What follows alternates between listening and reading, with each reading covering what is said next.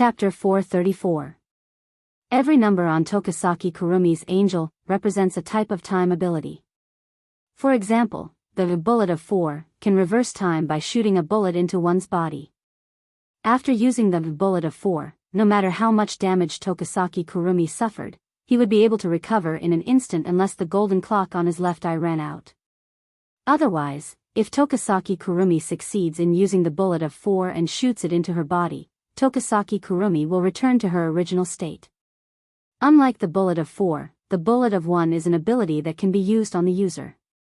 However, it accelerates time, making Tokasaki Kurumi's speed unparalleled. In less than a blink of an eye, Tokasaki Kurumi has already moved to Wu Yan's side. Tokasaki Kurumi looked at Wu Yan's face that is inches away from her. She rested her head on Wu Yan's shoulder and caressed Wu Yan's face. She licked her lips with her little tongue and smiled. Ah, what a captivating taste. Tokasaki Kurumi's lips curled into a sinister smile. Her red and gold eyes stared at Wu Yan's golden eyes. They were red just a moment ago. How did they turn gold all of a sudden? Hey, little brother, can you tell me? Tokasaki Kurumi's unique fragrance wafted into Wu Yan's nose as she rested on his shoulder. If it were any other time, Wu Yan's heart would be stirred. However, no matter how carefree he is right now, he wouldn't think that this is the right time to do such a thing. Taking a light breath, Wu Yan didn't turn to look at Tokasaki Kurumi. Is this okay? You're touching my body without permission. Tokasaki Kurumi was stunned. Before she could react, the sound of lightning clashing echoed. Her face turned cold and she quickly moved away from Wu Yan's body. However, her hand that was caressing Wu Yan's face was inevitably injured. The lightning struck her hand and caused her hand to twitch. The pain was transmitted to her mind. Era. Tokasaki Kurumi shook her hand that was charred black from the lightning. She looked at Wu Yan and said, "You're not an elf, but you can use such power." Lightning? If I'm not wrong, the pillar of fire just now should be little brothers. With such power and time, what kind of existence are you? I'm really curious. Time. Wu Yan didn't pay attention to Tokasaki Kurumi's words. Instead, he noticed one of her words. Combining his understanding of Tokasaki Kurumi and her ability as an angel, a thought flashed through his mind. No wonder Tokasaki Kurumi treated him like that. It was because of his unlimited lifespan, which meant unlimited time. Well, it doesn't matter. Little brother, you're going to be mine soon. I'm really excited. I'm really excited. Tokasaki Kurumi raised her right hand and pointed her rifle at Wu Yan's head. The next moment, a gunshot rang out. Blood flew into the air and scattered on the ground. Tokasaki Kurumi weighed the rifle in her hand and chuckled. He dodged it at such a close distance. Tokasaki Kurumi turned to look at the panting Wu Yan who's holding his forehead. Damn it. Wu Yan wiped the blood off his forehead. He clenched his teeth and looked at Tokasaki Kurumi. The ability of time is really troublesome. It's just a simple acceleration of time and I'm already in this state. If I use other abilities of time, I'll be in trouble. How did Kotori defeat this pervert in the original work? That won't do, little brother. Tokasaki Kurumi's red right eye flashed with a demonic blood-red light. She raised her foot and walked towards Wu Yan. I should have told you not to reject me. As Tokasaki Kurumi got closer, a black shadow spread out from her feet. It covered the entire alley, including Wu Yan's feet. Standing in the shadow, Wu Yan felt something flowing out from his body and into the shadow. This is... Wu Yan was shocked and his face sank. Could this be the city of time eclipse? It's over, it's over. I finally found some fun and it's going to end just like that. What a pity, what a pity. Tokasaki Kurumi lowered her head in disappointment, but she quickly raised it again with a happy smile. But to be able to become one with you, little brother, it's all worth it. Everything is worth it. Wu Yan pursed his lips after hearing Tokasaki Kurumi's morbid words. He raised his head and stomped on the ground. At the same time, electricity surged out from Wu Yan's body and shot towards the ground with unimaginable speed. Tokisaki Kurumi's face changed. On the huge clock behind her, a black and red stream of air flowed out and turned into a bullet. It flowed into Tokisaki Kurumi's gun and hit her body. In the next second, Tokisaki Kurumi disappeared on the spot, avoiding the electric current from the ground. However, the moment Tokisaki Kurumi disappeared, the shadow on the ground also disappeared. Wu Yan relaxed. Although his time was unlimited, who knew if Tokisaki Kurumi would pull him into the shadow and devour him? If he was pulled into Tokisaki Kurumi's shadow, Wu Yan didn't think that his true ancestor body would be able to keep him safe. Even if he didn't die, he wouldn't be able to avoid staying in the shadow of the City of Time Eclipse for the rest of his life. Tokisaki Kurumi was annoyed.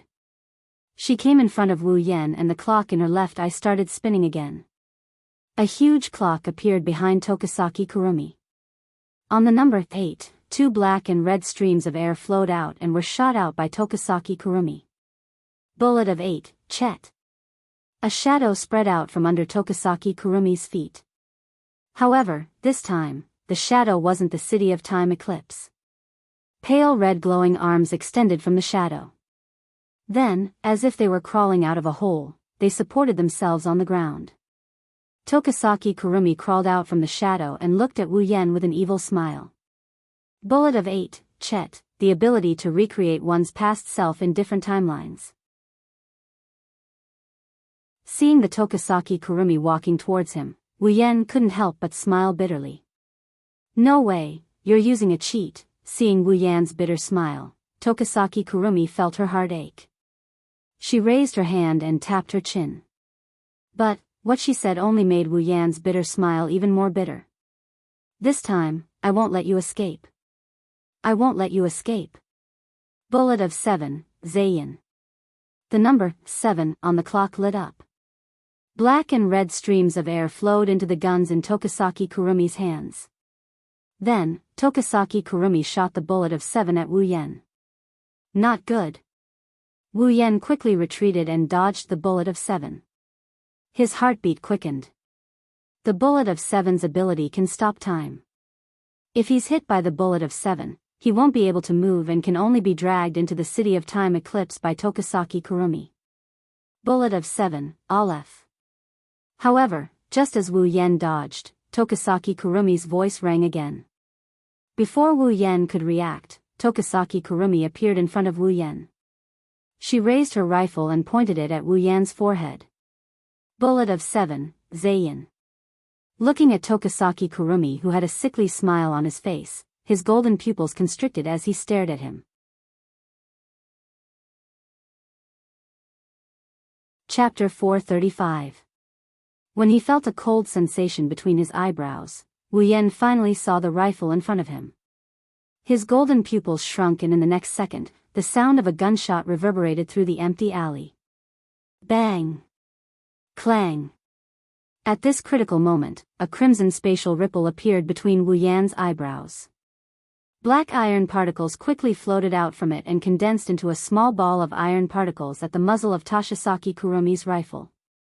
It blocked the bullet that was about to hit Wu Yan's forehead, saving Wu Yan from danger. Tokisaki Kurumi's attack was neutralized in such a manner. She couldn't help but pause her movements for a moment, giving Wu Yan a chance to catch his breath. Wu Yan understood that there was still a gap between his strength and Tokisaki Kurumi's.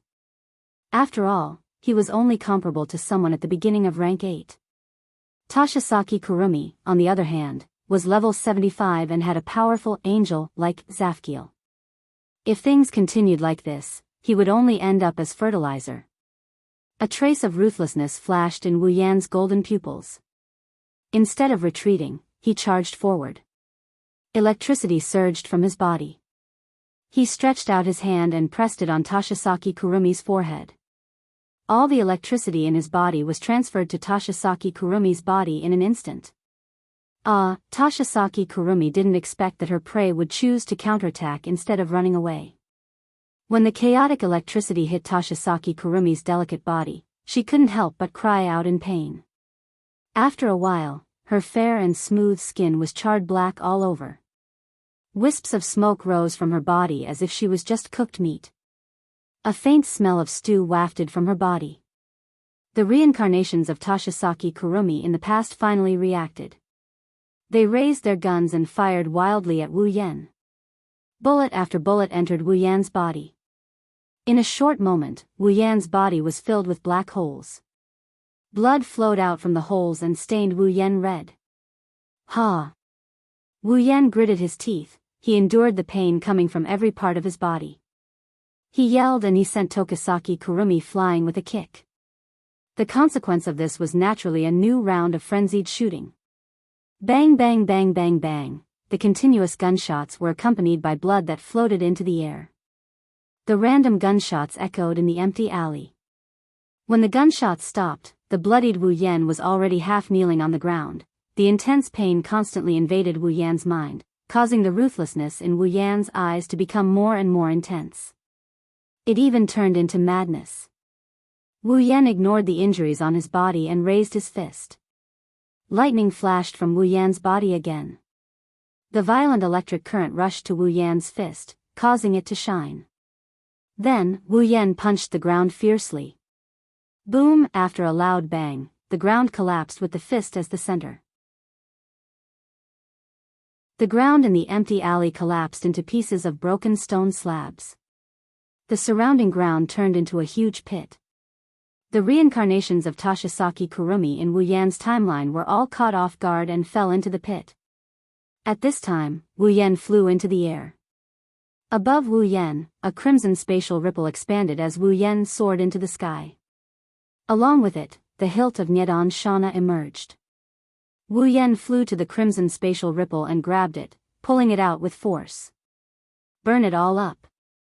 A low voice came from the figure in the air. At the same time, the flames of the red lotus fell from the sky like lightning and crashed into the deep pit. Boom! In an instant, the red lotus fire burned fiercely in the deep pit, turning everything on the ground into a sea of fire. In the sea of fire, faint groans could be heard and screams could be heard. Faintly, in the sea of fire, a thin figure could be seen slowly turning into nothingness. Huff, huff. Looking at the sea of fire below, Wu Yan panted violently. His blood dripped into the sea of fire, causing a sizzling sound.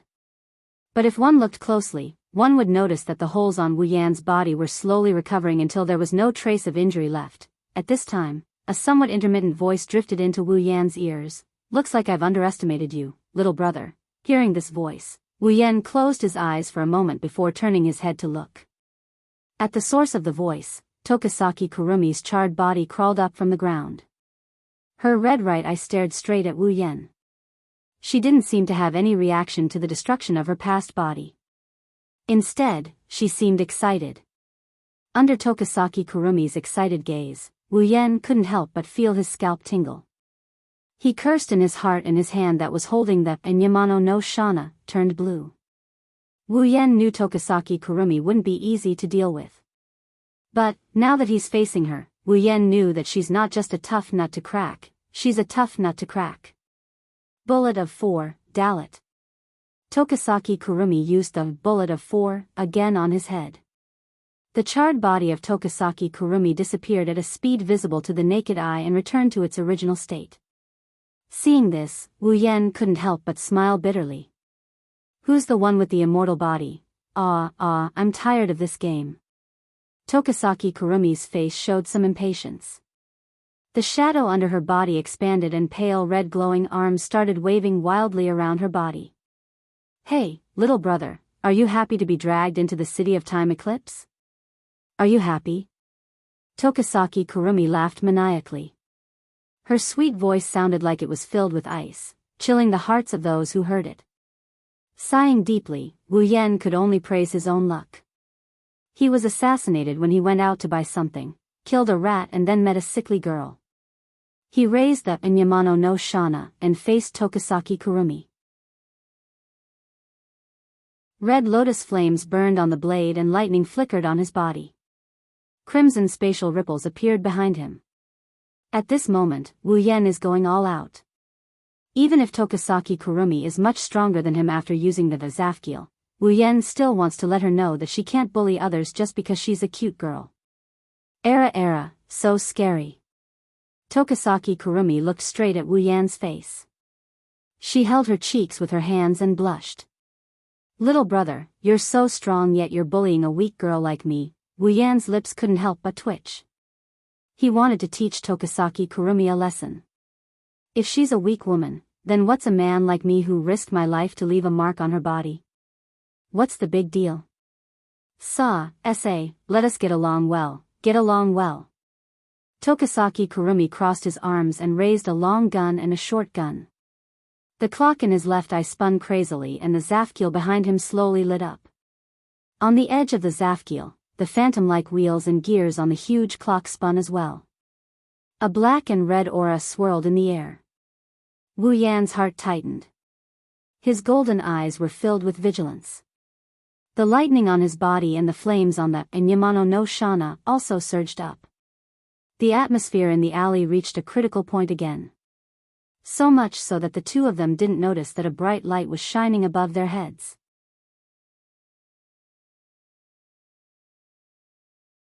Chapter 436. In the empty alley, the solemn atmosphere seemed to be about to materialize, reverberating in this space. Under this atmosphere, the two people facing each other had different expressions. One face was filled with seriousness and vigilance, while the other was filled with excitement and fanaticism. Just as Wu Yan and Tokasaki Kurumi were about to start their second round of battle, a beam of light suddenly appeared in the sky. It descended towards the empty alley at a speed no slower than either of them. Before the two of them could react, the beam of light had already appeared above the empty alley. When the two of them felt that something was wrong, they quickly raised their heads. Only then did they see the scene above them. They saw an extremely resplendent beam of light descending at lightning speed.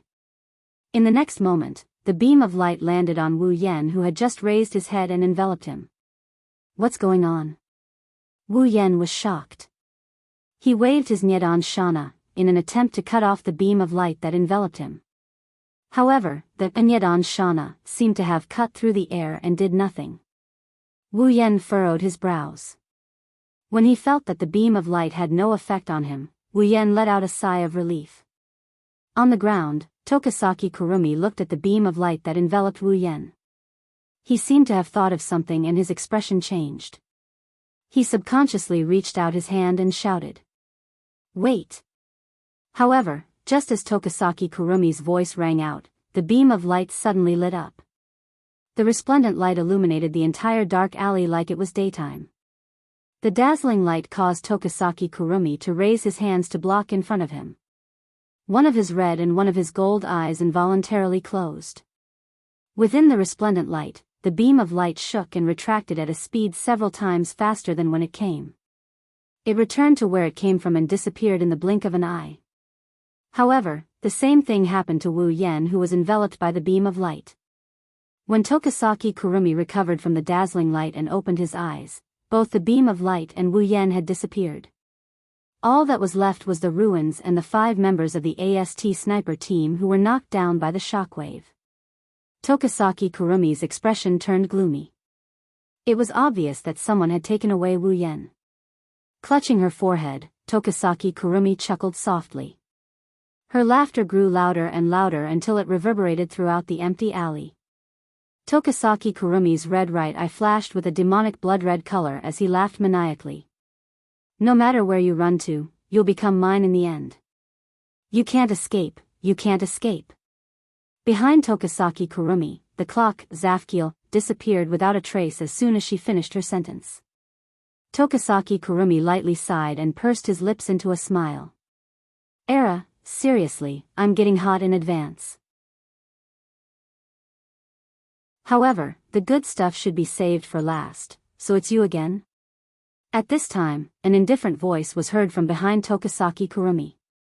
Hearing this voice, a faint smile appeared on Tokasaki Kurumi's face. She seemed to recognize the owner of this voice. She turned her head and looked towards the source of the voice.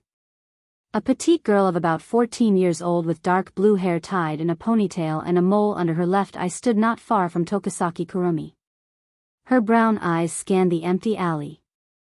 When she saw the 5 corpses on the ground, she wasn't surprised at all. Instead, she frowned when she saw the mess on the ground. Her emotionless eyes stared at Tokisaki Kurumi. There was an unconcealable numbness in her eyes. The girl said, "Why didn't you use the word eat this time?" "Nightmare," Tokisaki Kurumi chuckled and said to the girl. "If I said I didn't do it this time, would you believe me?" "Ah, is that so?" The girl didn't care at all. It was obvious that she didn't take Tokisaki Kurumi's words to heart. Tokisaki Kurumi didn't care at all and shrugged. The number of people who died in Tokisaki Kurumi's hands is 1,000 times more than the number of people here. If she were to count them one by one, who knows how long it would take even if all of AST's members were to do the math. Adding in 5 more wouldn't matter. Seeing that Tokisaki Kurumi was silent, the girl's gaze sharpened. Then, a light flashed from her body. After the light dimmed, a light armor similar to AST's appeared on her body. But it was of a different color. The girl pulled out a lightsaber from her back and pointed it at Tokisaki Kurumi. "Then, please die again," the girl said in a numb tone. It sounded like she's killed Tokisaki Kurumi multiple times already. Tokisaki Kurumi grinned. He didn't retort or resist. He looked at the girl rushing towards him and put down his gun. He looked up at the sky. Next time. Before he could finish his sentence, the light sword in the young girl's hand slashed across Tokisaki Kurumi's throat, cutting off the rest of his words. Fresh blood sprayed into the air, above Heavenly Palace City, Fraxinus. On a platform in the invisible airship, a beam of light suddenly rose up and illuminated the platform like a light bulb. Then, it slowly dimmed. As the light pillar dimmed, a figure appeared on the high platform. The clothes on his body were in tatters, as if he had just come out from a refugee area. However, a glint flashed across his wine-red eyes from time to time, telling others just what kind of energy he possessed. The one who appeared here is naturally Wu Yen, who was taken away by the beam of light. His wine-red eyes scanned the scene. When the familiar scene imprinted itself into Wu Yan's eyes, Wu Yen felt relieved. He also roughly guessed why he appeared here. "Welcome back." In front of the platform, Rain Murasame, who always has dark circles under her eyes, stared blankly at Wu Yen. Her tired voice sounded like she didn't sleep at all. Wu Yen felt powerless when he heard it. Where's Kotori?" Jumping down from the platform, Wu Yen looked at Rain Murasame. "It should be Kotori's idea to send me back through the teleportation device." Rain Murasame nodded and walked outside. "Let's go. The commander is waiting for you in the command room." Wu Yen scratched his face and followed Rain Murasame to the command room. In the command room, all the members of Ratatosk looked up at the big screen in front of them. Their eyes were filled with seriousness, fear, hesitation, and uncertainty.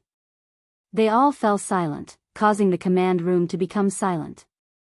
Kotori, who was sitting on the command platform, was included as well. On the big screen in front of them, the battle between Wu Yen and Tokisaki Kurumi is being broadcasted. Looking at the battle on the screen, everyone is impressed by Wu Yen's strength. Even when facing such a powerful elf, he can still hold his ground. Even though he's at a disadvantage, no one will look down on Wu Yen. That's because they all witnessed Tokisaki Kurumi's ability as an angel. However, right now, they were thinking more about the sprite that could identify Nightmare. After all, they saw with their own eyes Tokisaki Kurumi's strength, bloodthirst, madness, and wickedness. This was completely different from the elves they knew in the past. From this, they can see why Tokisaki Kurumi is called the evilest elf. It's because Tokisaki Kurumi's existence is constantly disrupting people's understanding of elves.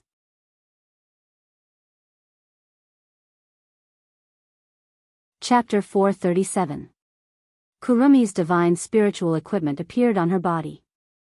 A gloomy luster filled the sky above her body, and a greedy aura swept out from Kurumi's body. Everyone's expression turned solemn. Kwang-san opened his arms and made a gesture of hugging. The golden clock in his left eye slowly started to turn. At this moment, everyone felt that Kwang-san was the only one left in this world. Zafkiel, Kwang San floated half a foot above the ground and floated in the air. His hand reached towards the sky as if he wanted to grab something. He shouted in a loud and clear voice. His voice reverberated throughout the open space and entered everyone's ears. On the ground, Kotori, Toka, and Yoshino's expression changed. As elves, they knew what Kurumi's action meant. If an elf without an angel had a combat power of 1, then an elf with an angel would have a combat power of 100. Of course, the 100 here didn't mean that the combat power increased by 100 times, it meant that the danger level increased by 100 times. Under everyone's attentive gazes, a black lightning bolt descended from the sky and landed on Kwang San's back. When the black lightning disappeared, a huge clock with an illusory will appeared behind Kwang San's back. Accompanying it was an ancient handgun and rifle. He. Kwang San grinned and let out a burst of laughter that made everyone's hair stand on end. She raised her 2 guns and drew 2 arcs in front of her. Then, like the hour and minute hands of the huge clock behind her, she pointed at the numbers on the huge clock. Aleph, when the handgun pointed at the number 1 on the huge clock, a black and red stream of air immediately floated up and flowed into the handgun in Kwang San's hand. At the same time, the golden clock in Kwang San's left eye sped up. On the opposite side, Yue Chinyu, who was standing at the back, gritted his teeth. Although the sniper rifle in his hand was aimed at Kwang San, he didn't dare to pull the trigger because he knew that if he didn't succeed, with the ability of the other party, he would definitely be killed in an instant. Therefore, this shot was very important. Yue Chinyu knew that in terms of combat power, he might be stronger than ordinary people, but compared to Shina, the gap was not small. After all, Shina not only underwent body modification, but also had the latest equipment. In this battle, Shina was the main force. Therefore, what Yue Chinyu could do was to be like a real sniper, waiting for the rabbit to hit the tree stump. When the rabbit hit the tree stump, he would fire a fatal shot. Yue Chinyu didn't shoot, but that didn't mean that Kurumi's pistols were weak. Bang! The sound of the gunshot echoed. Before anyone could react, Kurumi had already fired the Aleph into his head. With the sound of the gunshot, Kurumi instantly disappeared from Shina and Yue Chinyu's sight. Their pupils shrank at the same time, and their hearts were slightly shocked. In the blink of an eye, Kurumi appeared beside Shina with a smirk on his face. "Be careful!" Toka and Yoshino exclaimed, but it was too late. Kurumi's rifle was already aimed at Shina's body. The next moment, the sound of the trigger being pulled, the sound of the bullet being fired, and the sound of the bullet hitting the body, it didn't take long before it was heard. Obviously, it was a bullet, but Shina felt like he was hit by a heavy hammer, and he was directly blown away. However, most of Kurumi's attack was weakened by Shina's advanced equipment. Only a small part of it affected Shina's body, and it didn't cause much damage to Shina. Therefore, with the help of the flamethrower on his equipment, Shina quickly stabilized his body. Just as he was about to rush towards Kurumi, Kurumi disappeared again. This time, she appeared behind Shina and sent him flying with a kick. Bullet of 7, the handgun pointed at the huge clock again, but this time it was 7. The black and red energy flow that represented the bullet of 7, Zain, flowed into the handgun and was shot out by Kurumi. This time, Shina didn't have time to stabilize his body, and he was directly hit by the bullet of 7. When the bullet of 7 hit Shina's body, a transparent circular shield covered his body, and the strange thing is, Shina, who was flying back, stopped in midair. With such a result, Kwang San naturally aimed the guns in her hands at him. Shina! On the ground, Toka screamed in horror. Yoshino couldn't bear to watch anymore, and he tightly closed his eyes. Only Kotori calmly looked at the scene in midair. Bang! The sound of the gunshot rang out under everyone's different expressions. However, this gunshot stunned Kwang San because it wasn't hers. The sound of the bullet piercing through the air rang in Kurumi's ears, her hand that was about to pull the trigger stopped, and she quickly retracted her hand, but she was a bit slow. A bullet hit Kurumi's gun, and the gun that was aimed at Shina's body deviated from its trajectory. At this time, Kurumi pulled the trigger. The bullet that was supposed to hit Shina's body was deflected to Granny's house. The bullet shot into the sky and disappeared from Kurumi's sight. This wasn't the end of it. What was even more incredible was that the bullet that caused the trajectory to deviate was actually slightly slanted. As a result, the bullet that hit the body of the gun, after completing its mission, it rubbed against the body of the gun and went straight towards Kwang 3's chest. A sharp pain spread from Kurumi's chest to her brain, accompanied by scarlet blood flowing down from her chest. Kurumi's expression was a bit sluggish, as if she couldn't believe it. She lowered her head and looked at her chest, but the blood in her eyes told her that all of this was real. Kurumi clutched her chest, and suddenly turned her head towards the direction where the bullet came from. There, Yeuechinyu reloaded his sniper rifle and aimed at Kurumi, telling her that he was the one who did that. However, Yeuechinyu didn't intend to chat with Kurumi. He also didn't intend to explain the principle of his unique skill to the opponent after the attack worked like in the anime. So, under Kurumi's gaze, the sniper rifle in Yeuechinyu's hand rang again. Kurson secretly clicked his tongue. He took a step in the air and left the place. The bullet brushed past his body and flew into the distance. The effect of this shot was to force Kurson to retreat. Kurumi narrowed her eyes, and was about to rush towards Yeuechinyu to kill him. Perhaps Yeuechinyu guessed Kurumi's intention. On the ground, Yeuechinyu smiled at Kurumi, and that smile made Kurumi subconsciously stunned. Suddenly, Kurumi's expression changed, and she quickly turned her gaze from Yeuechinyu to Shina, who was stopped by the bullet of 7. She looked at Shina, and immediately understood the meaning of Yeuechinyu's smile. She saw that the transparent black shield that wrapped Shina began to lose its effect, and in an instant, it disappeared. Shina regained control of his body, and suddenly stopped his body from flying backwards. The 2 jets on his shoulders shook, and he rushed towards Kurumi. When Kurumi realized that she was careless, Shina had already appeared in front of her, looking at her expressionlessly, and the lightsaber in his hand chopped down. Blood spilled from the air.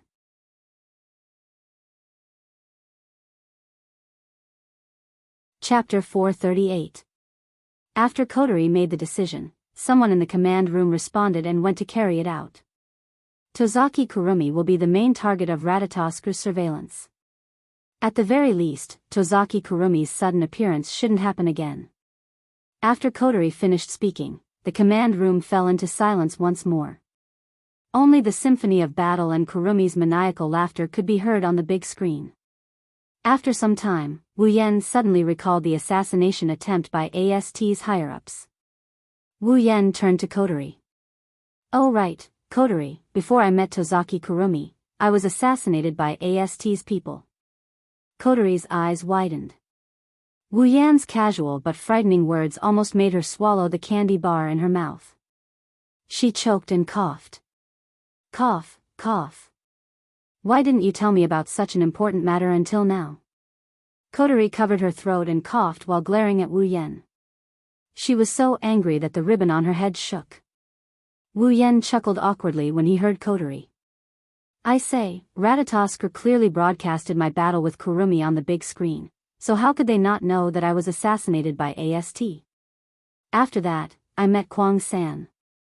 Kotori crossed her arms and curled her lips. "We were able to detect your battle with Tokisaki Kurumi because she summoned her spiritual equipment and her psychic waves leaked out.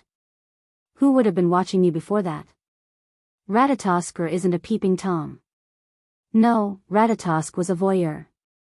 Every time an elf appeared, Ratatosk would replay the scene on the big screen and monitor it for more than 10 times. Wu Yen inwardly retorted. Subconsciously, he released a sigh of relief. This is good. At least Kotori doesn't know that he killed everyone in AST.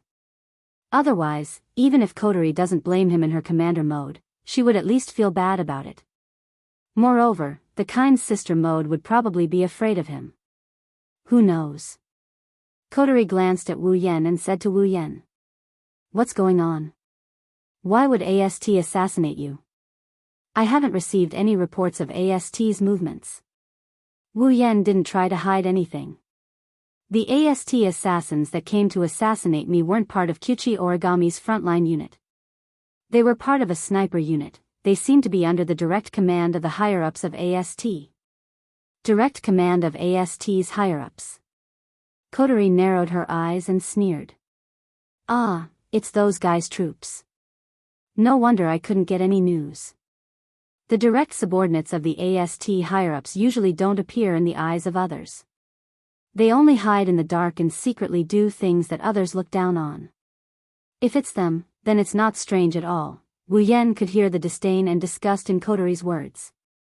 It seems like Kotori doesn't have a good impression of AST's higher-ups who only know how to talk. Kotori asked Wu Yan. Then, why did they attack you? Wu Yan frowned and looked at Kotori in confusion. Wasn't the reason why you attacked me because I was mistaken for an elf when I arrived with the spacequake earlier? After all, I only explained to you guys that I'm not an elf. But you don't have psychic waves. Kotori froze as if she thought of something. It's not just Kotori, Kamizuki Kyuhei and Murasame Rain also had a strange feeling. This made Wu Yan even more confused. Even if there's no psychic wave, the people from AST saw me descend with their own eyes. Perhaps they thought that I used some method to conceal my psychic wave, or perhaps they would rather kill the wrong person than let me go. That's understandable. Hasn't AST always been aiming to destroy the elves? Lucian asked. Wu Yan looked at Kotori with his red eyes. Oh right, Kotori, if I was attacked, what about Toka? She shouldn't have been attacked, right? I tried to get information from the sniper squad leader but he didn't know anything about Toka. Isn't that a little too unrealistic? Wu Yan isn't sure if it's just his imagination but he felt like Kotori's expression is getting stiffer and stiffer. She even started shivering as if she knew something. Wu Yan rubbed his chin and stared at Kotori. Kotori, could it be that you know what's going on? Kotori chuckled but there's a hint of guilt in her laughter. Wu Yan narrowed his eyes. Wu Yan's intuition tells him that the reason he's being treated differently than Toka is because of this commander. Kotori's expression turned unnatural under Wu Yan's intense gaze. She finally said, Toka is under Ratatosk's political protection because she's an elf. As long as she doesn't have psychic waves, AST won't pay attention to her. Political protection? That's right. Kotori went all out. It's similar to America's Witness Protection Program. Oh. Wu Yan rubbed his chin and grinned at Kotori. In other words, Toka is under Ratatosk's political protection so she doesn't attract attention but I'm not. That's why I was attacked. Is that what you're trying to say? Kotori gulped, she's speechless. Looks like she's admitting to it. Wu Yan flipped over 1,000 tables in his heart. He couldn't stay calm as he shouted. Why is there a difference in treatment? Don't tell me they don't care about me. Aya, you're so long-winded. Kotori retorted. Ratatosk's political protection is only for elves. You're not an elf, so what? Kotori fidgeted for a bit and whispered. So I forgot. After a while, Wu Yan slapped himself on the head and sighed at the sky. He wanted to cry but no tears came out. I'm being targeted because this cute girl forgot. That's why I'm being targeted. That's why I attracted Toshisaki Kurumi. My bad luck today is all because of this girl. Kotori knew that she was being natural for once so she felt a bit awkward. She didn't want to face Wu Yan so she quickly changed the topic. By the way, Sherdao, Ratatosk has decided to assign you an assistant. You can ask him to do anything for you in the future. In order to change the topic, Kotori didn't ask for Wu Yan's opinion. She yelled out. Come in. The door to the command room opened automatically. A beautiful person with long silver hair wearing the same uniform as Kyuhei Kanazuki walked in and bowed to Kotori. Commander. Yasuyuki Chinyu. I'm here to report. Finishing his words, the guy called Yatsuki Chinyu turned to Wu Yan and bowed again. Captain. I'm Yasuyuki Chinyu, I'm looking forward to your guidance. Seeing that his so-called assistant is pretty, Wu Yan's expression lightened up a bit. Thank you for your guidance, beautiful lady, yes. Captain. Yasuyuki Chinyu smiled at Wu Yan. Wu Yan smiled back. But what Yasuyuki Chinyu said next made Wu Yan's smile freeze. By the way, Captain, I'm a man. Wu Yan channeled his innate chi into his head. Wu Yan looked at the smiling, beautiful girl in front of him and he started crying.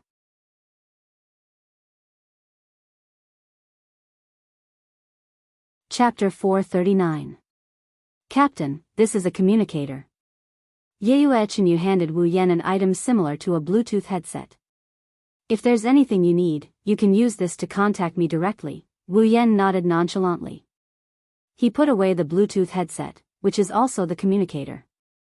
Then, he looked at Yatsuki Chinyu and sighed. Wu Yan patted Yue Chinyu's shoulder and said seriously, Yue, I never believed that there would be a man who looks like a girl and is very beautiful. But after seeing you, I believe it. Yue Chinyu's lips curled up. He didn't seem to care about Wu Yan's words. Instead, he seemed to be very happy. He said shyly, Captain, you can call me Chinyu. Wu Yan raised an eyebrow. Looking at Yatsuki Chinyu, who seems to be in a state of shyness, Wu Yan clenched his fists. His heart is struggling to hold it in, because if he didn't, Wu Yan was afraid that he wouldn't be able to control himself and beat up this guy who had a beautiful face but was actually a pure man. After taking a few breaths, Wu Yan forced a smile and said, Then I'll go home first. If there's an emergency, remember to inform me. Yatsuki Chinyu got serious when it came to business. He saluted Wu Yan and said in a loud and resonant voice. Yes, sir. Captain. Is there really no problem? Casting a suspicious glance at Yatsuki Chinyu, Wu Yan could only keep his thoughts to the back of his mind. He waved his hand at his assistant and stepped on the teleportation device in front of him before disappearing. Heavenly Palace City, Wu He's house. Wu Yan took out the ingredients and clothes that he put in the gate of Babylon and pushed open the door of Wu He's house and walked in. Of course, Wu Yan wasn't used to shouting, I'm back. The people of the Celestial Empire didn't like that. Wu Yan walked into the living room and threw everything on the table. He shrugged and was about to go back to his room when he saw a scene from the corner of his eye. He slowly turned his head and looked at the table not far away. Wu Yan saw a beautiful girl with dark purple hair. Her eyes were rolling and she fell on the table. She kept crying and looked like she couldn't get up. Chinxiang. Wu Yan's face changed. What's wrong with you? Chinxiang, who was lying on the table, suddenly heard Wu Yan's voice. She trembled and raised her head with difficulty. When she saw that it was Wu Yan, her purple eyes lit up as if she saw her savior. She reached out to Wu Yan. Shido, Wu Yan couldn't help but frown when he saw Chinxiang's uncomfortable expression. Then he heard her weak voice. Wu Yan looked at her and felt a little worried. She's not sick, is she? Wu Yan walked up to Chinxiang and held her hand. He quickly said, Chinxiang, what's wrong? Are you not feeling well? Shido. Chinxiang looked up at Wu Yan. Tears fell from her eyes. Wu Yan was shocked. But in the next moment, Chinxiang's words made Wu Yan's face collapse bit by bit. In the end, it turned into the word embarrassed. I am hungry. Chinxiang seemed to have used up her last bit of strength. She closed her eyes and lowered her head.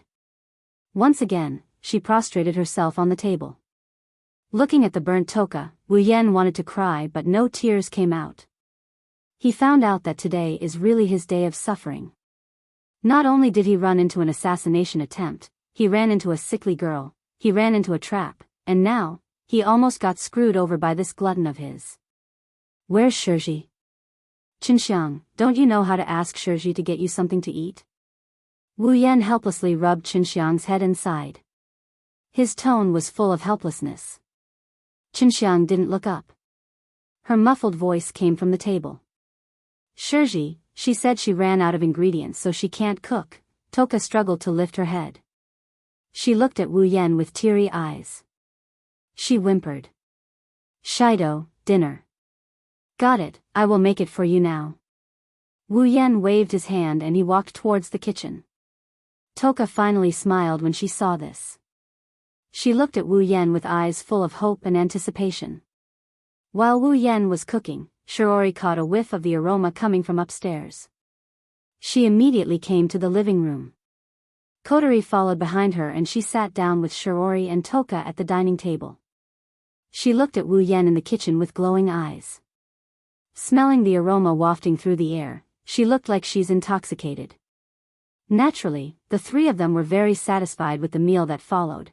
While Shiori was cleaning up the table, Kotori tore open a treasure and put it in her mouth. She enjoyed it like a dessert after a meal. She licked the pearl in her mouth and glanced around the living room. When she saw Qinxiang rubbing her belly, Kotori thought of something and turned to Wu Yen. Her red eyes turned and a sly smile appeared on her face. "Big brother, it's time to take a bath," Kotori said casually as if she was talking to her family.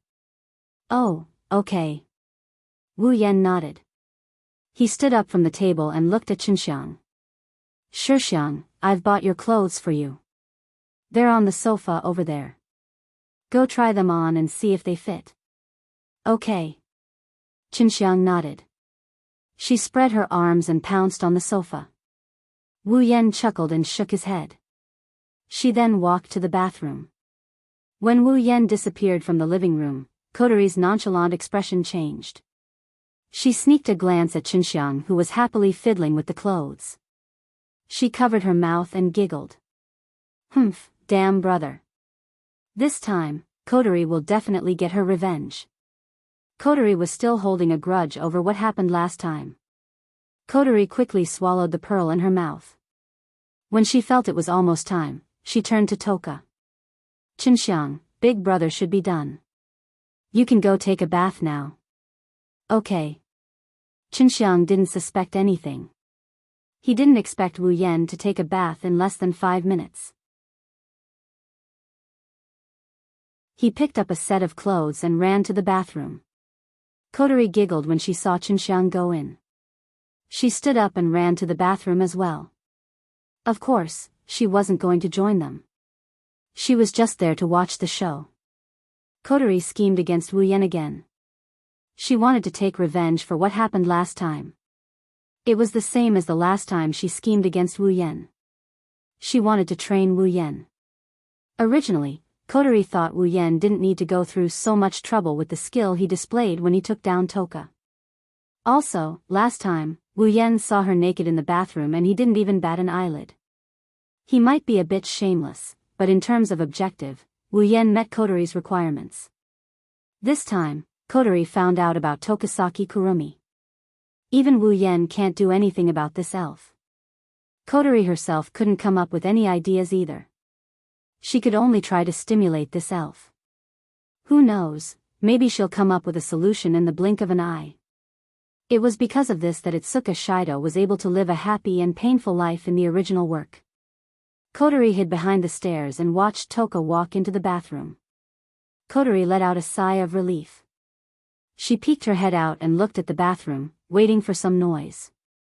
For example, Toka's scream, Toka's scream, Toka's scream, Toka's scream.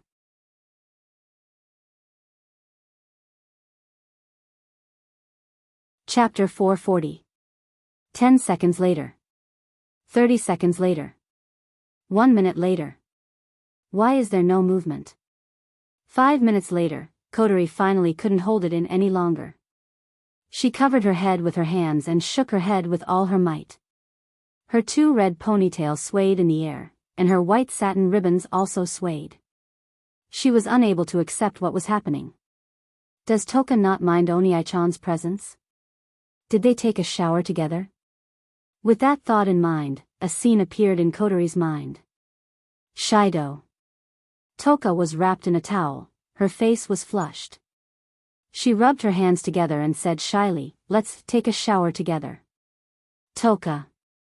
Wu Yen looked at Toka in a daze. He got up from the tub and walked up to her. He looked into her purple eyes. Shido. Toka. Wu Yen and Toka's eyes lit up as they murmured her name. Their mesmerized faces slowly inched closer to each other. Puff. Steam rose from Kotori's head, and her cute little face turned crimson. Kotori whimpered and cupped her face with her hands. She shook her head violently again. No. Toka and Oniai-chan wouldn't do something like that. Kotori pursed her lips and said hesitantly. She didn't have confidence in her own words. Kotori raised her foot. She wanted to check out the situation with her own eyes. However, when she thought about how Wu Yan and Toka might be doing something in the bathroom, Kotori couldn't bring herself to move her foot down. No. Kotori said embarrassedly. A calm voice came from behind Kotori. What do you mean? Big brother and Toka won't do anything embarrassing at home.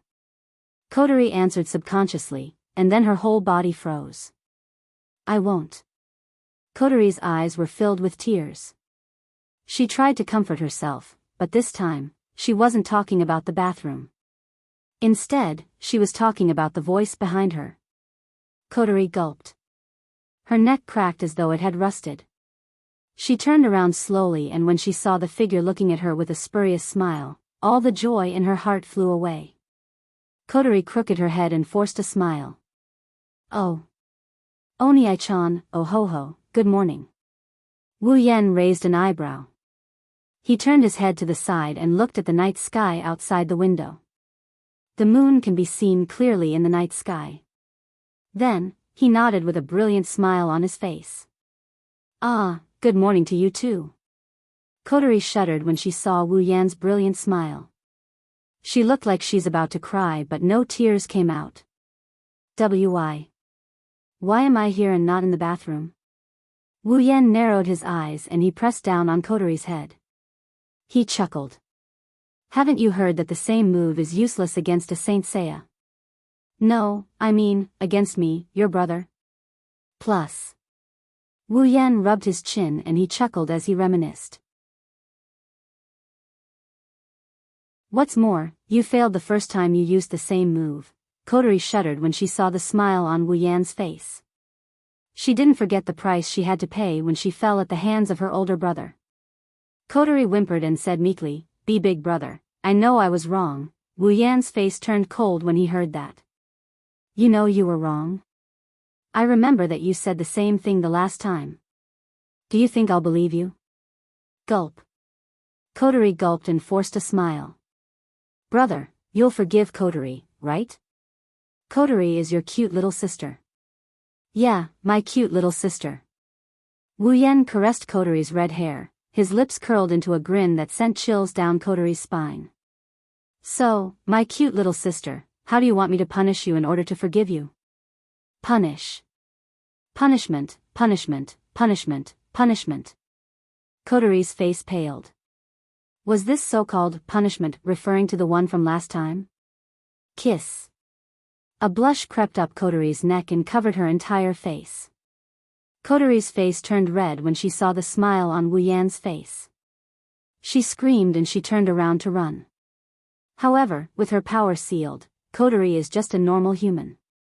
Wu Yan, who is on the verge of reaching Tier 8, is no different from trash in terms of speed. Kotori only managed to run 2 steps before a hand grabbed her collar and pulled her back. When Kotori realized she was back to her original position, a smirk on his face enlarged in her eyes. In the next instant, the mischievous smile on his face and the panicked face on his face directly overlapped with each other at almost 0 distance. Ugh! Kotori's red eyes widened. She couldn't believe her eyes.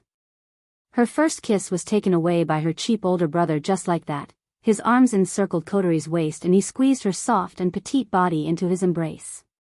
Wu Yan straightened his head and he bent Kotori's body a bit. Then, he used his tongue to force open her teeth and he stuck his tongue into her mouth. Kotori's mouth rapidly widened. When Kotori recovered from her daze, her small tongue had already been entangled by a large tongue. Moreover, the large tongue even coiled around her small tongue domineeringly and began to stir irregularly. Ugh, ugh. Kotori whimpered. Her small hands couldn't help but touch Wu Yan's chest. She wanted to push, but she couldn't muster up any strength. She wanted to hit him, but she couldn't raise her fist. In the end, Kotori could only watch as the man enjoyed her lips. Her consciousness started to blur. At the top of the stairs, two figures were tightly in contact with each other. Their heads were constantly moving left and right. From their overlapping lips, tsk sounds could be heard endlessly, adding a bit of warmth to this cold staircase. Their tongues intertwined and the pleasure was transmitted into their minds. The man was intoxicated and the woman was absent-minded. The man was even more intoxicated and the woman was becoming more and more absent-minded. This scene was repeated repeatedly. After a long time, the two lips finally parted. Their expressions once again entered the eyes of the two people. However, one of them was normal and seemed to have mastered the Tao. As for the other, her face was flushed red. Her eyes were blurred and she was panting heavily. She was unable to control herself. Coterie clutched Wu Yan's clothes tightly as she slumped into Wu Yan's embrace. The white ribbons on her head swayed as if she's shy. Coterie gasped for air as she looked at Wu Yan with her misty eyes. She mumbled something while gasping for air. Oni-chan. Wu Yan held his breath when he heard Koto's mumbling. He stared at her flushed face, her watery eyes, and her panting face. He couldn't hold himself back anymore. He reached his mouth out again and took control of the lips he tasted once before. Ugh. Her teeth were attacked and her tongue was captured. Coterie passively accepted everything that was happening to her. She slowly closed her eyes. The flirtatious atmosphere was still lingering.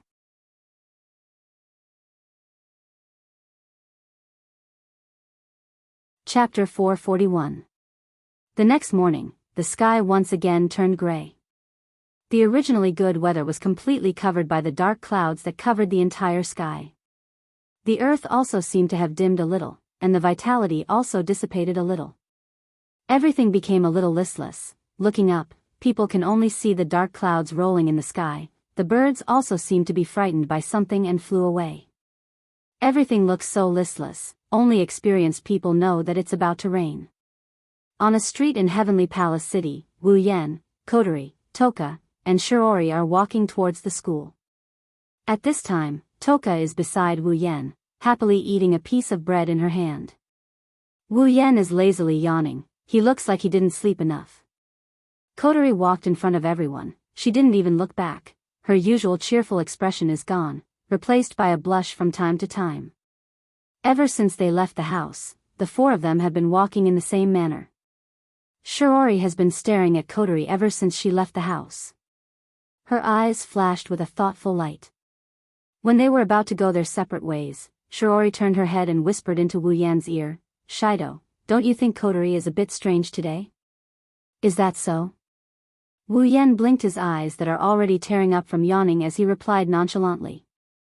Shiori didn't mind. She knew that Shido was always like this.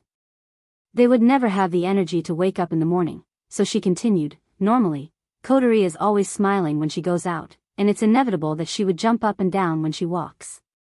She's always so cheerful, but look at her today.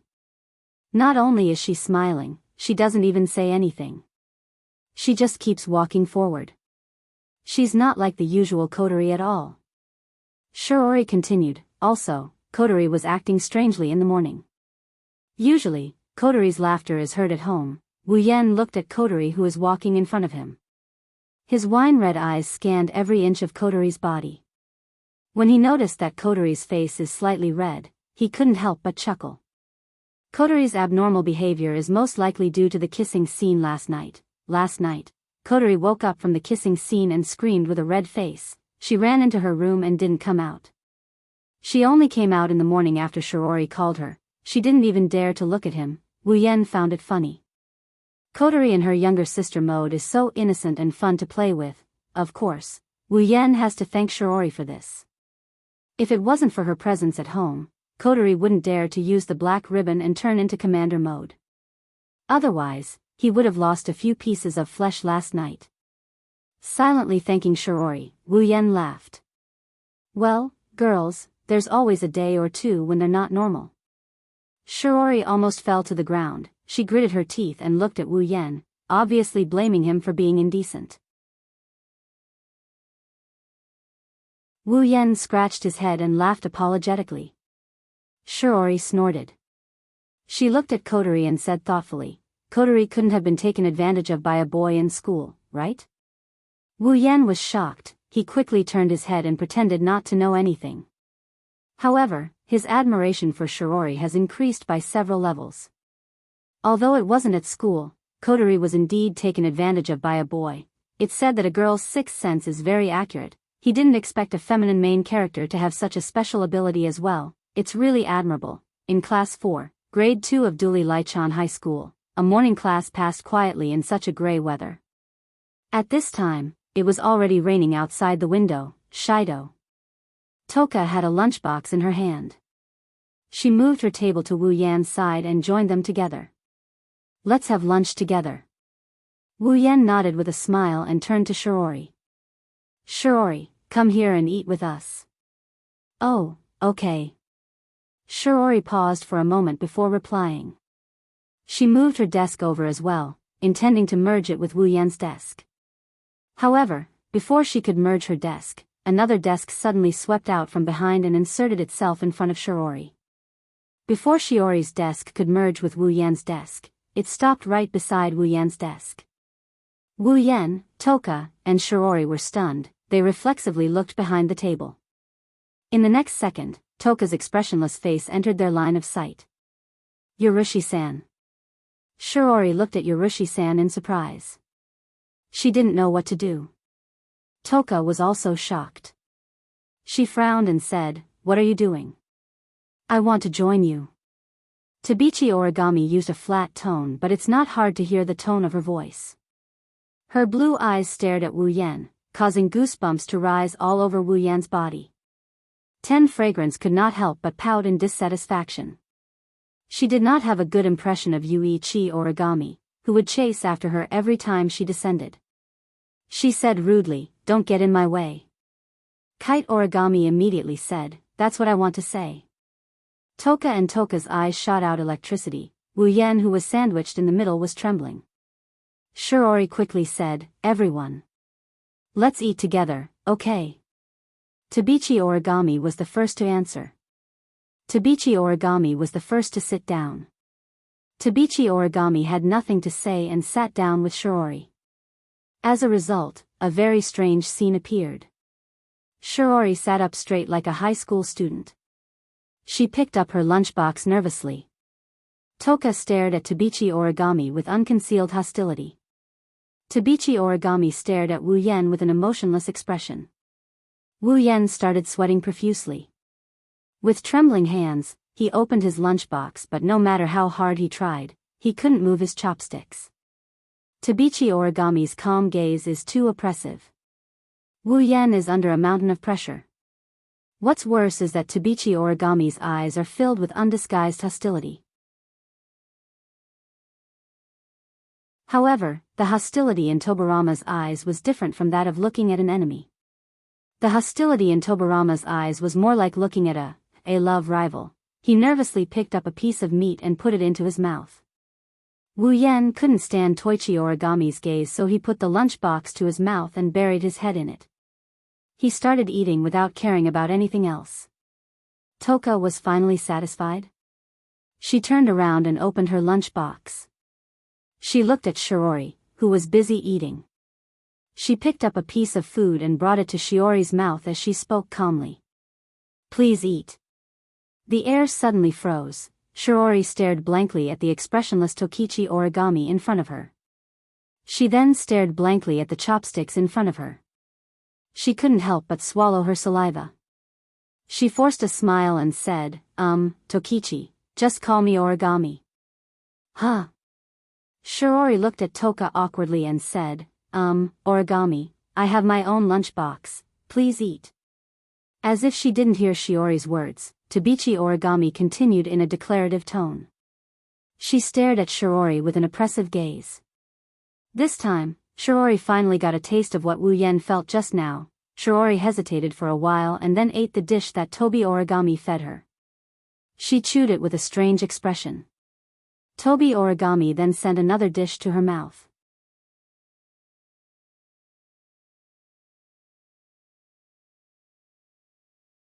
Chapter 442.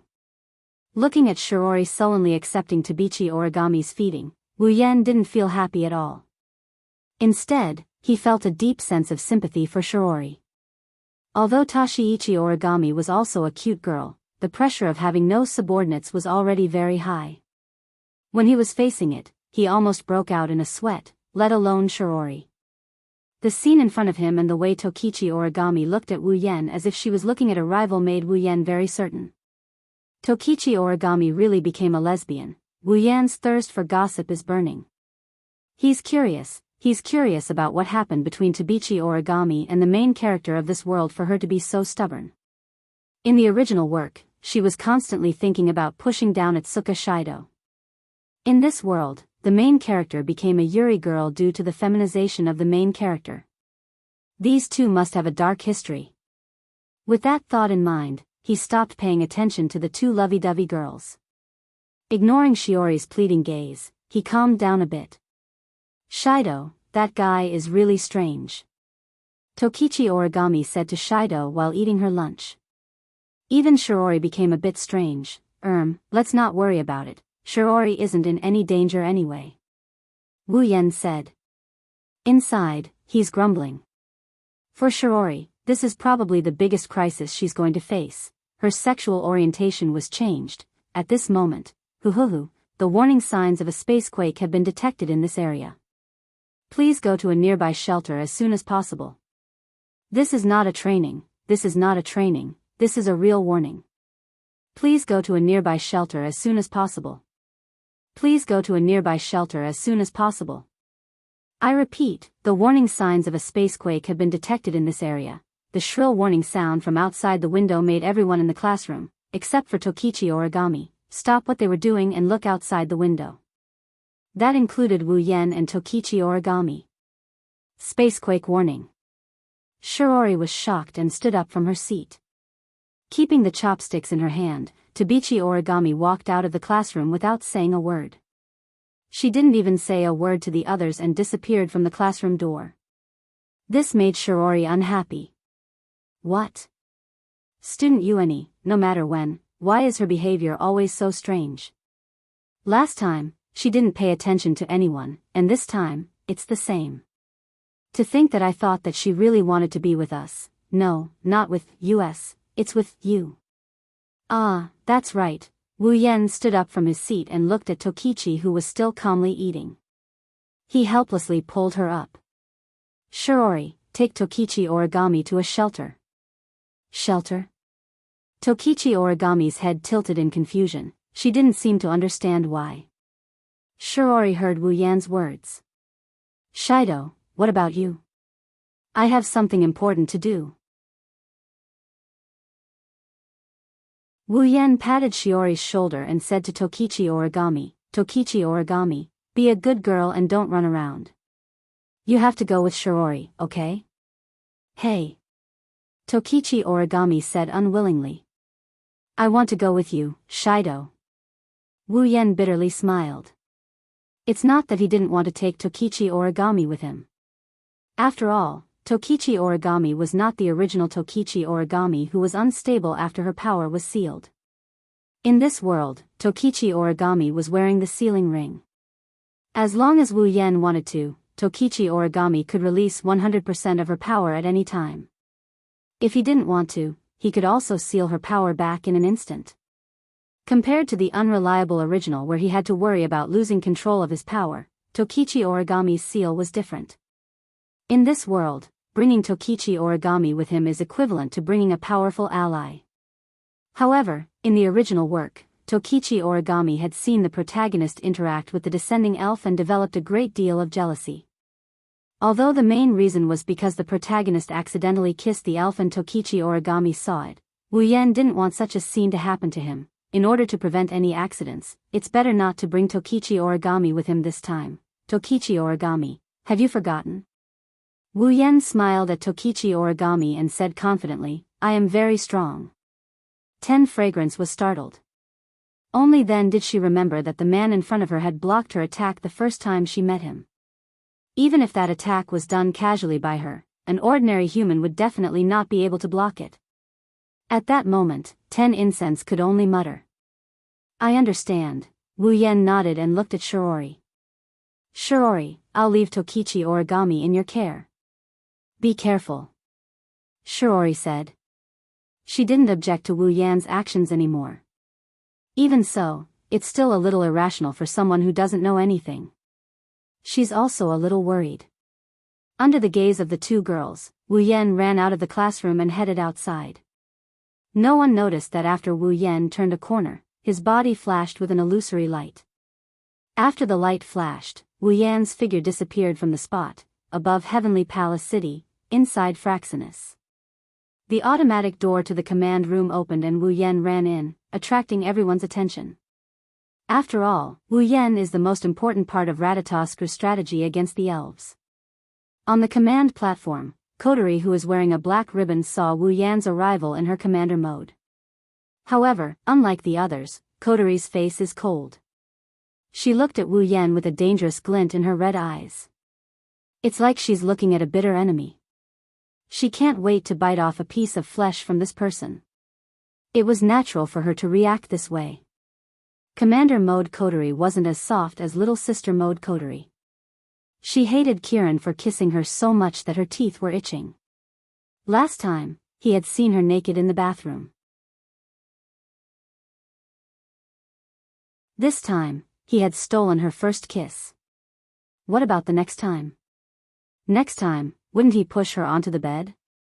Kotori had the urge to cut this hateful bastard into pieces for the sake of her chastity. However, the most helpless thing was that she was too easy to bully when she was in little sister mode. She was seen naked by this guy and even kissed by force. She actually developed a little bit of feelings for him. Could it be that this guy was really the god of strategy who specialized in attacking elves? Even a human with elven power like me can't avoid being conquered? Kotori sighed and inadvertently glanced at the sealing bracelet on her body. Perhaps everything was already decided the moment she put on the sealing bracelet. Who knows, maybe everything was already decided the moment she put it on. Wu Yan didn't know about Kotori's complicated thoughts. He ran into the command room and looked at the screen. He looked at the descending elf. Captain. You're here. Yuki Chinyu stood beside Wu Yan. As Wu Yan's assistant, he has to cooperate with Wu Yan. Wu Yan narrowed his eyes as he stared at the small green figure on the screen. This is the elf this time? Yes, Captain. Yuki Chinyu said. His name is Hermit. In terms of danger level, he's much weaker than Toka and Tokasaki Kurumi. Then, Yatsuki Chinyu retreated to Wu Yan's side and he asked. Captain, are you confident we can take down this elf? Well. Wu Yan chuckled. Just wait and see, yes, Captain. Yuki Chinyu said respectfully. Do you need me to do anything? Wu Yan nodded and he looked at Yatsuki Chinyu with a serious expression. Prepare a lollipop for me. Yuki Chinyu. Everyone present.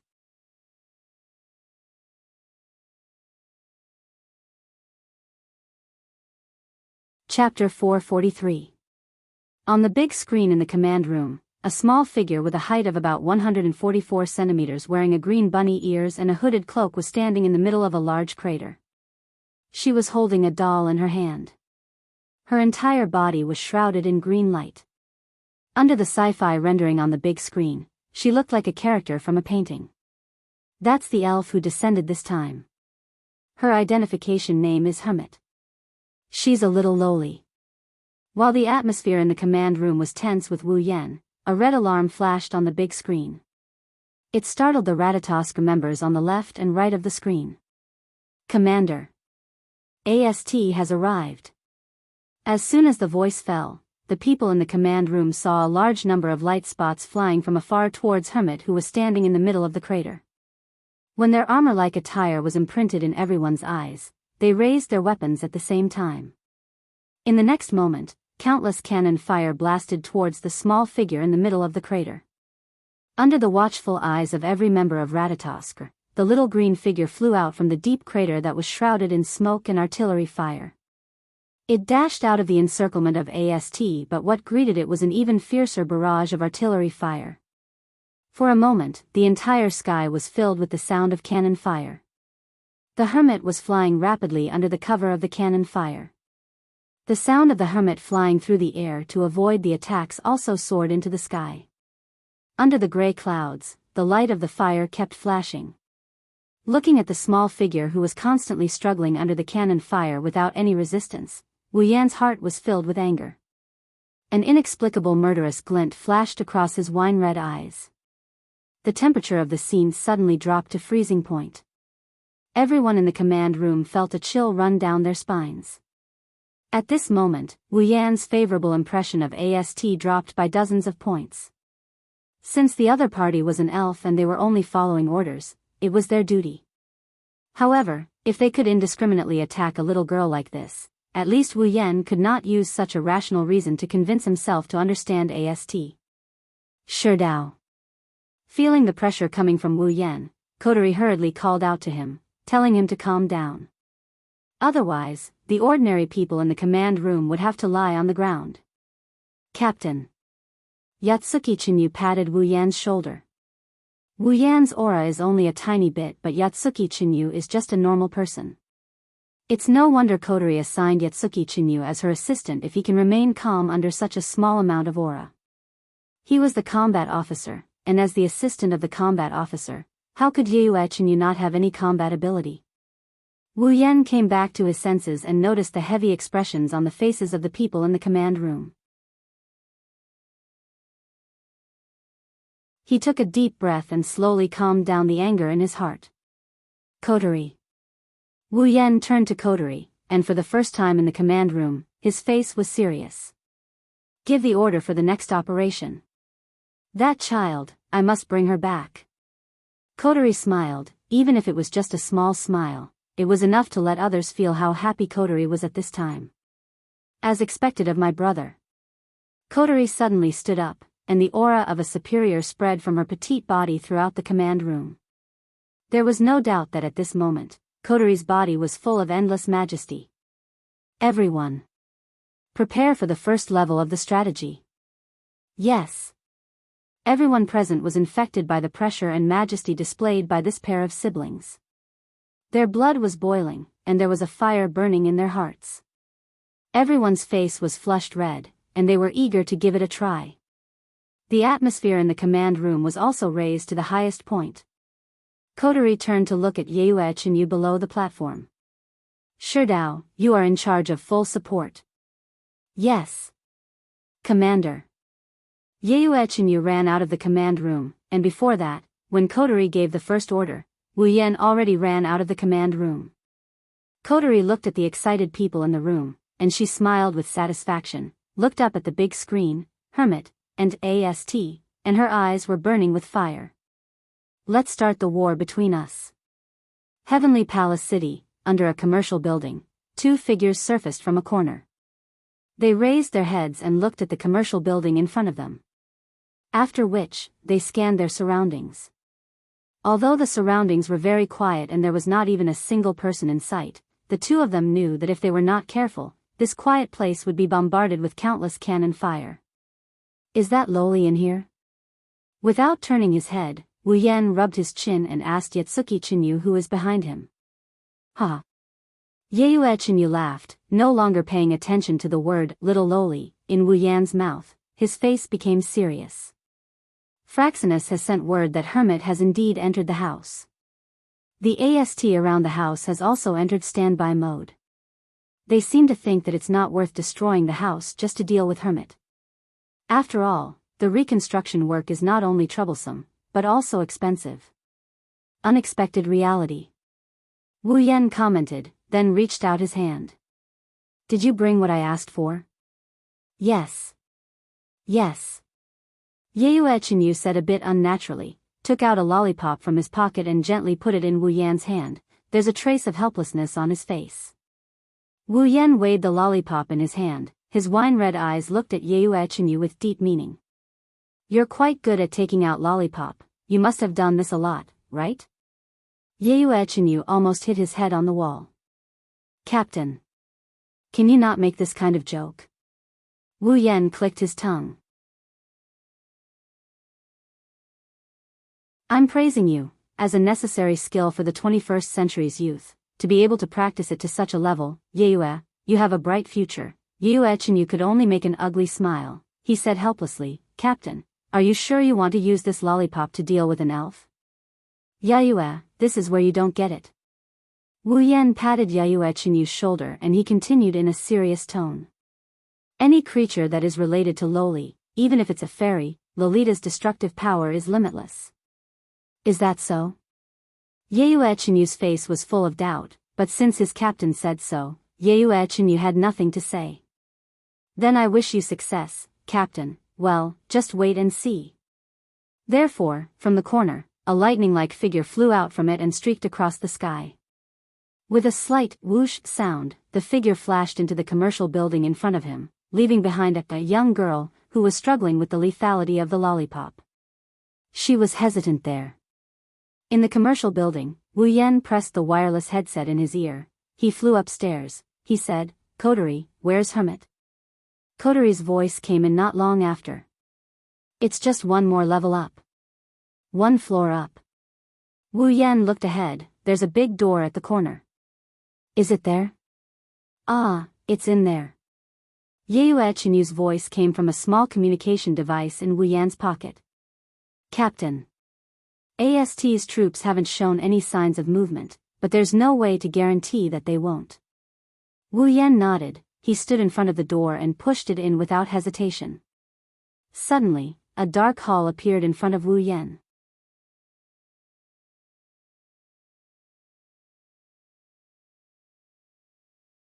Chapter 444. In the quiet floor, the darkness completely isolated this area.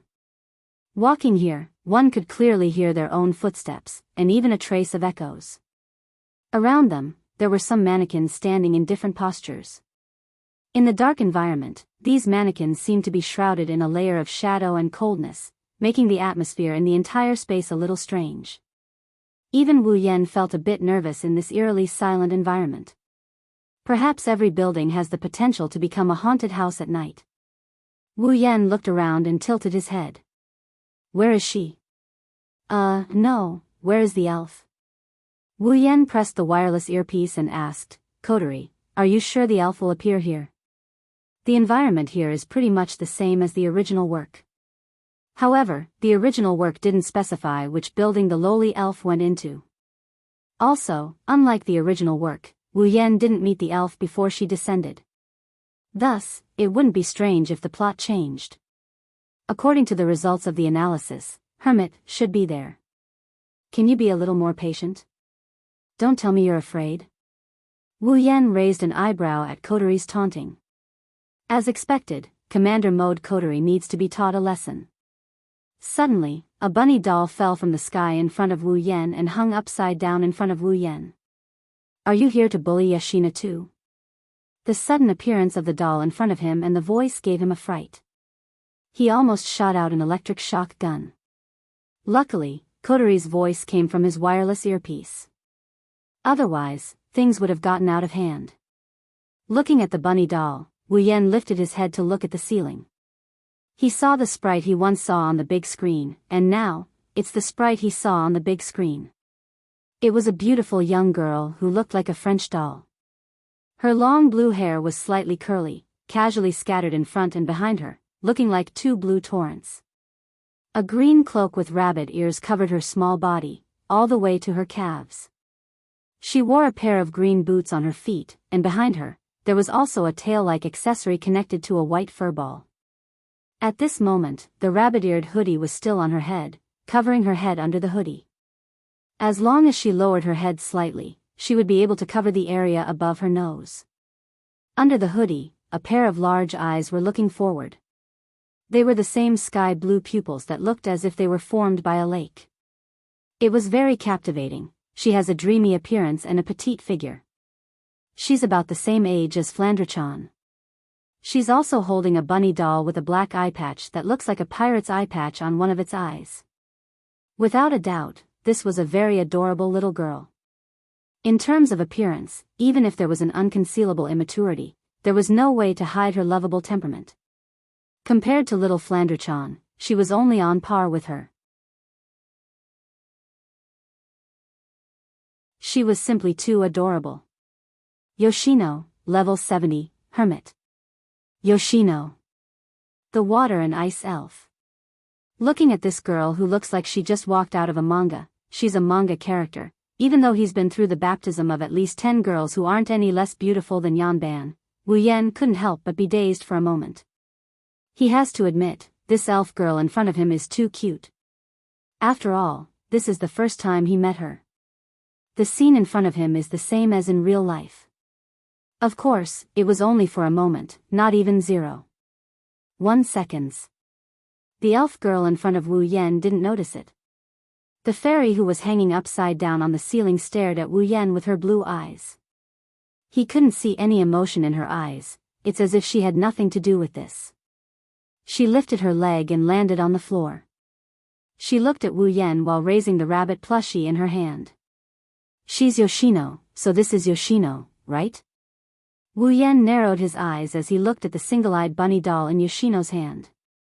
Don't think that this is just an ordinary bunny doll. This doll called Yoshino isn't an inanimate object. It's another personality created by Yoshino's spiritual power. In other words, there was an independent personality in this small doll. As long as Yoshino's spiritual power connected it to his hand, this independent personality would appear. This personality would replace Yoshino's introverted self to communicate with the surrounding things. Therefore, if one wanted to conquer Yoshino, then this puppet with an independent personality, Yoshino, could not be ignored. Because, if you want to come in contact with Yoshino, you have to go through Yoshino first. Oh yeah. Yoshino's mouth doesn't show any signs of moving, but a sharp voice came out from it. Coupled with Yoshino's exaggerated dance, it looks like she's talking. Why aren't you wearing any of those disgusting armors? Aren't you here to bully Yoshino? Before Wu Yan can say anything, Kotori's voice came out of the wireless earpiece. Sherdao, wait for a moment. Let us help you analyze how to carry out the conversation to achieve the best effect. Wu Yan couldn't stay calm after hearing Kotori's words. Let those old men who are lazy and can only go to nightclubs, and those women who specialize in beating up villains and are under observation help me conquer Yoshino? Why don't you just ask me to throw this little loli out of the window and reduce her favorability to 0? Kotori, no. Before Wu Yan can finish, a voice came from the other side of the earpiece. Sprite data loaded into inventory. Analysis AI activated. Commander. The analysis AI is responding. Options have appeared. Okay. Kotori said, let's begin. As soon as Kotori's voice came out, Wu Yan turned off the wireless earpiece in his ear. Countless, Qing, characters appeared on his forehead. You can see how Wu Yan is feeling right now. Wu Yan turned to look at Xiao Xiao Karen and the bunny doll standing in front of him. He sighed and took a few steps forward. Can I talk to her for a bit? Wu Yan pointed at Yoshino while looking at Yoshino's plushie. Yoshino and Yoshino were startled at the same time. They were unable to react to what was going on. Could it be that the person in front of them knew about the matter between the two of us? Aha, Yoshino doesn't understand. What are you talking about? Yoshino said while dancing as if she's trying to hide something. It's like she really doesn't understand Wu Yan's words. However, there's a hint of unnaturalness in her tone. Wu Yan stared at Yoshino with his wine-red eyes and said with a smile, do you want this little sprite to hide behind your back for the rest of your life? Wu Yan's words stunned Yoshino. She froze on the spot, unable to do anything. From the outside, she looks like a normal doll that can't move. Wu Yan continued in a gentle tone. You've been the one who's been communicating with the outside world on her behalf, right? As a friend who has been by her side day and night, you should know how important your existence is in her heart. Because without you, she can't do anything. At least, that's what she thinks. Don't you want her to change? Don't you want her to be able to communicate with someone else?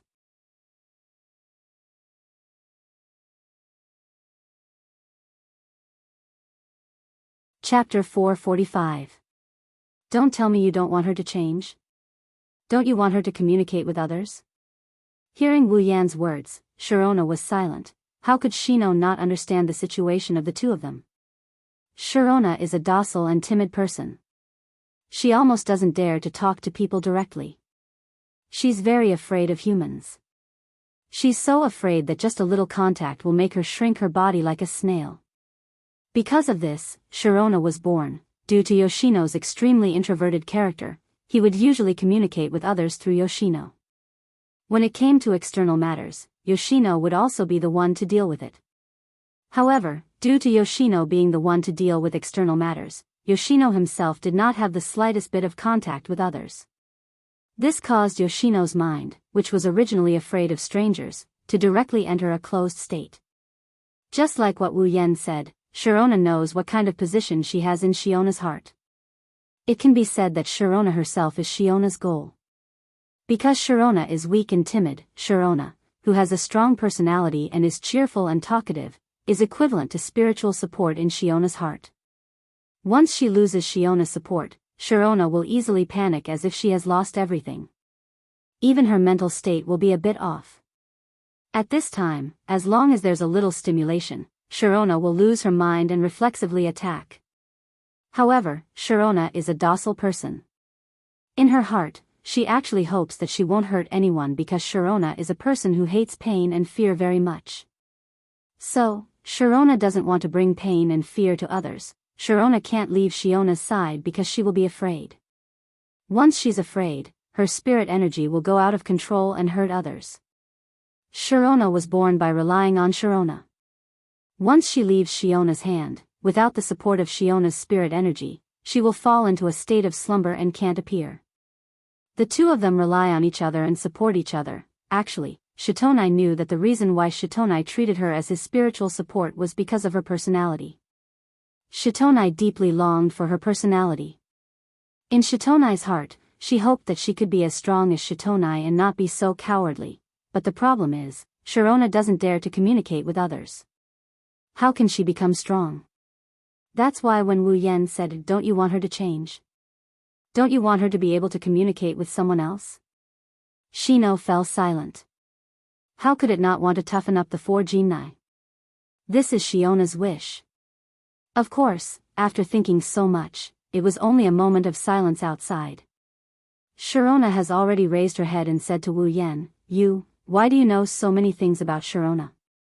Hearing Shiona's words, Wu Yen smiled and said, "Don't worry about that. I just want to ask you, do you want this little elf to change? I don't need you to care about Shiona's matters." Sharona said in an unfriendly tone, "You humans bully Sharona every time, and almost hurt Sharona every time. Why should Sharona believe you humans?" Hearing this, Wu Yen sighed.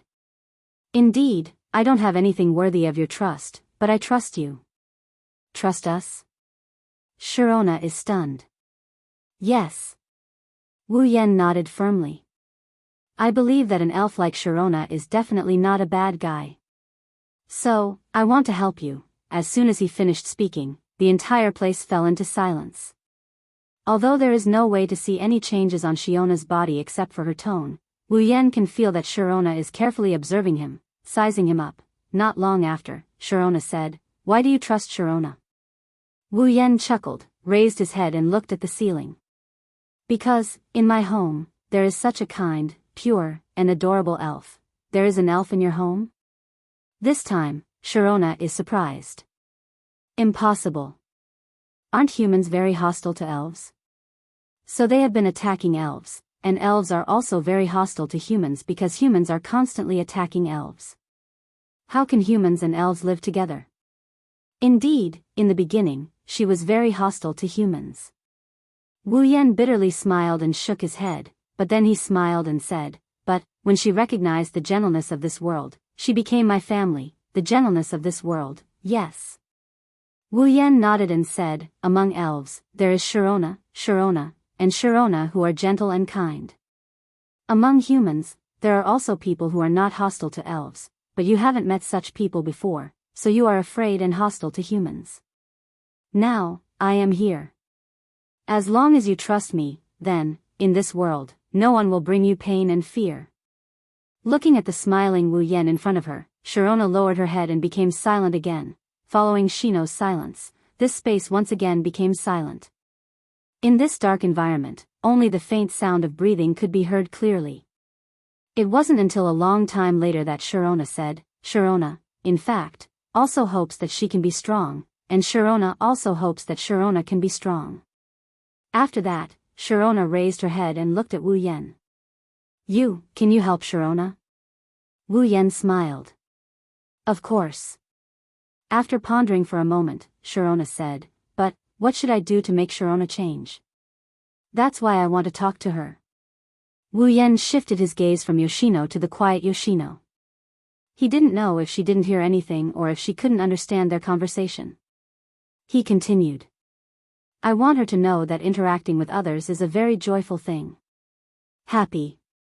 Sharona muttered softly, and then looked at Wu Yan. What should I do? Scratching his face, Wu Yan nodded and said to Sharona, if possible, I hope you can leave Sharona for a while. What? Calm down, I have my reasons. Wu Yan quickly said, think about it, as long as you are by Shiona's side, Sharona will not take the initiative to communicate with others and entrust everything to you, right?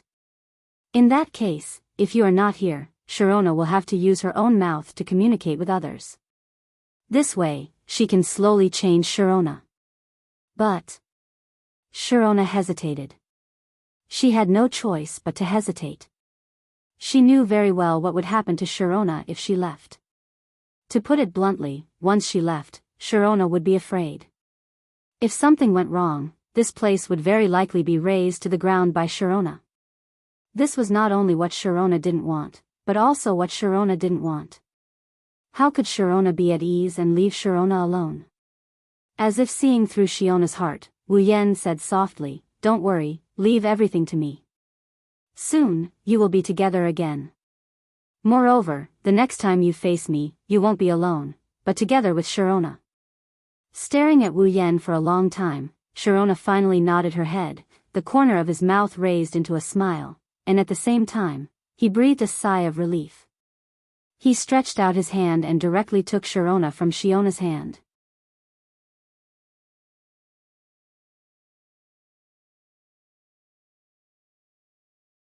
Chapter 446. The moment Shitonai left Shitonai's hand, Shitonai's blue eyes went blank. Then she collapsed to the ground as if her life force had left her body. She stared blankly at Shitonai in Wu Yan's hand. She was speechless. A moment later, Yoshino's big eyes suddenly fluctuated, and his little face immediately became incomparably flustered. With a face full of bewilderment, he stood up from the ground. She ran to Wu Yan and tightly grabbed Wu Yan's clothes.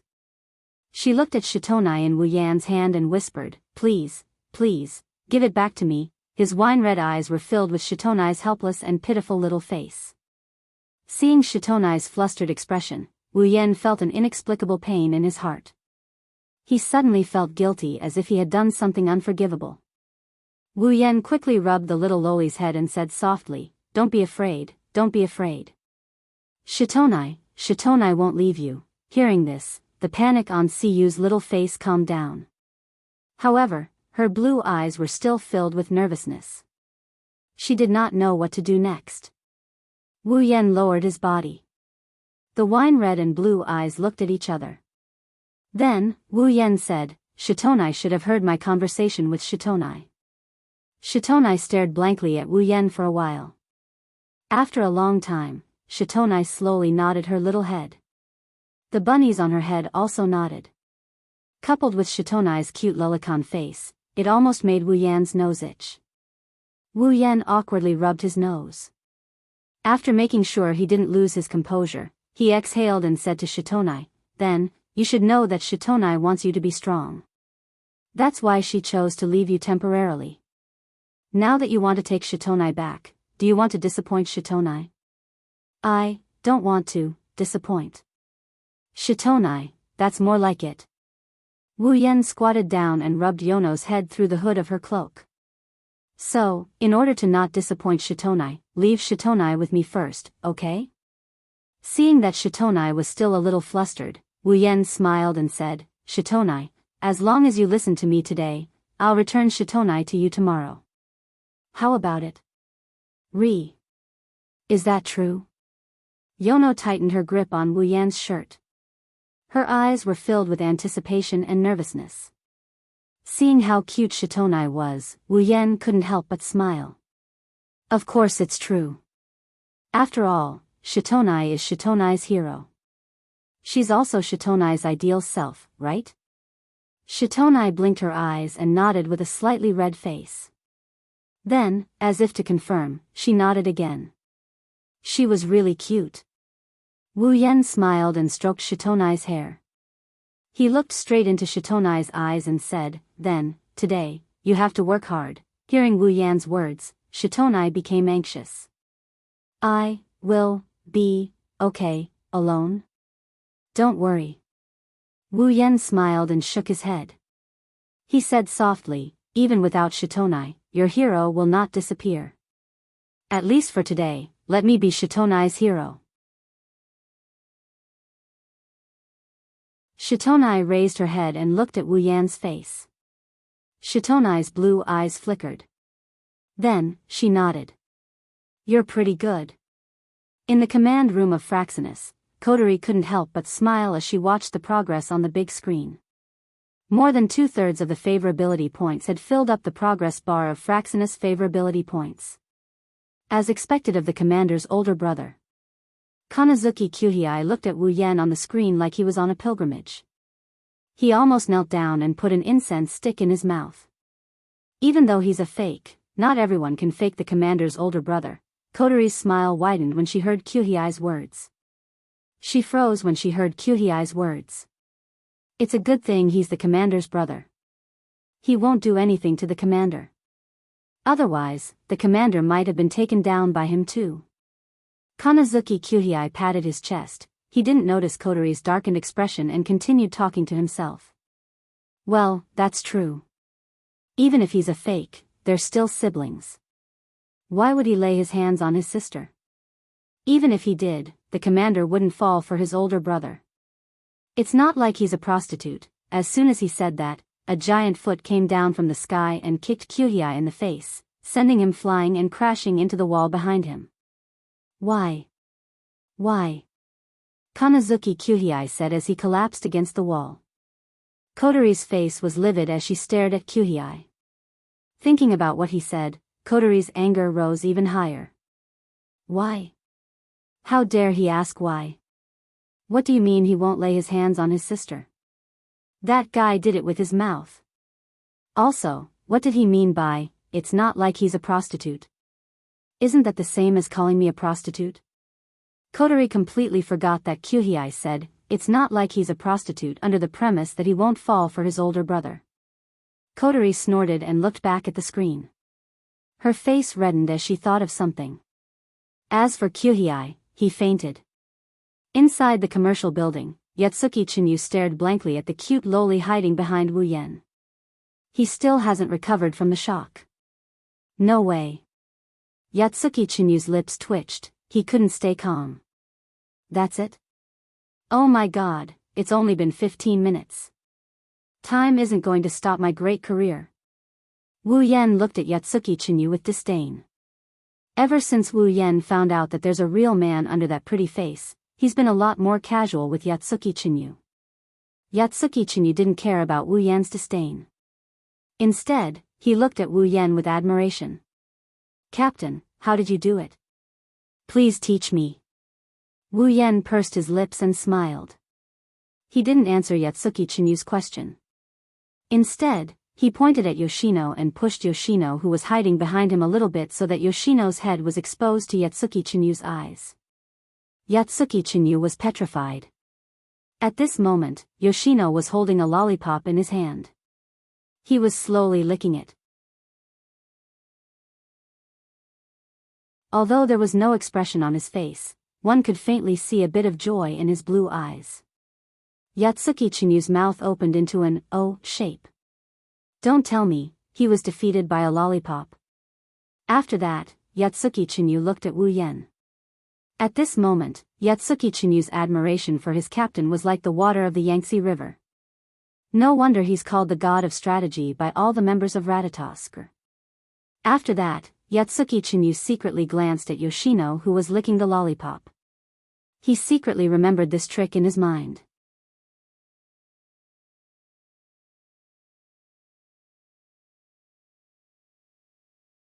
Chapter 447.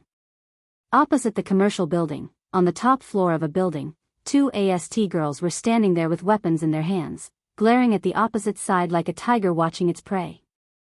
One of the two AST members was Kyuchi Origami, and the other was a mature woman around 25 years old. She was the captain of the AST frontline unit. What about the permission to attack? Yuichi Origami said expressionlessly as usual. However, from her pair of blue eyes, one could see a trace of impatience.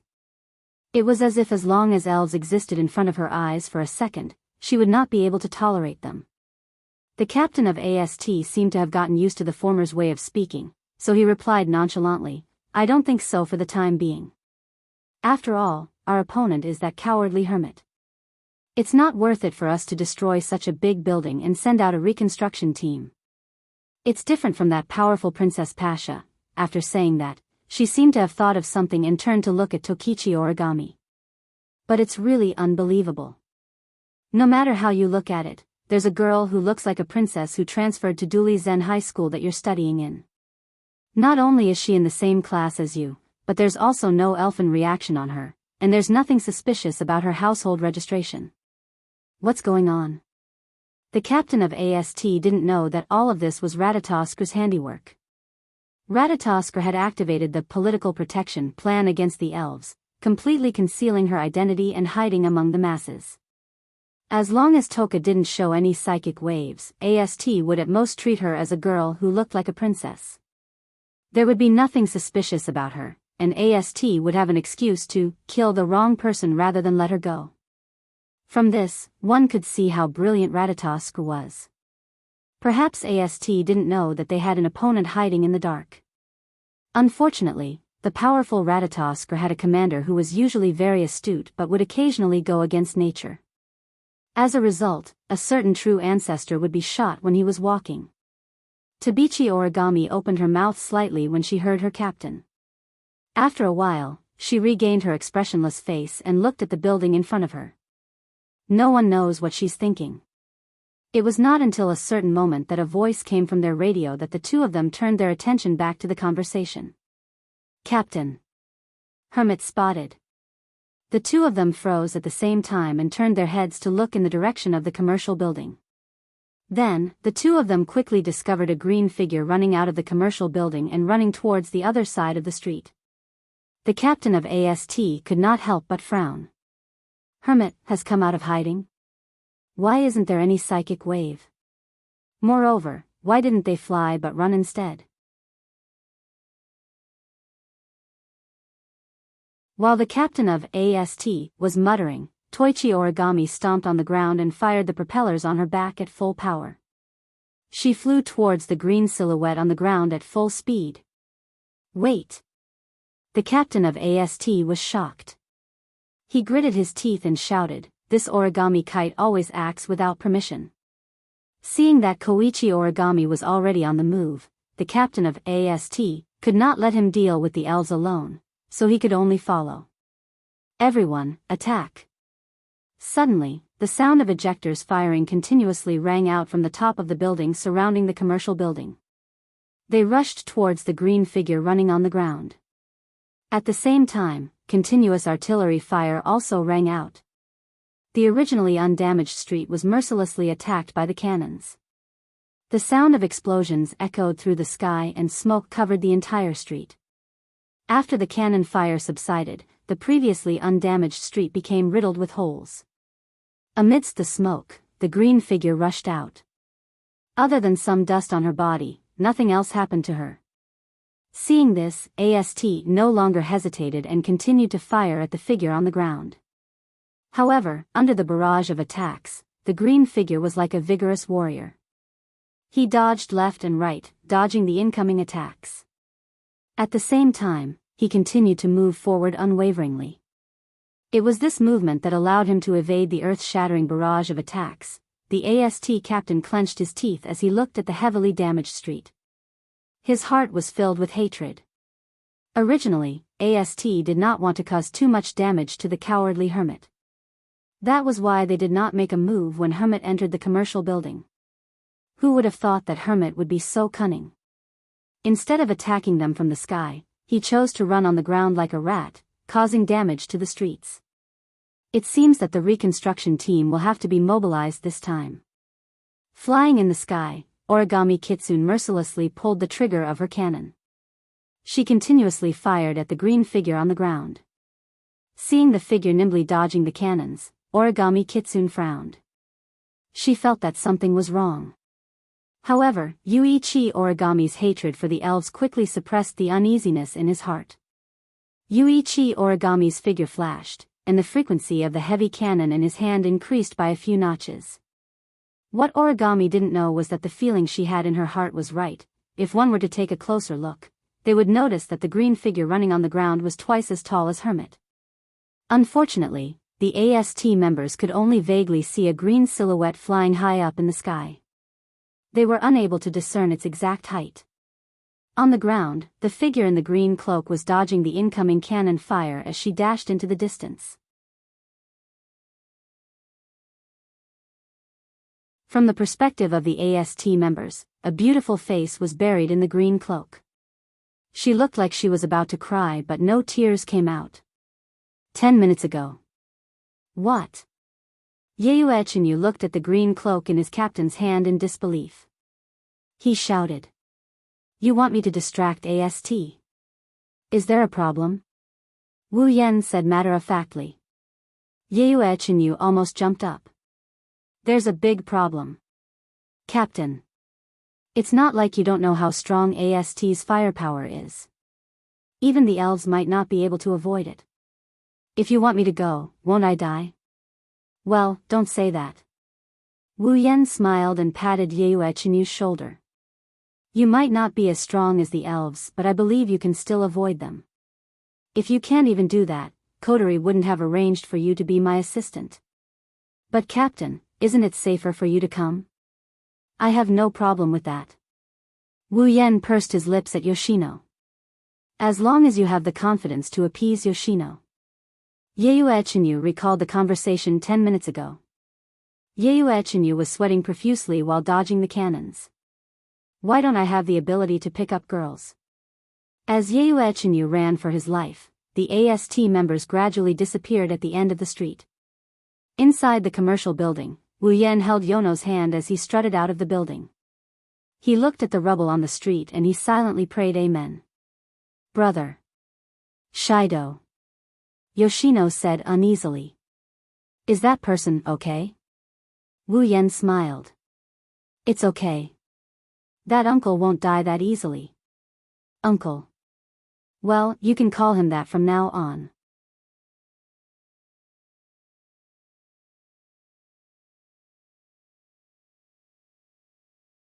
Chapter 448. Heavenly Palace City, Itsuka's house. Wu Yan pushed open the door to his house. He led Yoshino, who was looking around nervously, into the living room. At this time, Wu He's house was very quiet. There was not a single person in the hall. This was to be expected. Shirji and Toka had taken refuge when the spacequake alarm sounded. Even though the alarm had been lifted, it would still take a while for them to return home. Kotori is still on the command deck, talking to Wu Yan through the radio. Shido, can't you seal Yoshino's power now? Kotori asked in confusion. As far as she knows, the sealing bracelet isn't as troublesome as Shiori's ability. He needs to raise favorability first before sealing the elf's power. Wu Yan shook his head and said helplessly, the sealing bracelet isn't as troublesome as Shiori's ability. In some ways, it's much more troublesome. Much more troublesome? Yes. Wu Yan nodded and walked towards the living room while talking to Kotori in a way Yoshino can't see. To use the sealing ring, you must first clearly explain the ability of the sealing ring to the other party. Then, the other party must be willing to put it on for it to take effect. Otherwise, no matter how strong your ability is, you won't be able to put the sealing ring on an elf. Wu Yan glanced at Yono, who was gripping his hand tightly. She looked anxious and he sighed. Fourth Bonai, on the other hand, has a rather delicate personality. If we rashly tell her the ability of the sealing bracelet without a certain foundation of feelings and explain our purpose, it might cause her to subconsciously panic, and then her spiritual energy might completely go berserk. This is going to be troublesome. Kotori felt a headache coming on. Wu Yan and Yoshino's conversation was captured on the big screen in the command room. Based on their conversation and Yoshino's cowardly behavior, Wu Yan's claim is entirely plausible. Then what should we do? Kotori asked. Maybe Kotori didn't notice that her independent and shrewd self is starting to rely more and more on Wu Yan when it comes to making decisions. Wu Yan chuckled and he consoled her. Ma, don't worry about it too much. Yoshino is an easy person to get along with. Think about Shikisaki Kurumi, Yoshino isn't that hard to deal with. Hearing this, Kotori couldn't help but think of that arrogant time elf. Her head that was originally a little headache really got a lot better, and her complexion also became better. This made Rain Murasame stare at her for a while until Kotori felt embarrassed. Wu Yan smiled as if he predicted Kotori's reaction. Do you feel better now? Don't worry. Don't worry, I'm confident I can put the sealing bracelet on Yoshino before tomorrow. In the command room, Kotori looked at the confident Wu Yan on the big screen. She couldn't help but feel a sense of security when she heard Wu Yan's confident words. Ever since Kotori became the commander of Ratatosk, this is the first time she felt such a sense of security other than when she's in sister mode. Kotori suddenly had a thought. Maybe it's not so bad to have a big brother like him. Kotori couldn't help but have this thought. In the past, Kotori had the support of Kanazuki Kyuhei and Rain Murasame, but most of the time, Kotori was the only one in charge of Ratatosk's affairs. Internally, I have to save the elves, and externally, I have to deal with the AST. No matter what, Kotori is only 14 years old. Even if I'm in commander mode, it's only natural for me to feel tired when dealing with the affairs of a large organization. Wu Yan's appearance as a big brother is unprecedented. Kotori felt like she could rely on him. In Ratatosk, he managed to conquer the elf that gave her a headache in 10 minutes. At home, he's a good cook.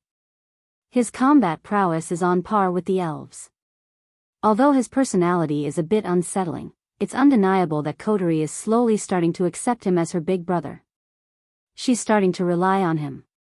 Kotori doesn't hate this feeling. But when Kotori realized that she had such thoughts, she was startled. Could it be that this big brother whom she had only known for less than a month had become so important to her? Thinking of this, Kotori blushed. She couldn't help but feel shy and rebellious. To put it simply, she was being too proud. Humph. How can I not worry about a scum like you? Kotori didn't even think before she said it. Wu Yan's confident smile froze. He said angrily. I say, Kotori, even if you don't trust me, you don't have to call me a scum. Kotori's mood improved a lot when she saw Wu Yan's angry face. She continued to mock him. Ah, aren't you a scum? Then who was the one who did that thing last night? Kotori started blushing when she recalled Ripple from last night. Wu Yan didn't see this, but he couldn't refute Kotori's words, so he just stood there, speechless. Forget it, I'm the one who did it anyway. It doesn't matter if I lose the argument. Thinking of this, Wu Yan's expression lightened up. He shifted his attention away from the radio and looked at the four elements. Hey, Yoshino, sit here for a bit. Wu Yan brought Yoshino to the sofa. I'll make you something to eat. You should be hungry, right? Hearing that, just as Yoshino wanted to shake his head, a clear and audible rumbling sound came from his stomach, causing Yoshino's face to redden. He took off his hat and covered his face. He was so embarrassed that he didn't dare to look at anyone. Wu Yan was amused by Yoshino's cute behavior. He held back his laughter and scratched Yoshino's little nose. Wait for a bit, it'll be ready soon. Yoshino nodded with a red face. Wu Yan laughed and walked into the kitchen. After a while, a fragrant smell wafted out of the kitchen. Children's endurance was always relatively small, even Yoshino was no exception. Smelling such a good smell, Yoshino couldn't help but turn around and look at the kitchen. Wu Yan shook his head with a smile when he saw Yoshino's covetous expression. As expected, she's just a child. Wu Yan didn't know how much of a charm his cooking has on other people. Whether it's Hinajuku, Mikoto, or Toka, they couldn't help but crave his cooking because it's just too delicious. In a way, cooking master might be the strongest ability among all the abilities that Wu Yan exchanged for. Even the members of Ratatoskr in the command room of Fraxinus swallowed their saliva at the sight of the delicious dishes on the big screen. Kotori, who knew how delicious the dishes were, couldn't help but tremble at the sight of them.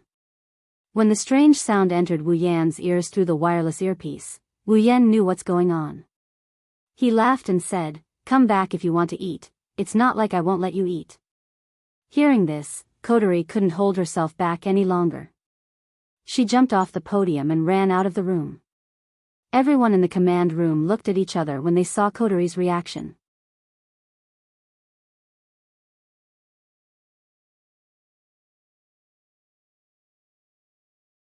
Chapter 449. At this moment, two delicate voices suddenly rang out from the main entrance, "I'm back." The moment the voice rang out, Siyu, who was sitting on the sofa, jumped in fright. Her small face immediately became incomparably flustered. Her head looked left and right, as if she was looking for a place to hide. For a moment, she was actually at a loss of what to do.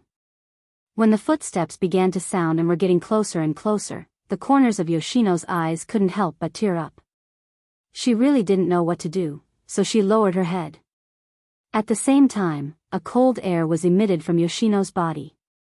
In the space around Yoshino, the cold air was like steam, slowly rising, causing the temperature of the entire hall to drop a lot. On the sofa where Yoshino was sitting, thin sheets of ice directly formed. In the kitchen, as soon as he heard the sound outside the door, Wu Yan secretly knew that it was not good because he knew that with Yoshino's personality, it was already very difficult for her to face him. If it wasn't for Yoshino's words, Yoshino would have already gone berserk like the original. At this time, Yoshino's mood, who had lost Yoshino, was undoubtedly very unstable. And in such an unstable mood, if a stranger appeared, then with Yoshino's timid personality, there was a 90% chance that her spiritual power would directly go out of control. As expected, hearing the approach of a stranger, Yoshino's heart began to fear, and with this fear, her spiritual power really went out of control. Looking at the cold air that began to spread to the surroundings, Wu Yan quickly flashed. In the blink of an eye, he appeared beside Yoshino and hugged Yoshino. Almost as soon as this small body entered his hands, an extremely cold air was transmitted from the small body in his arms into Wu Yan's body, causing Wu Yan to groan, and his whole body couldn't help but tremble. Yoshino was also greatly frightened. In the midst of panic, she was hugged by someone. Anyone would be more afraid, and Yoshino was the same. Immediately, one of Yoshino's hands was raised, on top of it, a dense cold air flickered. However, in the next moment, Yoshino's hand that was filled with dense cold air stopped, and the cold air on it also dissipated. "Yoshino, calm down." Resisting the corrosion of the cold air that entered her body, and allowing it to be like an electric current that destroyed her body everywhere, Wu Yan fiercely clenched her teeth, and with a trembling voice, she tightened her body, trying to use her body temperature to make Yoshino feel a little safer. Those people are Big Brother's family, they won't hurt Yoshino, so, Yoshino, listen, you have to become strong. Hearing the trembling voice that came from her body, Yoshino's mind finally calmed down, and the panic in her eyes also began to slowly dissipate. The consciousness that she nearly lost due to fear also gradually returned to her mind, allowing Yoshino to regain her senses. After regaining her senses, Yoshino realized what she had done. Looking at the sofa that had turned into ice, and the body that was hugging her and trembling non-stop, Yoshino panicked again. That. Yoshino looked at the slightly pale face of Wu Yan, and said helplessly, I'm sorry, gently exhaling. Following Yoshino's recovery, the surrounding cold air also disappeared, and the cold air that invaded Wu Yan's body was the same. The internal organs that were frozen by the cold air also began to slowly recover under the powerful vitality of the true ancestor. A moment later, Wu Yan was once again in perfect condition. Looking at the flustered and guilty Yoshino in his arms, Wu Yan chuckled and rubbed Yoshino's head. Don't worry, everything has to be done slowly. It's normal that Yoshino hasn't gotten used to it yet, but Yoshino, don't be afraid, even if Yoshino isn't here, I'm still here. Hearing this, Yoshino raised her head and looked at Wu Yan.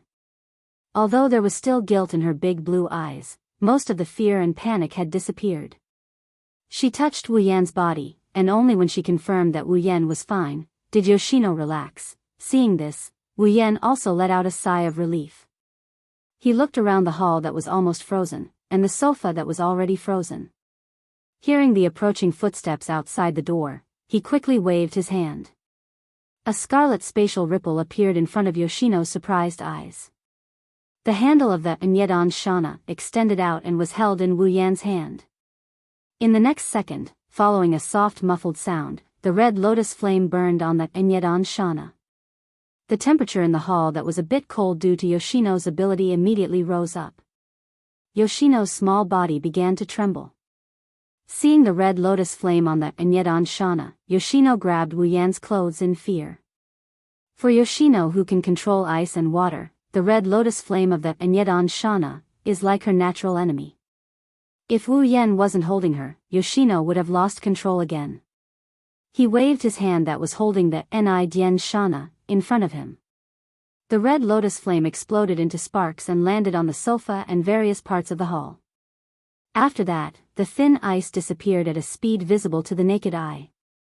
The strange thing was that when the thin ice disappeared, the red lotus flames also disappeared without a trace. They didn't damage anything in the hall at all.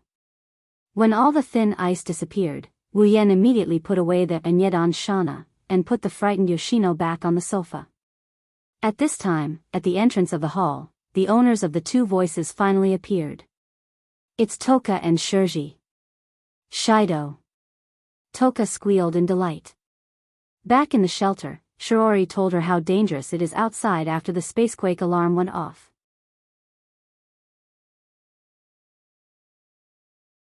That's why Toka has been worried about Wu Yan since a while ago. If it wasn't for Wu Yan's order that Toka must follow Shirori, and if it wasn't for Wu Yan's strength, Toka would have already gone out to look for him. Shidao, you really came back. On the contrary, it was Shirji who had expected this. When I came in through the door and smelled your fragrance, I knew you were back. I'm so sorry for making you worry. Wu Yan scratched his cheek and smiled. At this time, Toka and Shirji also noticed Yoshino standing next to Wu Yan. The two girls were shocked and Wu Yan's heart skipped a beat. After all, in the original work, when Toka saw Yoshino with the main character, her reaction wasn't normal. Now, in a different place, the same thing is happening. Wu Yan can't help but worry that Toka will lose her temper. Why do you give me a familiar feeling? Toka's expression didn't change. She blinked her eyes and said with a bit of surprise, could it be that you're Toka? Realizing that Toka probably guessed Yoshino's identity, Wu Yan quickly interrupted her. Are you hungry? I made a lot of delicious food for you. Toka's eyes lit up. She nodded her head and ignored Yoshino's identity. While Wu Yan was relieved, he couldn't help but feel confused. What's going on? In the original work, when Toka saw the main character with Yoshino, her jealousy went off the charts. Why didn't she react at all? Does Toka not have feelings for me? But I'm not worse than the main character in the original work. In fact, I'm much better. Wu Yan guessed wrong. In the original work, Toka was mad because Yoshino accidentally fell down and kissed Shido. Toka just happened to see it. Plus, Yoshino has a bad habit of going overboard when talking. That's why Toka almost went berserk. Since there's no drama here, Toka has no reason to be jealous. After all, Toka doesn't even know what love is.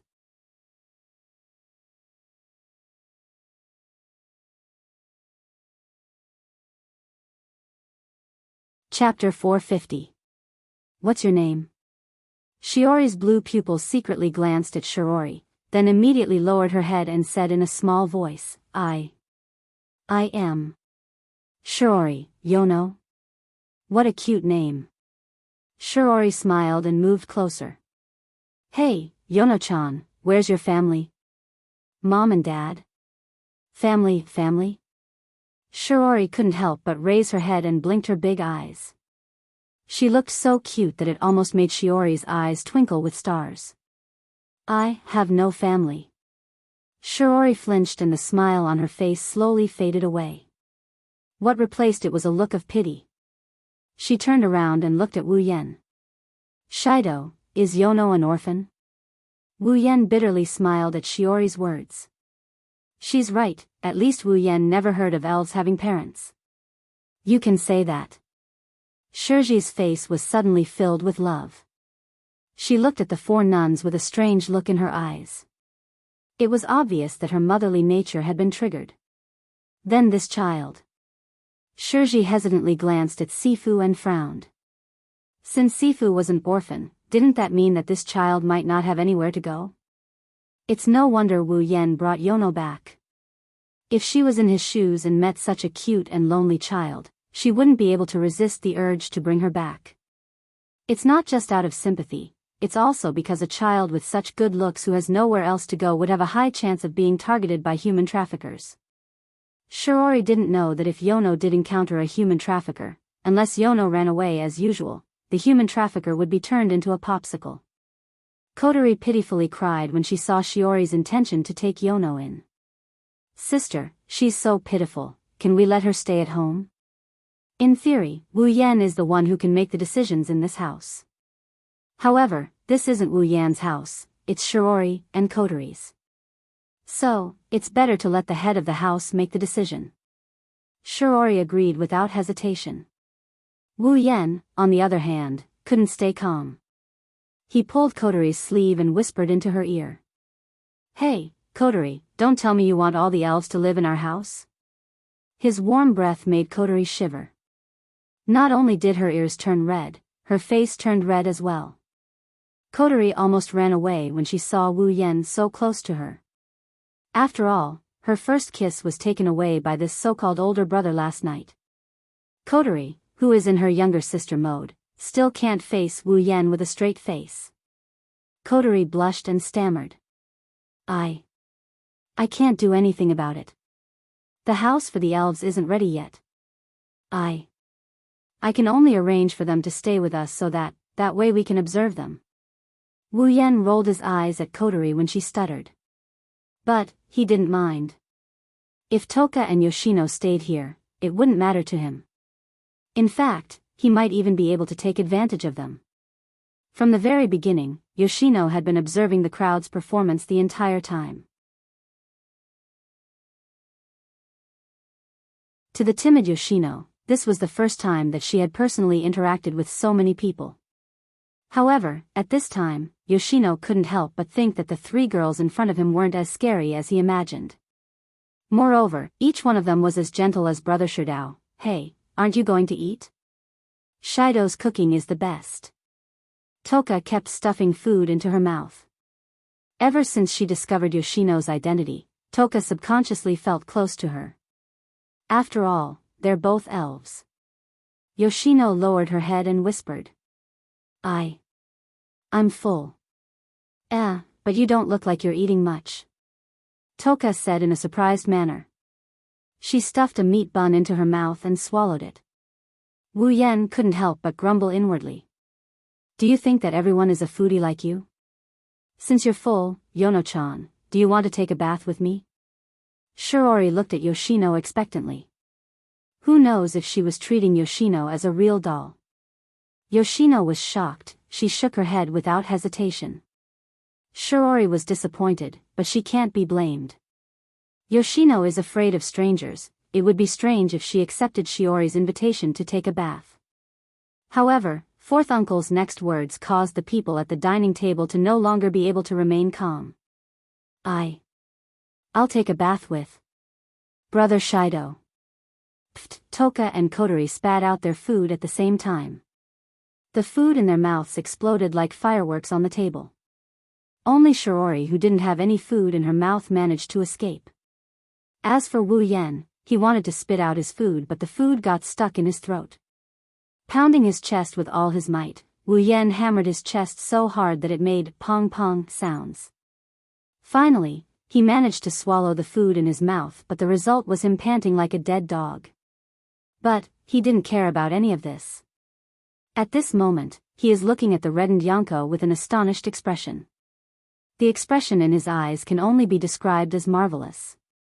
Yoshino wants to take a bath with him? This doesn't make sense. While Wu Yan was stunned, Toka and Kotori stood up and slammed their hands on the table. They shouted in unison. No, Shiori, who just regained her composure, was confused by the two girls' shouts. She looked at the two girls with a weird expression. She couldn't understand why they are so excited about Yoshino bathing with Wu Yan. Toka and Kotori blushed when they realized they overreacted. Kotori pursed her lips and looked at Yoshino. She decided to go all out. Oniai-chan, how can you take a bath with Yoshino? Yoshino is a girl. Kotori looked at Wu Yan as if he's a pervert. Wu Yan almost flipped the table. Yoshino is the one who asked to take a bath together, not me. Toka's reason is much more straightforward. In any case, no means no. She looked at the furious Toka, the embarrassed Kotori, the flustered Yono, and the confused Wu Yan. She shook her head when she saw Wu Yan with a face full of all kinds of colors. I say, Yoshino is just a kid, why are you so agitated? But... Kotori wanted to say something but she couldn't. She looked at Shiori with a weird expression. She remembered that on the surface, Wu Yan is still her long-lost brother. With such a big reaction at this time, it was only natural that people would find it strange. Kotori could only turn her head away and let out a muffled cry. I'm full. Toka wanted to imitate Kotori and get angry, but she couldn't bring herself to say, I'm full. In the end, Toka sat down with a dejected look on her face. She picked up the food on the table and started gobbling it up. Wu Yan was the only one left sitting there in a daze. Am I really going to take a bath with Yoshino?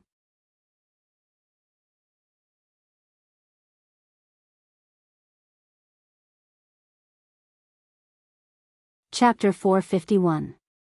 Heavenly Palace City, Itsuka's house. In the bathroom, the steam from the hot water is spreading all over the place. The thick steam completely covered the bathroom, making it hard to see what's inside. Faintly, one could see two figures, one big and one small, swaying within the misty space. The people inside the bathroom are Wu Yan and Yoshino, who asked to take a bath with him. Sitting in the bathtub, Wu Yan subconsciously lowered his head. Yoshino is sitting in front of him with her back facing him. The place is shrouded in mist, but that didn't affect Wu Yan's appreciation of her beauty. In fact, due to the obscurity of the surroundings, Yoshino's petite figure is filled with a different kind of allure. At this time, Yoshino's long blue curly hair is tied into a ponytail, exposing her smooth white neck to the air. The water in the bathroom can't completely cover her smooth body, causing a certain wolf to almost lose control. Wu Yan's face is full of tears. Thinking back, in the movie, Wu Yan was quite envious of the original protagonist Itsuka Sherdao, who can take a bath with several elf girls. He didn't expect Yoshino to give him such a big benefit as soon as she came. It made him realize that he will have such a day. Compared to the other elven girls, Wu Yan is the only one here. But, it's better than nothing. Even if the one giving out the benefits is just a lowly, rubbing his itchy nose, Wu Yan can't help but look forward to it. Will this be the same as the original plot? After conquering Yoshino, will they go to the hot spring? If it's possible, just thinking about it, Wu Yan can't help but laugh. That. Brother Sherdao. Yoshino couldn't help but speak, scaring a certain guy who was thinking about something improper. For a moment, Wu Yan thought his wishful thinking was seen through. What's wrong? Wu Yan's nervous voice came out of his mouth. Realizing his voice is trembling, Wu Yan can't help but scold himself for being useless. It's not like he hasn't taken a bath with his wife before. Ikaros was asked to take a bath with him almost every night. Why am I so nervous? Yoshino shyly said. Just now. I'm really sorry. Hearing that, Wu Yan froze, the nervous feeling in his heart also eased. He put his hands on Yoshino's head and helped her wash her hair. Wu Yan asked softly. Why are you apologizing? Because. Yoshino lowered her head. I hurt. Brother Sherdao, Wu Yan finally understood what's going on. This kid is still hung up over the incident where she accidentally injured him when she lost control of her emotions. Wu Yan shook his head and he pulled Yoshino closer to him. He asked her in a gentle voice. Didn't Yoshino already apologize to me? But, seeing Yoshino's expression, Wu Yan knew it's because Yoshino is someone who hates pain and fear. She doesn't want to bring pain and fear to others. She almost lost control in the hall and hurt herself.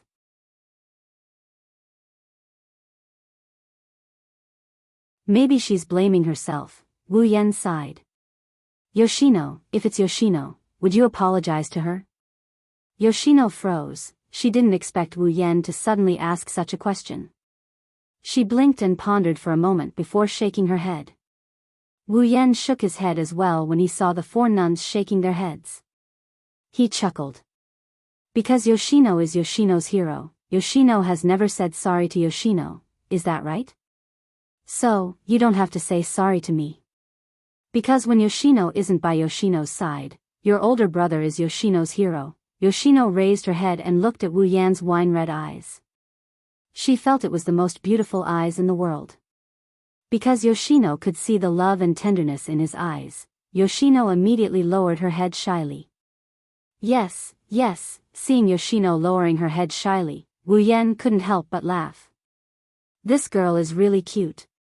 She's the same as Xiaofu. She's the type that people can't be cruel to and don't treat well. Hey, Yoshino. After thinking for a moment, Wu Yan said to Yoshino. Do you really not want to bring pain and fear to others? Yes, Yoshino was silent. Then, without the slightest hesitation, he nodded his head.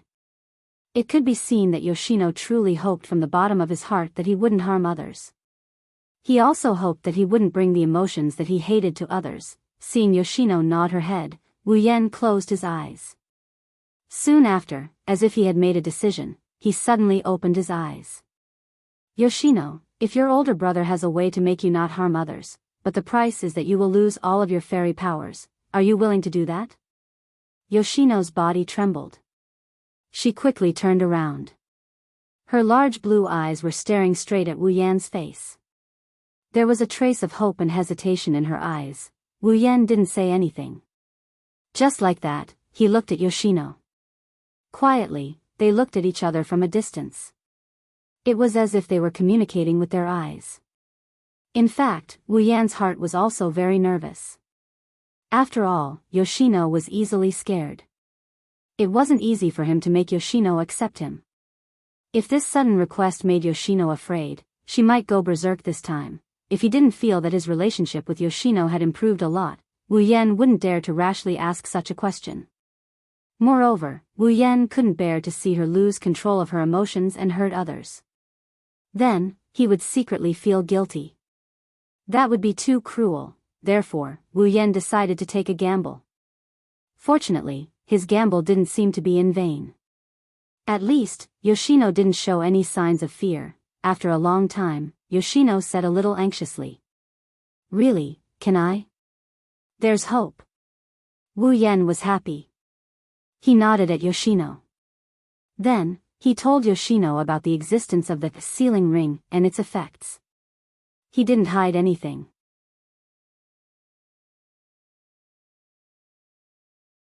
After all, this is the condition for the sealing ring to take effect. After Wu Yan finished explaining, Yoshino raised her little nose and said with melancholy. But, my power is sealed. Yoshino, Shitona was an independent personality born from the spiritual energy of the 4 kinai. Only with the support of the spiritual energy of the 4 kinai could Shitona appear. If the power of the 4 kinai was lost, then Shitona was no different from being dead.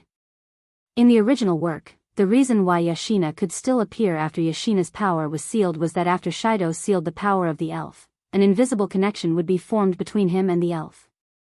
This connection would allow the elf to reverse the elf power stored in Shido's body when the elf lost control of his emotions. Because of this, Kotori was always worried that the elves would be in a bad mood and retrieve their elven power. At the same time, it's also because of this connection that Yoshino can extract a little bit of spiritual energy to maintain Yoshino's appearance. However, the sealing ring has no connection at all. But there's no problem with that. Don't worry, Wu Yan said with a smile. When you seal your power is sealed in your own body. Although you can't use it, it can be used to maintain Yoshino's appearance. If Yoshino can maintain Yoshino and prevent herself from hurting others, Yoshino no longer hesitated and nodded firmly. Wu Yan chuckled at this.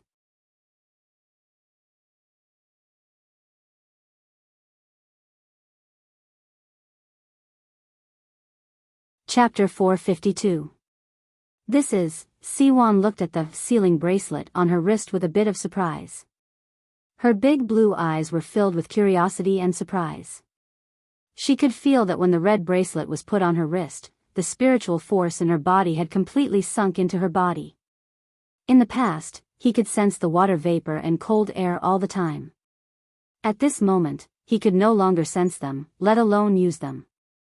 Although he can feel the existence of the fairy's power, Yoshino can't use it if he wants to. Siwon knew that if she wanted to use the power of the past again, she would have to get the consent of the man who was connected to her fate.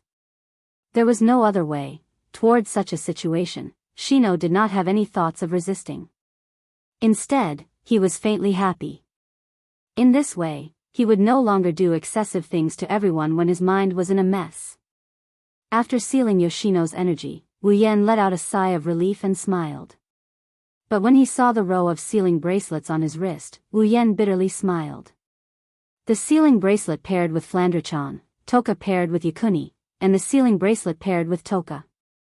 The 3 white sealing bracelets took up almost half of Wu Yan's right wrist. This is just the beginning.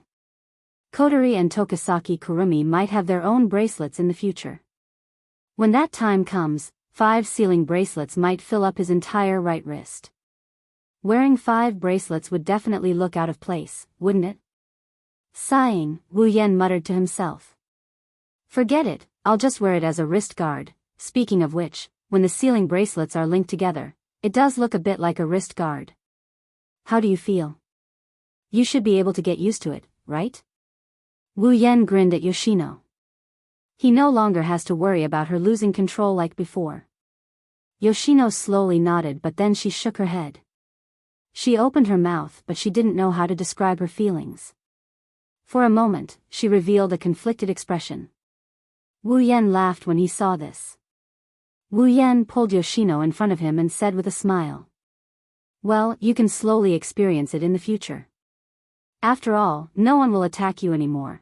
Come on, Big Brother will help you wash your hair. For some reason, Wu Yan's tone is a little perverted when he said this. Yoshino blushed and lowered her head to let Wu Yan wash her hair. The 2 people who were immersed in their own world did not notice that at some point, outside the bathroom, the door leading to the changing room behind the glass door was quietly opened at this moment. Outside the door, a young girl with dark purple hair and a bow-tied hair band sneakily stuck her head in. Her amethyst-like eyes scanned the entire space before she tiptoed into the room and closed the door. The person who came in was none other than Toka. She glanced at the glass door of the bathroom not far away and then scanned the changing room.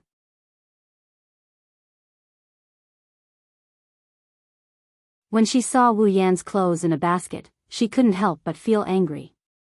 What is Shido doing? Is he really taking a bath with Yoshino? Shixiang couldn't help but clench her fists tightly. Her little feet were also constantly stomping on the ground. It was obvious that Shixiang was in a terrible mood right now. Fortunately, Toka's power is sealed in the sealing ring. If it's the same as the original, Toka's power would have flowed back due to her bad mood. The result would be that the entire bathroom would be turned into a pile of rubble. However, when 10 Incense raised her head and was about to go to the glass door to check out the situation, she inadvertently glanced at a corner. 10 Incense's mouth fell open. You. 10 Fragrance's voice involuntarily rose a little. Just as she was about to scream, a hand suddenly covered her mouth, blocking the rest of her voice. Shoo! Kotori made a serious gesture and pointed at the glass door. It was clear what she meant. Toka blinked and nodded. Kotori sighed in relief and let go of Toka's mouth. The two looked at each other, one red and one purple eyes had a strange expression. Toka is confused, she's confused as to why Kotori is here.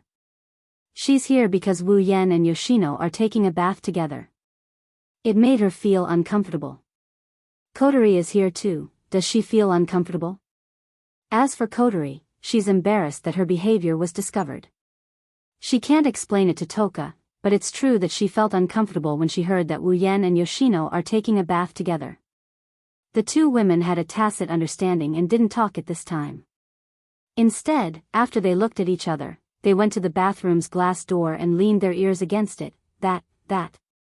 Shidogage, what's wrong? That, no, That? Where?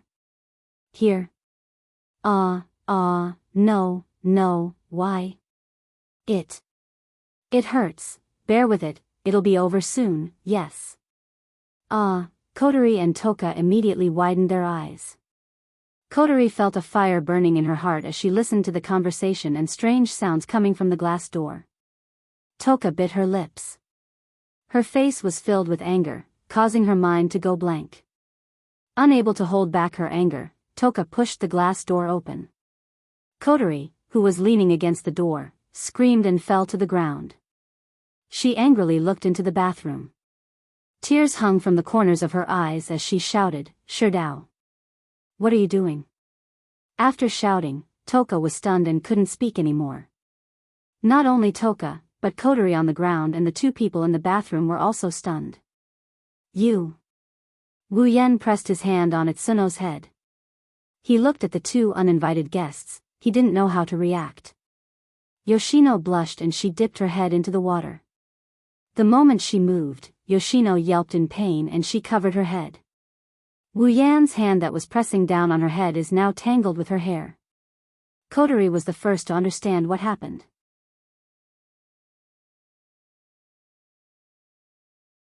Wu Yan's hand got tangled with Itsuno's hair when he was washing her hair. Kotori felt awkward. She replayed the scene in her mind when she overheard the conversation between the two. Her face started to burn up. Toka, on the other hand, was stunned for a moment. When she saw the two naked in the bathtub, she got even angrier. She stomped her foot and yelled. Shido! What are you doing? Wu Yan gulped. Inside, he's complaining. Is Toa really jealous now? However, this thought completely flew out of his mind when he heard 10 Incense's next sentence. All that was left was the thick shock on his face. Toka glared at Itsuno and yelled. I want to bathe with you. Wu Yan's mouth turned into an O shape. His eyes were wide open. He couldn't stay calm. Kotori crawled up from the ground and was also bombarded by Toka's bold words. She couldn't get up from the ground again. Wu Yan was confused. He only had one thought left in his mind. I'm lucky.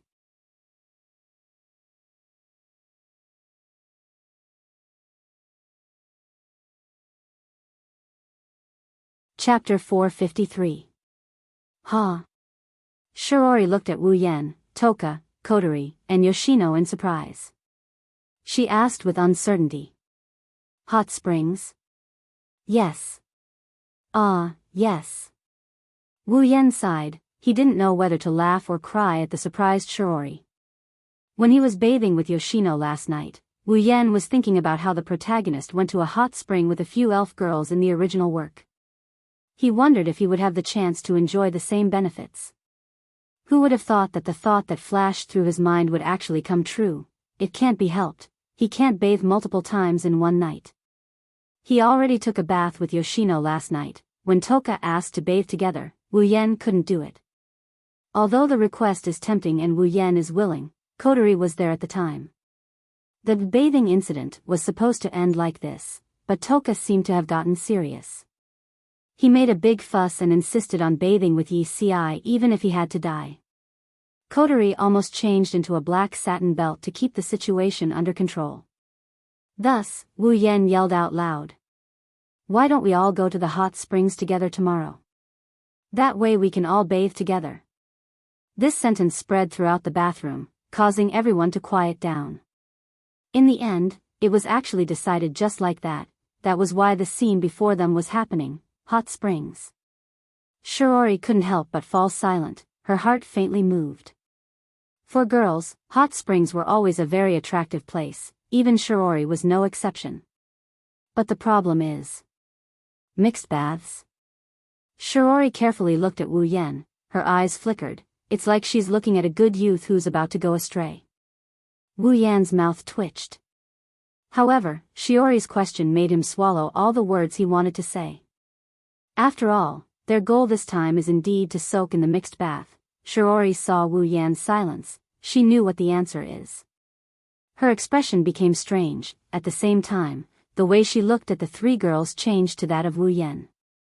Toka is fine. She moved in as Wu Yan's girlfriend, so it's reasonable for her to go to the mixed baths with her boyfriend. Yoshino is nothing out of the ordinary. To Shiori, Yoshino is just a kid. He had already taken a bath with her last night, so it didn't matter if he took a mixed bath again. But what's with Kotori? Isn't she his sister? She's going to have a mixed bath too. Although it wasn't that there weren't siblings who were close enough to bathe together, that was something that only happened when they were young, right? It's not like there aren't any who have grown up, but Shiori still feels strange. Under Shiori's strange gaze, Kotori couldn't help but feel embarrassed. She buried her head and couldn't say anything. She began to hate herself. What was wrong with her that she agreed to go with them? Wu Yan's gaze is also a bit evasive. After all, this is like a scumbag trying to capture a girl. It's really embarrassing, especially under the gaze of the other girl. In this silent atmosphere, after a long time, Shiori scratched her little face and sighed. "Then you guys go. I'll wait at home for you guys to come back." Shiori didn't know if it was just her imagination, but she felt like the four people in front of her seemed to be relieved after she said those words. Of course, if Shiori goes with them, then they will be under a lot of pressure. On the way to the hot spring hotel, Toka and Yoshino are like two curious babies who have never seen anything before. They're curious about everything. They kept pointing here and there. They're very energetic. Fortunately, they're not asking Wu Yan, otherwise, Wu Yan would be mentally and physically exhausted even if he's about to take a mixed bath. Wu Yan didn't know what Kotori told Ratatoskr about this hot spring trip. Ratatoskr is paying for all the expenses. Even Murasame Rain was hired as a driver. Wu Yan didn't know what to think about this. If Kotori really wants to tell Ratatoskr something, she'll definitely switch back to commander mode. Once she switches back to commander mode, with her arrogant personality, would she still agree to take a mixed bath with Wu Yan? Wu Yan doesn't know either, but in the end, Wu Yan took advantage of the situation and didn't even need to spend money. Just like in the original work, under the lead of Murasame Rain, everyone arrived at the hot spring hotel. Of course, there were no AST people here to cause trouble. Shiori did not follow them, and Tokichi Origami had nothing to do with them. Naturally, she would not bring a group of AST people here to soak in the hot spring. Of course, the battle between Ratatoskr and AST in the original work would not happen. It's worth mentioning that Yoshino has returned to Yoshino's side. On this trip to the hot spring, Yoshino kept chirping, scolding Wu Yan from time to time, and attacking Toka and Kotori. This made the group hate this filthy rabbit. Wu Yan can't do anything about it. He took advantage of Yoshino's absence and conquered her while she was away. He even sealed her power in the process. It's only natural that Yoshino would be dissatisfied with him. When the group arrived at their destination, the sky was already turning yellow. This is the best time to take a bath in the hot spring. Wu Yan and the others really know how to pick a good time. In the hot spring hotel booked by Ratatoskr, the group soon arrived at the hot spring. Looking at the hot spring, Wu Yan, Kotori, Toka, Yoshino, and Yoshino were all happy. As for Rain Murasame, she disappeared for some reason. Wu Yan looked at Kotori, Toka, and Yoshino. He coughed and pretended to be serious. Alright, get ready to change your clothes. Kotori and Toka shuddered. They blushed when they heard Wu Yan's words. They actually started acting bashful at a time like this. Do we have to do it now? Kotori hesitated and said. It seems like she's going to change her mind. Wu Yan sighed. After all, in the original work, Kotori jumped into the water with Shido even though she was in commander mode with a towel wrapped around her. Well, you can wait. Wu Yan didn't seem to care. But when we are done, I don't think we will wait for you. Kotori pursed her lips, and her little face fell. The 2 white ribbons on her head also became listless, making her look quite adorable. In the end, Kotori decided to jump into the water. Shido. Toka turned around and looked at Wu Yan. She pointed at the door and said, You go out first, come back in later. Wu Yan paused for a moment. Why? Toka stomped her feet and stuck her tongue out at Wu Yan. Just get out of here. Idiot. Idiot. Wu Yan raised an eyebrow as he looked at Toka, who looked like she was possessed by a stria. He helplessly sighed and he pulled Yono's hand. Then I'll go out with Yoshino to change clothes. Oh yeah. Shino's tone was a little sharp as she cried out. So Shido likes Yoshino more. Toka glared at Yoshino and humphed. She stopped talking.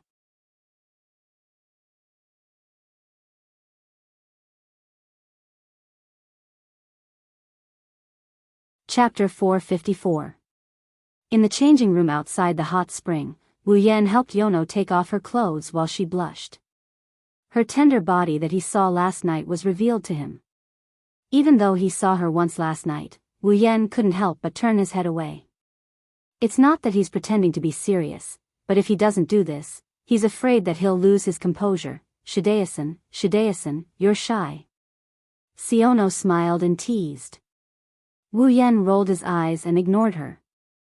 Wu Yan picked up a small bath towel and wrapped it around Siono's body, then, he took off his clothes and wrapped himself in a towel. His firm chest heaved up and down in the air. Occasionally, there would be the sound of his heartbeat and occasionally, there would be a glimmer of light flashing through his eyes.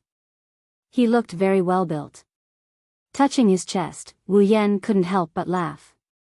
If it was in the past, with his small otaku body, how could he have such a golden ratio? All of this is thanks to the blessing of the true ancestor bloodline. Siono, don't forget to tie up your hair. Wu Yan said to Siono. Yes. After a short day of interaction, Siono's words are a lot more eloquent. She's no longer like before where she would pause every 1 or 2 words. At least, it's not that often, but her voice is still as low as before. And it's this change that made Siono surprised when she woke up. For Siono, who is very familiar with Siono, this change is already a great progress. While Siono's hair is tied up, Wu Yan chose 3 towels and folded them into a square shape. For some reason, when they're soaking in the hot spring, they always have to put a square towel on their head. Wu Yan thought it's a bit troublesome, but since everyone did it, he followed suit. After doing all this, Wu Yan brought Siono to the hot spring and opened the door. When the hot spring came into view, 2 figures entered the hot spring as well. Shido. Toka leaned on the side and waved at Wu Yan. Come down quickly. This is amazing, it's much more comfortable than bathing at home. Wu Yan didn't answer Toka because he's completely focused on the scene in front of him. In the hot spring, Kotori grabbed her towel and sat opposite Toka. Her delicate body was deeply hidden under the hot spring, making it impossible to see what's going on inside. But her face, which is red from embarrassment or from the heat, is exceptionally charming. Toka sat opposite Kotori, but compared to Kotori, Toka didn't wear a towel. She leaned on the edge of the hot spring and closed her eyes comfortably. Half of her naked body was covered by the hot spring water, but the 2 semicircles were exposed. Seeing the 2 in the hot spring, Wu Yan swallowed a mouthful of saliva. When he came back to his senses, he scolded himself for not living up to expectations. He had 8 wives at home, how could he not see enough of them? He couldn't even withstand the test.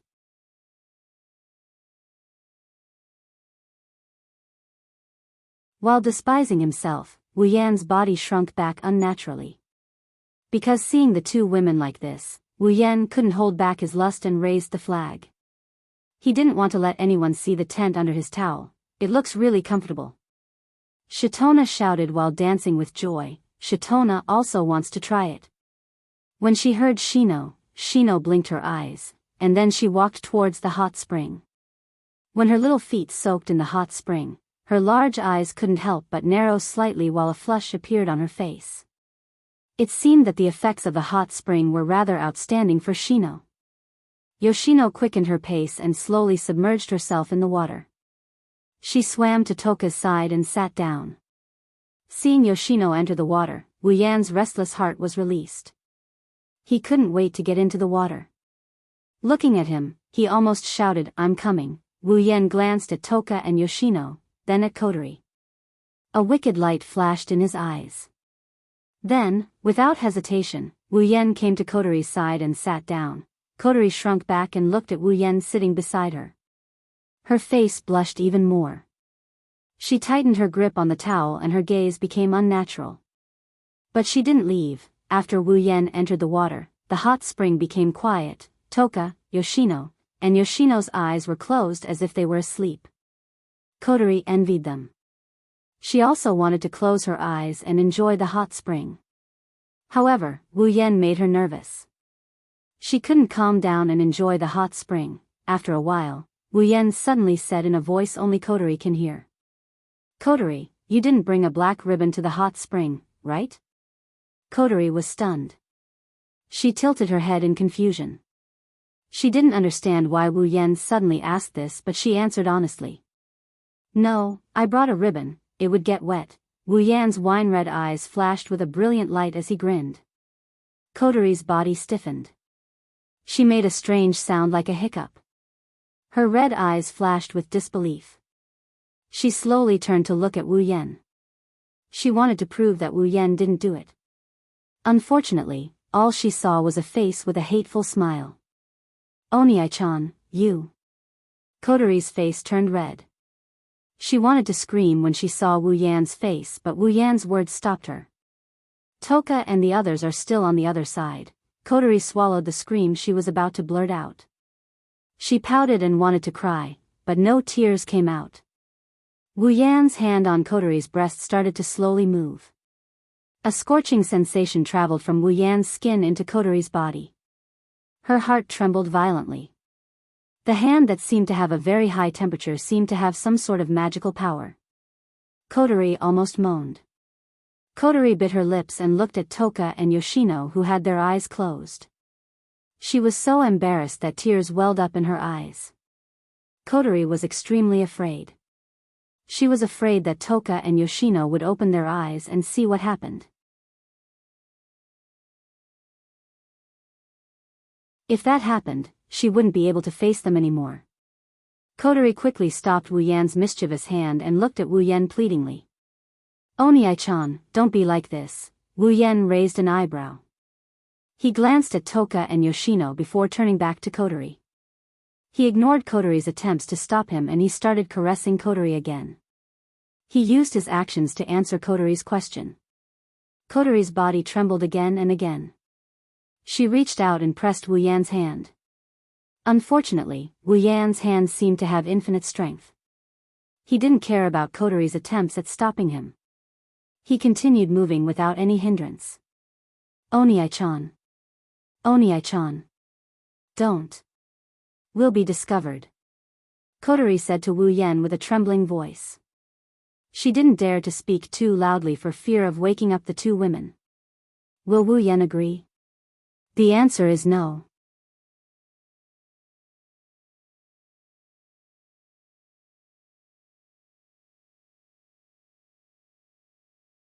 Chapter 455. Kotori is filled with regret. Why did she agree to come to the hot spring last night? If she didn't agree, she wouldn't be treated like this. Kotori is using all her strength to press down on the hand under the hot spring. She's trying to stop the hand from invading her body. However, it was as if all her strength was non-existent. She was completely ignored by the other party. Under the suppression of all her strength, the big hand was not affected at all. It moved freely as if it was nothing. It touched Kotori's body from front to back, from top to bottom. Kotori's heart seems to stop for a moment every second. She's gasping for air as if she can't breathe in fresh air. The quiet hot spring is filled with soft panting sounds. Every time she gasped for breath, her strength would decrease by a notch, the strength in her hands would decrease as well. Towards the end, Kotori's hands that were pressed against Wu Yan's palms can only be described as a pear. Kotori's pretty face is as red as a peach. Her forehead is secreting fine beads of sweat. As she gasps for breath, the beads of sweat slowly slide down her face and the tip of her nose, dripping into the hot spring. The air above the hot spring is filled with a faint body fragrance. Feeling her strength leaving her body, a strange desire is gradually attacking her. Kotori lowered her head and gasped for breath. From time to time, she'll let out a soft murmur. Her red eyes are starting to water. Wu Yan shook his head and laughed. He started looking forward to Kotori's reaction. If Kotori's already in such a sorry state when he touched her breasts, what would happen if he touched other parts of her body? Thinking of this, Wu Yan can't help but lick his lips. His hand's movement suddenly turned into a hand. Kotori's smooth body is now completely in his palm. Kotori clenched her teeth, trying her best to endure the strange feeling in her body. This feeling made Kotori panic because this is the first time she's felt this kind of desire. Kotori panted and looked at her big brother. She wanted to beg for mercy, but every time she tried to speak, her voice would turn into a heart-wrenching moan. Kotori didn't dare to open her mouth anymore. She could only use her eyes to express her pleas. But Kotori didn't know that her eyes were the most attractive part of her body. Her eyes were filled with confusion and pleading. Anyone who wasn't on guard against her face couldn't help but feel short of breath. Wu Yan quickened his pace and increased the intensity of his thrusts. Kotori's heart is filled with hatred. How can her brother treat her like this? It's fine if you take away her first kiss and she won't blame you for touching her. But I'm begging you, how can you ignore me and watch me embarrass myself like this? I should have changed to a black ribbon. Kotori doesn't know that Wu Yan is only bullying her in her sister mode. After all, a soft girl is easy to bully. As for the commander mode, Wu Yan doesn't have the guts to tease her yet because he doesn't want to die. Thus, Wu Yan can only take it slow, starting from sister mode. When the time comes, he will push Kotori down and she will have no choice but to accept the fact that she is in commander mode. This is why every time Wu Yan has bad intentions, he'll either take away her black ribbon or ask her if she has one. One has to admit that this method is very effective. At the very least, the sister mode Kotori can't refuse Wu Yan. She can only let Wu Yan do whatever he wants. As time passed, Wu Yan gradually grew dissatisfied. Narrowing his eyes, Wu Yan calmed himself down and started moving his hand upwards. Kotori's eyes widened, and her face was filled with panic. She sensed that the scorching hand was moving to a place that she absolutely couldn't accept. Her heart was pounding so hard that it could be faintly heard in the air above the hot spring. It was not hard to imagine how tense Kotori's emotions were. No. Please don't. Kotori can't speak anymore. She can only scream madly in her heart as the hand gets closer. She hopes that a certain kind werewolf can hear her. Unfortunately, Wu Yan doesn't know how to read minds. Finally, Wu Yan's hand covered the most private part of the Kotori. With a gentle flick of his finger, Kotori's tightly shut lips let out a moan. The sound is so pleasant that it made Wu Yan's blood boil. That one flick turned into a lot of flick. Ugh! A deadly electric current ran back and forth in Kotori's body, engulfing every cell in her body. Then, the deadly electric current turned into a deadly orgasm. Kotori raised her head with her mouth wide open. Her eyes flickered with the most erotic light. Looking at Kotori's expression, Wu Yan held his breath. He couldn't help but reach out with his other hand. Ignoring Kotori's flustered expression, he removed the towel from her body. When the white towel was removed from her body, Kotori's body was revealed. The pair of white bunnies he saw in a hurry in Wu-Yan's bathroom entered Wu-Yan's eyes. Oni-chan. Kotori couldn't help but cry out. Her body was completely exposed in front of Wu-Yan. She was extremely embarrassed. However, Wu-Yan's hand didn't stop moving. Kotori felt like she was in an abyss of fire. She couldn't save herself. She could only watch as her body writhed in front of Wu-Yan's eyes. Finally, Kotori is within Wu-Yan's grasp. Wu-Yan couldn't wait any longer and he started rubbing Kotori's body. While rubbing Kotori's body, he bit down on one of her ears. Mm. Kotori let out a seductive moan. Her face was as red as water. She placed her hands on Wu-Yan's upper and lower arms but she couldn't exert any strength. From the outside, it looked like Kotori was the one driving Wu-Yan's hand. Kotori kept moaning. The luxury called rationality was slowly collapsing. Kotori's voice uncontrollably became louder and louder, echoing throughout the space. To avoid attracting the attention of the two girls, Wu-Yan lowered his head and he sucked on Kotori's lips. He also pried open her teeth and he searched for Kotori's flustered tongue. Then, he started making love with her. The ambiguous atmosphere began to spread throughout the entire hot spring. Even the hot spring seemed to be shy. It began to accelerate the evaporation of heat, enveloping the two's entwined bodies, covering their embarrassment. On the other side, Toka, Yoshino, and Yoshino seemed to be really asleep. They didn't notice at all that there was a ripple that was enough to destroy the pure thoughts of the elves in front of them. When Wu-Yan and Kotori's lips parted, their red eyes met. They started panting when they saw the look in each other's eyes. Wu-Yan kissed Kotori's lips again. He let go of Kotori's thigh and held Kotori's breasts. He lifted her up and placed it between his legs. No. Oni-san. Kotori moaned. Don't. Here. Kotori's words made Wu-Yan realize where they are. His mind cleared up. He bitterly smiled. There's nothing he can do. He stopped pressing down on Kotori's breasts and started to move his hands back and forth. Kotori's light panting sounds kept coming from the hot spring.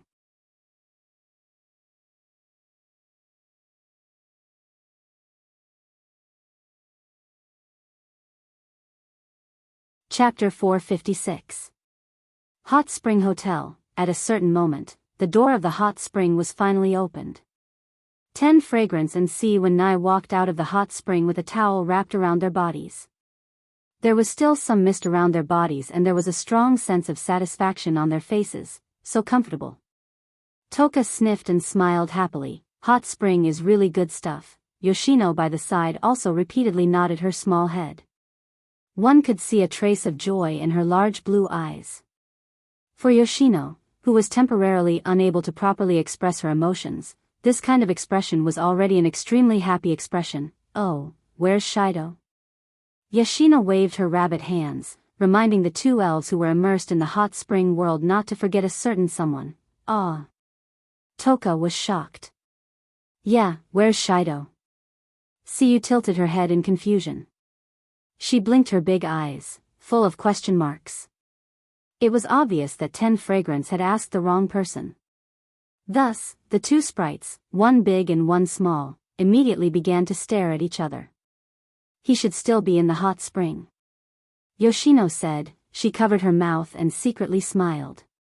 So little Toka doesn't care about Shido anymore. Yoshino must tell Shido this fact. Shido will be very sad and then ignore little Toka.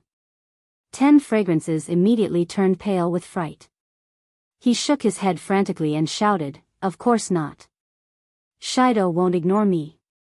Yeah, Shido won't ignore little Toka." Yoshino's words pierced Toka's heart. "But this time, it was you, little 10 Fragrances, who left Shido behind. Yoshino thinks Shido will be very sad." Toka's eyes were full of tears. She said to Yoshino, "But didn't Yoshino also leave Shido behind? Shido will also ignore Yoshino." Yoshino was stunned, then her little face started to become nervous. Her eyes were filled with tears. Yoshino's heart jumped. She didn't want to scare Yoshino. She changed her tone. We're all in the same hot spring, why didn't you notice Shido? Toka opened her mouth, she tilted her head and said seriously, I forgot. Yoshino lowered her head and said weakly, me too, these two elves are so natural that they broke through the sky. More importantly, it's not too late to remember Wu Yen, but you forgot about Kotori. Both Toka and Yoshino seemed to be scared by Yoshino's words. Toka quickly said, I'll go find Shido. The four Kano nodded. The two spirits turned around, and when they were about to enter the hot spring, Wu Yen appeared before them. He slowly walked out of the hot spring with a smug look on his face. He looked like he just ate something good. Anyone who saw him would know that he's in a good mood. His body and mind are at their best. Under Toka and Yoshino's surprised gaze, Wu Yen said to Yoshino in a bad mood, I say, Yoshino, is it fun to bully Toka and Yoshino? Yoshino giggled.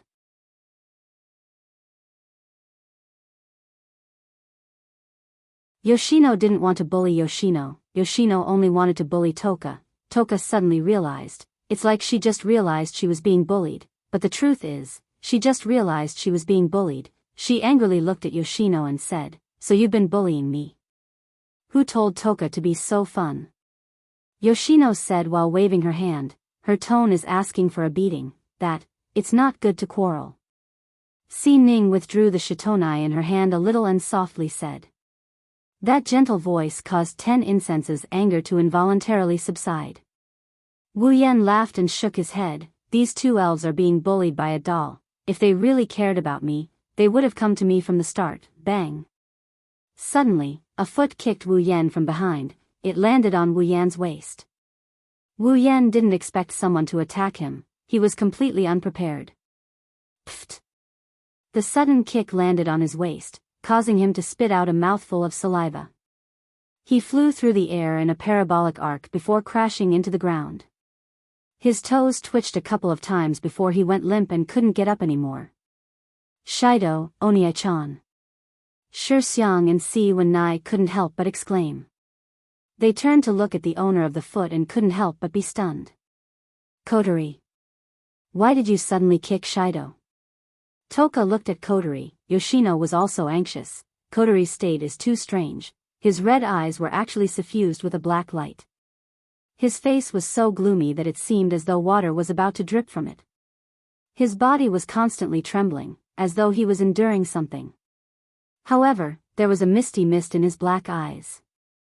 His gloomy face was suffused with a red flush. If this state was not strange, what was it? On the ground, Wu Yen struggled to get up. He looked at Kotori's head. Wu Yen despaired. The white ribbons on Kotori's head have turned black. Commander mode. Kotori narrowed her red eyes. A fierce glint flashed in her eyes. Under the bath towel, her long white legs strode towards Wu Yen. Each step is followed by a heavy thud. It's like she's stepping on everyone's heartstrings. Toka and Yoshino hugged each other. They're trembling. Wu Yen laughed dryly. He shook his hands. He pretended to be relaxed. If it wasn't for his body moving back, they'd think he's going to argue with Kotori. Kotori stood in front of Wu Yen. She looked down at Wu Yen, ignoring the fact that Wu Yen is seriously injured. She said coldly, Speak, how do you want to die? Wu Yen smiled sheepishly. Must I be sentenced to death? Looks like you don't want to choose how you want to die. Kotori said, Then let me decide for you. Kotori. Wu Yen looked at Kotori, who's glowing black. He shouted with grief and indignation, Please listen to my last words. Oh. Kotori glanced at Wu Yen expressionlessly. What do you want to say? This commander allows you to speak. What should I do? What should I do? What should I do?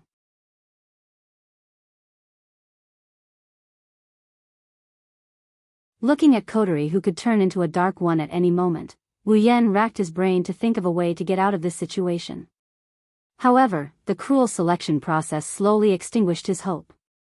In the end, Wu Yen looked like he wanted to cry, but no tears came out. Looks like you're testing my patience. Kotori clenched her teeth and raised her foot.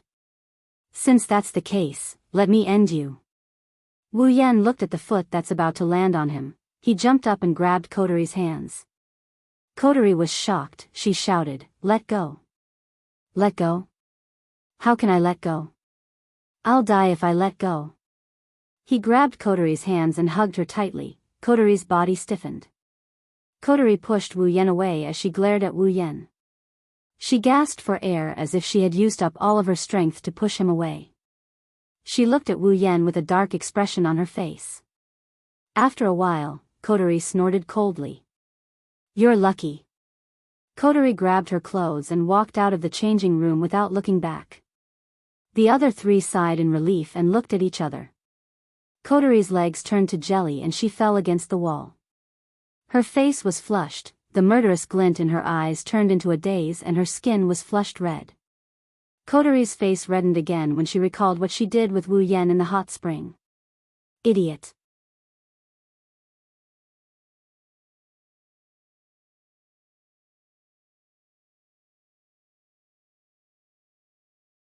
Chapter 457. The sky had darkened, and the night had surrounded the entire sky in darkness. The stars were slightly glowing, embellishing the black sky, making the color not so monotonous. Unfortunately, perhaps because it was a little superfluous, the moon did not appear in this beautiful scene. In the distance, a luxurious car drove over at an average speed, and soon stopped at the door of Wu He's house. All the doors were opened in a moment, and a man and 3 women also got out of the car, closed the door, and came to the gate. These 4 people were naturally Wu Yan's group who came back from the hot spring hotel. "Then, I'll go back first," Murasame Ling Yin said to everyone with a pair of eyes wrapped in dark circles. It had to be said that this time, Murasame Ling Yin sacrificed a lot. Not only did she act as a driver, but she also didn't go to the hot spring. This was only secondary. More importantly, when Wu Yan's group was comfortably enjoying the hot spring, Murasame Ling Yin was entertaining herself in the hot spring hotel alone for several hours, which was admirable. It wasn't until Murasame Rain drove away that everyone retracted their gazes. However, Yoshino raised his head and looked at the sky. There was a strange color in his big blue eyes. The big eyes reflected the scene of the night. The little starlight at this time seemed to enter Yoshino's big eyes, flashing frequently, which looked very beautiful. Catching a glimpse of this scene, Wu Yan, who was about to enter Wu He's house, stopped, looked at Yoshino sideways, and asked in confusion, "What's wrong?" Hearing Wu Yan's voice, Yoshino seemed to be awakened. She took back her eyes that looked up at the sky, and said with a little embarrassment, "That is very beautiful, beautiful?" Wu Yan raised his head and looked at the distant sky. Indeed, the night sky at this time was very beautiful, but such a scenery was relatively common. Compared with those real beauties, such as the beautiful scenery between the sky and the sea that he saw last time at the seaside of the Whirlwind Butler world, there was still some gap. Of course, Wu Yan did not say anything because of this. He could more or less guess why the 4 bunnies were behaving like this. Squatting down, Wu Yan touched the beautiful hat on Siyunai's head and said, "Haven't you seen it?" Ce is. Being touched by Wu Yan on the head, Yoshino seemed to enjoy it very much. Her eyes narrowed slightly, and a happy blush appeared on her face as she whispered, "Yeah, I've never seen it before." Upon hearing this, not only Wu Yan, but even Toka and Kotori, who was still in commander mode, turned to look at the 4 genii at the same time with a pitiful expression on their faces. Yoshino is the spirit of ice and water. Every time it descends to this world, it will bring along a sky full of rain because of its special ice and water spirit power.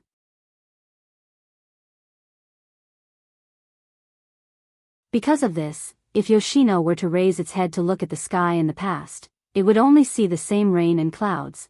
Up until now, everyone still remembered that after Yoshino's power was sealed last night, when she woke up the next day, her face that always carried a bashful expression, when she saw the blue sky, just what kind of brilliant expression appeared on her face. From a certain point of view, Yoshino was really pitiful. Looking at Yoshino's blushing face, Wu Yan smiled and scratched Yoshino's nose. He said dotingly, "In the future, there will be a lot of time to see it." Yoshino raised his head and smiled. He nodded his little head. The crowd was able to sense that Yoshino's mood seemed to have become very happy. Thus, smiles involuntarily appeared on the crowd's faces.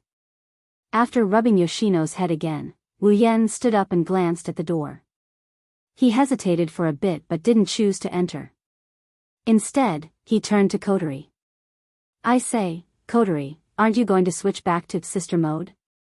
Wu Yan asked out of curiosity. To prevent Shiori from getting involved in unnecessary trouble, Kotori has always been reluctant to act like a commander in front of Shiori. This is why Wu Yan was able to bully Kotori back in the Itsuka family. Kotori snorted. She glanced at Wu Yan and she mumbled. It's all because of you, what did you say? Kotori's voice was so soft that even Wu Yan couldn't hear it. This made Wu Yan even more confused and curious. Kotori glared at Wu Yan and shouted, I said it's none of your business. Kotori's shout caught Wu Yan's attention. Wu Yan felt like his head was struck by lightning. He felt dizzy and his eyes were spinning. Pursing her lips, Kotori swung her 2 red ponytails as she walked towards the door. She's cursing inside her heart. In her sister mode, she's so naive and cheerful. How could she have the nerve to come out and see Wu Yan after that dubious affair in the hot spring with him? That's strange, Kotori. Toka held Wu Yan's ears and pouted. She's like a different person. No, she's like a different person. In a sense, she's a different person. Kotori followed Wu Yan, Toka, and Yono into Itsuka's house. They pushed open the door and the 3 girls greeted them with a sweet, I'm back. Shiori came down from upstairs as well. You're all back. Shiori looked at everyone with a warm smile. Did you have fun in the hot spring? Juxiang and Si1 nodded vigorously. It could be seen that they were indeed very happy. After all, something as enjoyable as a hot spring was something the 2 of them could never enjoy in the past. In the past, the 2 of them only had to constantly be chased and run away. Of course, Shiori didn't know all of this, but as long as everyone was happy, it was fine. Shiori quickly noticed Kotori's difference and asked with some doubt, Kotori, why are you wearing a black ribbon? Here it comes, Kotori sighed.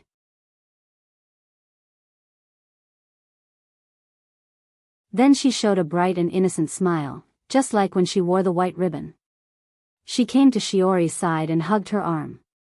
Sister, my ribbon got wet in the hot spring, I see, Shiori nodded in agreement. Wu Yan, who knows the situation, felt a chill down his spine. He looked at Kotori's innocent smile and the black ribbon on her head. After confirming that this is indeed commander mode, Wu Yan's lips twitched and he turned his head away in an awkward manner. The one acting like a spoiled brat is the same face as before. However, when he thought of Kotori's commander mode, he couldn't stay calm. It's hard to believe that commander mode Kotori would act like a spoiled brat. It's a good thing Kotori didn't know what Wu Yan was thinking. Otherwise, he would have been sentenced to jail for sure. At night, lying on his bed, Wu Yan exhaled and looked at the ceiling. His eyes looked a bit unfocused as he thought of something. Apart from the beach trip in Butler Whirlwind's world, it's been a long time since he had such a relaxing time. Come to think of it, since he got the system and came to Spalier World half a year ago, he rarely had such an ordinary life. Fortunately, even though it's few, it's not like there's none. In the world of Butler Whirlwind, I lived the life of a student of White King Academy. In the world of magic, I also went on dates with the girls and went shopping. When I was in the world of Silveria, I also lived quite a peaceful life. Compared to those seniors who have to work hard every day after transmigrating, he's much happier with the system. I wonder how Chuju and the others are doing. Is Flander-chan obedient? I miss them so much.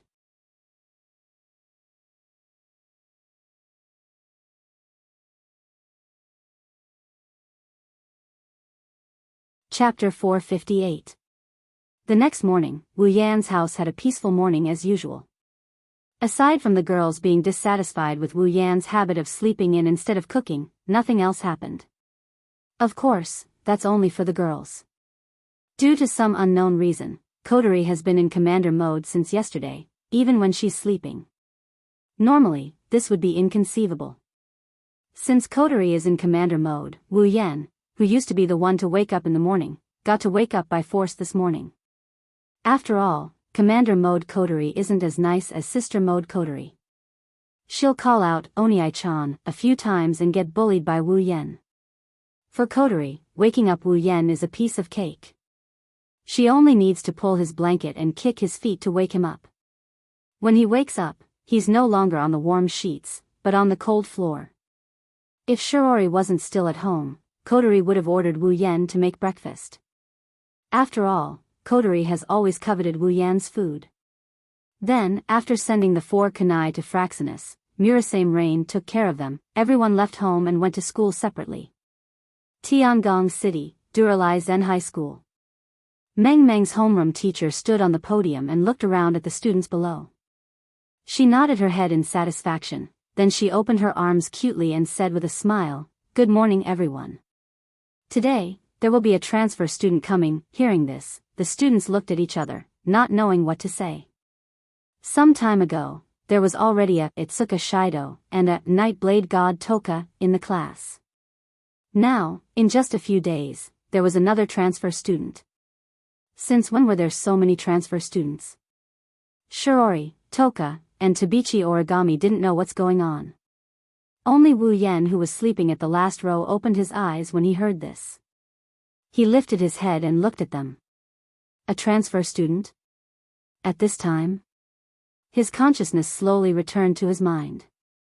Narrowing his wine-red eyes, he turned towards the classroom door. He bitterly laughed and sighed. The transfer student after Toka, in the original work, other than her, who else could it be? Come in," as the homeroom teacher's voice rang out, the voices of everyone in the class weakened. Under everyone's gazes, the classroom door was slowly opened. The sound of footsteps echoed throughout the silent classroom. The person slowly walked up to the podium and revealed his true face to everyone. For a moment, the students who were originally waiting for a good show widened their eyes and were speechless when they saw the person's true face. Her long black hair was tied into 2 long braids and stretched out in front of her chest. She had long bangs on her forehead, but the length was completely different. The hanging bangs covered her entire left eye, leaving her right eye a wine-red color. It was smooth like a pearl under the black Duralaican high school uniform.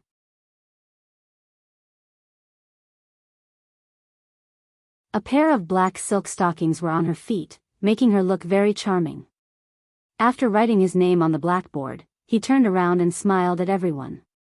"My name is Toka Kurumi." "That's right. The newcomer is the time fairy. Toka Kurumi. The Toka Kurumi who almost swallowed Wu Yan a few days ago." Seeing the beautiful Toka Kurumi on the podium, everyone in the classroom came back to their senses when they heard Toka Kurumi's voice. Everyone instantly fell to their knees before Toka Kurumi's beauty and screamed in surprise.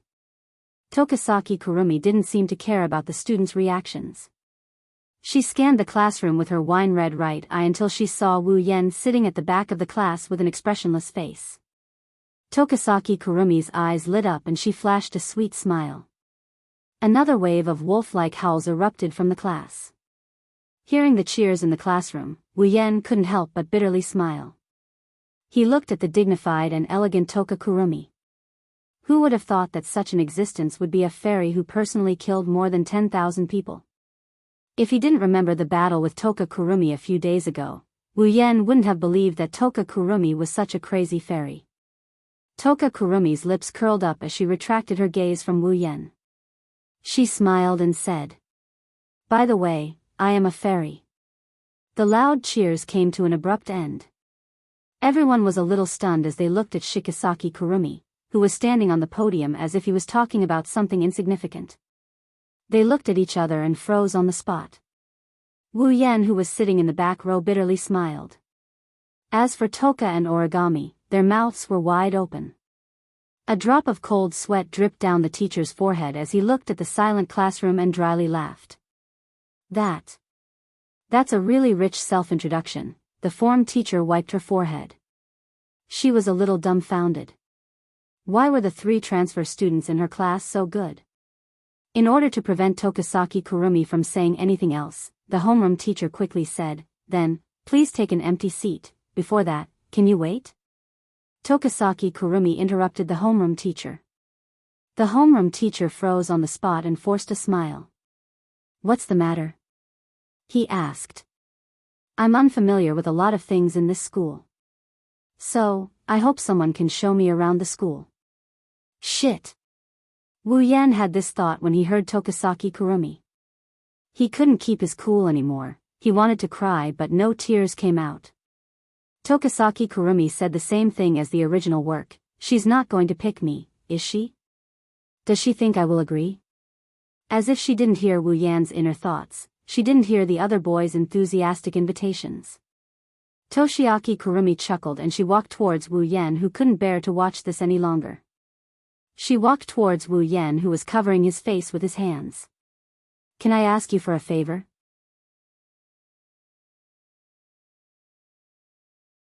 Shido-san. Toka Kurumi smiled elegantly and ignored Wu Yan, who was covering his face. Her voice echoed in the classroom and made everyone's jaws drop, including Toka and Shiori. Time seemed to have stopped at this moment. Not long after, the crowd boiled over. The girls whispered to each other and pointed at Wu Yan while the boys had a dark cloud hanging over their heads. They looked very gloomy and their gazes at Wu Yan looked like they were about to spit fire out of them. Who would have thought that a normal and unremarkable student like Shido would be able to attract the attention of a goddess? That guy. Toka, who was originally a bit lazy, suddenly became alert. She looked at Tokasaki Kurumi with hostility and gritted her teeth. Why is it Shido? Could it be? Is it someone you know? Shiori nodded doubtfully. She then turned to look at Toka, who was still fuming, and laughed inwardly. Looks like the vinegar jar is about to explode. All kinds of piercing gazes made him want to vomit blood. He almost cursed out loud. Do you guys really want to be with such a dangerous person? Tokasaki Kurumi giggled. She lowered her body and she whispered to Wu Yan in a voice that only Wu Yan could hear. Like I said, you can't reject me. A demonic red glow flashed in Tokasaki Kurumi's red eyes as he scanned everyone in the classroom. His meaning was obvious. Wu Yan stared at Toka Kurumi's smiling face for a long time before he sighed. Fine.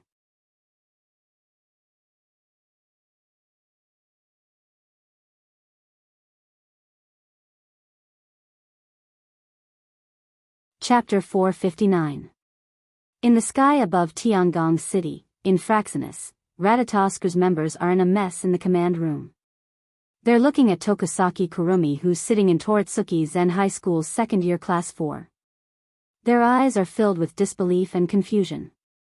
Even Kanazuki Kyuhei, Rain Murasame, and Yuki Chinyu are the same.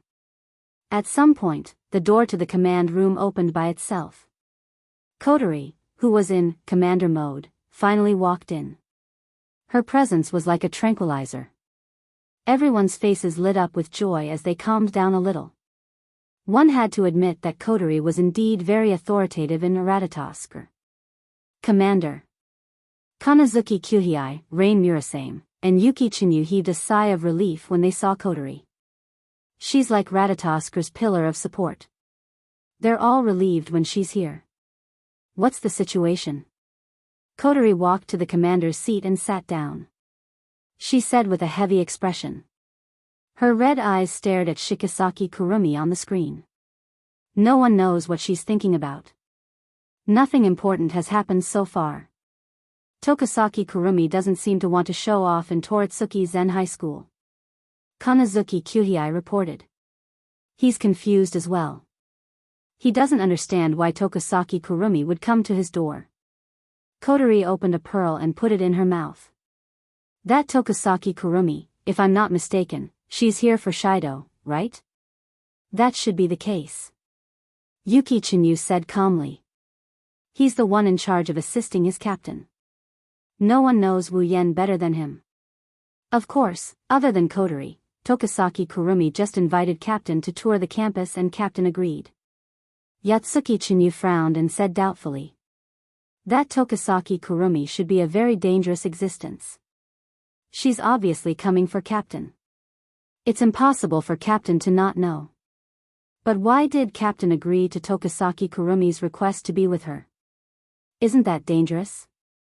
I'm afraid Shido had no choice but to agree. Kotori narrowed her eyes. Tokasaki Kurumi is a reckless person. If Shido rejected her, the students of Toritsuki Zen High School would be in danger. Hearing this, everyone suddenly understood. Yayue Chinyu looked at the big screen and clenched his fists. But won't Captain be in danger? Kotori looked at Tokasaki Kurumi on the screen. Then, she shifted her gaze to Wu Yen, who is standing beside Tokasaki Kurumi. She asked him in a low voice. Shido, what are you planning to do? Kotori thought for a moment and turned to Yuki Chinyu. Have you contacted Shido? I did. Chinyu gritted his teeth. Captain told me to inform Commander that since Tokasaki Kurumi didn't make a move immediately, he shouldn't make a move now. Captain, you shouldn't act rashly. Observe the situation before deciding what to do.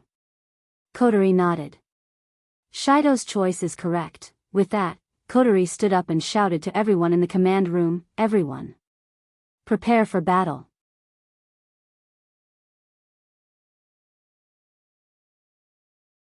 If anything happens to Shido, you are allowed to activate the battle mode. Yes. Everyone was shocked. Ratatoskir's main goal was to save the elves, so this so-called battle mode had never been activated before. The only reason it existed was because of the AST. But now, it was allowed to be activated for a single elf. In the past, this was something that was simply impossible. However, no one hesitated and agreed. After all, the present was different from the past. Tokasaki Kurumi was not a kind-hearted fairy who could harm other living beings at any time. Against such a fairy, who was an important member of the organization, who could be in danger at any time, no one had any objections to starting a battle mode. Kotori's expression improved a little when she saw the order being carried out. However, she still frowned. She turned to Yuki Chinyu and said, Yuki, go to Toritsuki Zen High School. Be prepared to support Shido. Yes. Commander. Yuki Chinyu replied and ran out of the command room. Kotori glanced at everyone who's busy. She touched the sealing bracelet on her hand. Her eyes flickered with uncertainty. After a while, she sighed and looked at Wu Yen on the screen. She murmured softly. Shido, please be safe. Tokasaki Kurumi's participation is just a small disturbance in the daily life of the students who don't know anything. Even if something happens, it won't be a big deal. If it wasn't for Tokasaki Kurumi's outstanding appearance and elegant demeanor, she wouldn't even be able to cause a small disturbance. However, for those who know Tokasaki Kurumi's background, it's a big deal. No one can deny that Tokasaki Kurumi is crazy. Such a crazy elf was really capable of doing anything. When the bell rang, the people in the classroom looked at Wu Yen and Toshisaki Kurumi with envy and curiosity before leaving the classroom. For some reason, Toka followed Shirori out of the classroom after she said something to her. In the end, only Wu Yen and Toshisaki Kurumi were left in the classroom. Captain. I'm at Toritsuki Zen High School. Inside Wu Yan's pocket, Yatsuki Chinyu's voice came from the communicator. Wu Yen paused for a moment before calming down as if nothing happened. Yuki, go to Shiori's side. If Tokasaki Kurumi attacks, you must take her away from here. Make sure she's safe. What? Yuki Chinyu was shocked. But Captain, you don't have to worry about me. Wu Yen spoke to the communicator in his pocket in a very small voice. If I can't handle it, then you can't handle it either. The communication device went silent after Wu Yan's words. After a while, Yuki Chinyu's voice came again. I got it. Captain. Then, the signal from the communication device was cut off. Exhaling, Wu Yen stood up and he rubbed his forehead as he approached Tokasaki Kurumi. He walked over as well. Sorry to trouble you, Shido-san, please take care of me. Tokasaki Kurumi tilted her head as if she didn't know Wu Yen at all.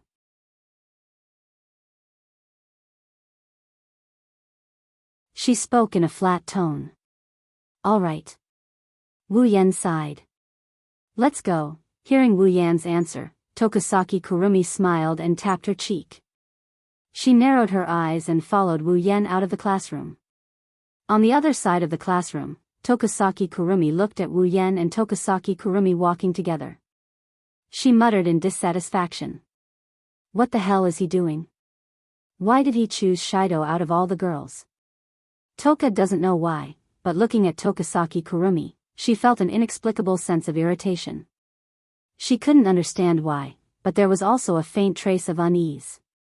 This kind of uneasiness was different from the usual uneasiness. He felt that this trace of uneasiness was a little dangerous. Let's follow them and take a look. Toka thought, but then she stopped and remembered what Shiori said to her. If you push a guy too hard, you'll make him hate you, hated by Shirdao. 10 Fragrance pouted and paced back and forth. After a long time, she stomped her feet and pouted with dissatisfaction before walking in another direction.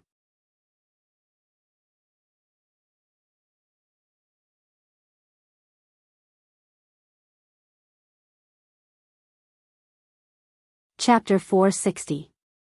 Inside one of the corridors of Toritachi Zen High School, Wu Yen and Tokasaki Kurumi walked together. They looked at each other like strangers, they didn't even talk to each other. That's if you ignore Tokasaki Kurumi's constant glances at Wu Yen. As they leisurely walked along the corridor, neither of them spoke first. They tacitly walked in the same direction. If one were to observe carefully, one would discover that as the two of them walked, the number of people in the corridor became fewer and fewer. When they reached a deserted corridor, the two slowed down their pace. With his hands behind his head, Wu Yen yawned lazily. Finally, he started talking to her for the first time since they started walking together. So, what are you doing here? Tokasaki Kurumi. Tokasaki Kurumi chuckled. Her wine-red eyes flashed with a peculiar glint. She turned towards Wu Yen. Era, Shido-san, why do you say that? Wu Yen stopped. Tokasaki Kurumi stopped as well. Wu Yen turned around to look at Tokasaki Kurumi. Wu Yen snickered. Don't tell me you're really here for school? Tokasaki Kurumi's beautiful eyes narrowed into crescents. She took a few steps forward and approached Wu Yen. She didn't stop until she touched Wu Yen's body. Her head was still moving towards Wu Yen.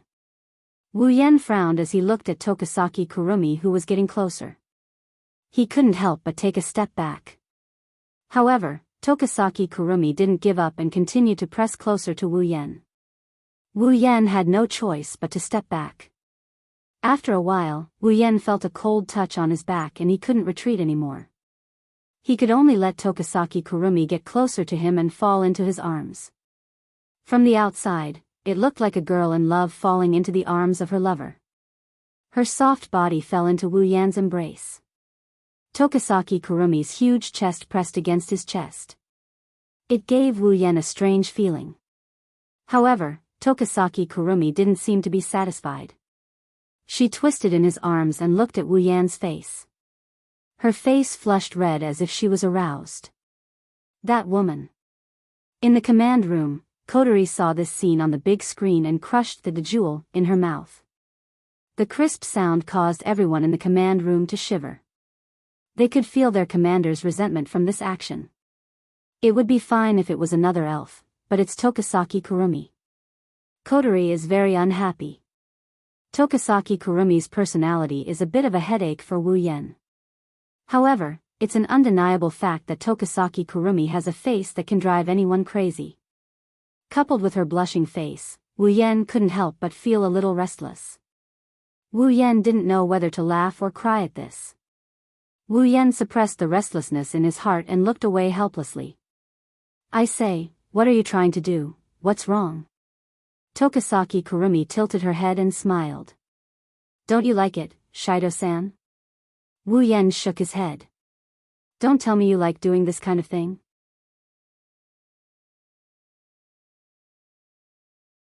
Tokasaki Kurumi nodded without hesitation when she heard Wu Yan's words. Yes, if it's Shido-san, I'm very willing, I like it very much. Wu Yen gulped, he didn't know what to say and sighed. I don't think I have that much charm to make a beautiful girl like you fall in love with me, at least when you've only met me once. You're wrong, Shido-san.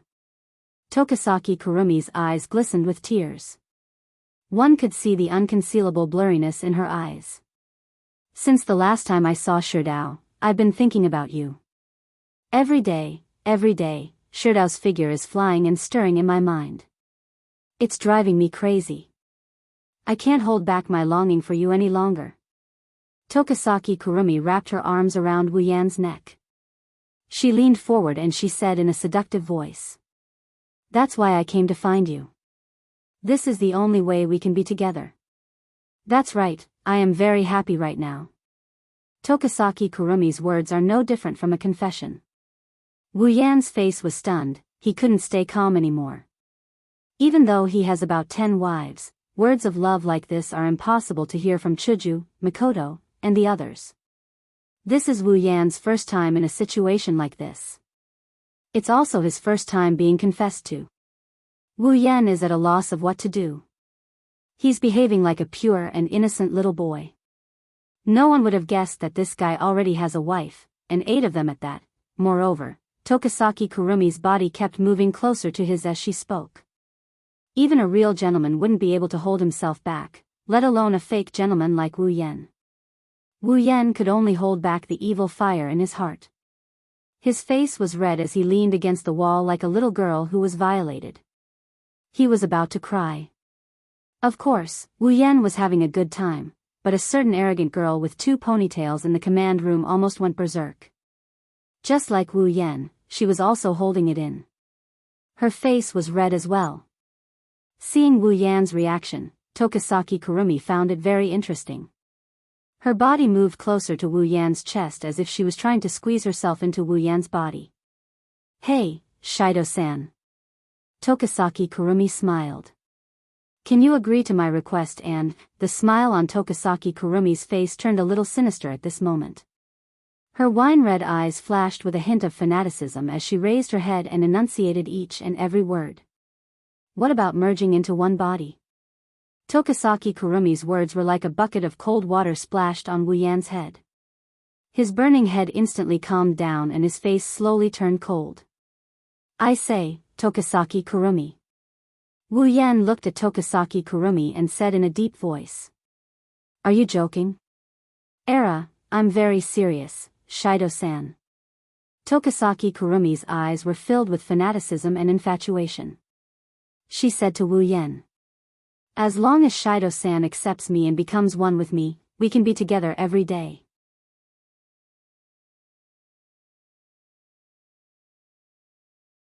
Tokasaki Kurumi's words were like an invitation to give her body to the other party. If it was someone else, they would have been infatuated with her words. However, Wu Yan knew that the becoming one Tokasaki Kurumi mentioned was different from the becoming one between a man and a woman. Tokasaki Kurumi really meant what she said. She wants to merge with Wu Yan. In other words, she wants to devour him. Tokasaki Kurumi never forgot that Wu Yan had an immortal body. He had endless time and the ability to fulfill her wishes. Therefore, Tokasaki Kurumi really fell in love with Wu Yan. However, it was a crazy love. This love is too heavy, it's too heavy for anyone to accept, including Wu Yan. Do you think I will accept it? Wu Yan looked at Tokasaki Kurumi's dazed eyes and asked. The fanaticism on Tokasaki Kurumi's face instantly disappeared. Tokasaki Kurumi chuckled and let go of Wu Yan. She walked forward. Shido-san, let's continue walking around the campus. Wu Yan was confused when he saw Tokasaki Kurumi walking away. He could only follow her helplessly. Tokasaki Kurumi covered her mouth and chuckled. I told you, you can't reject me.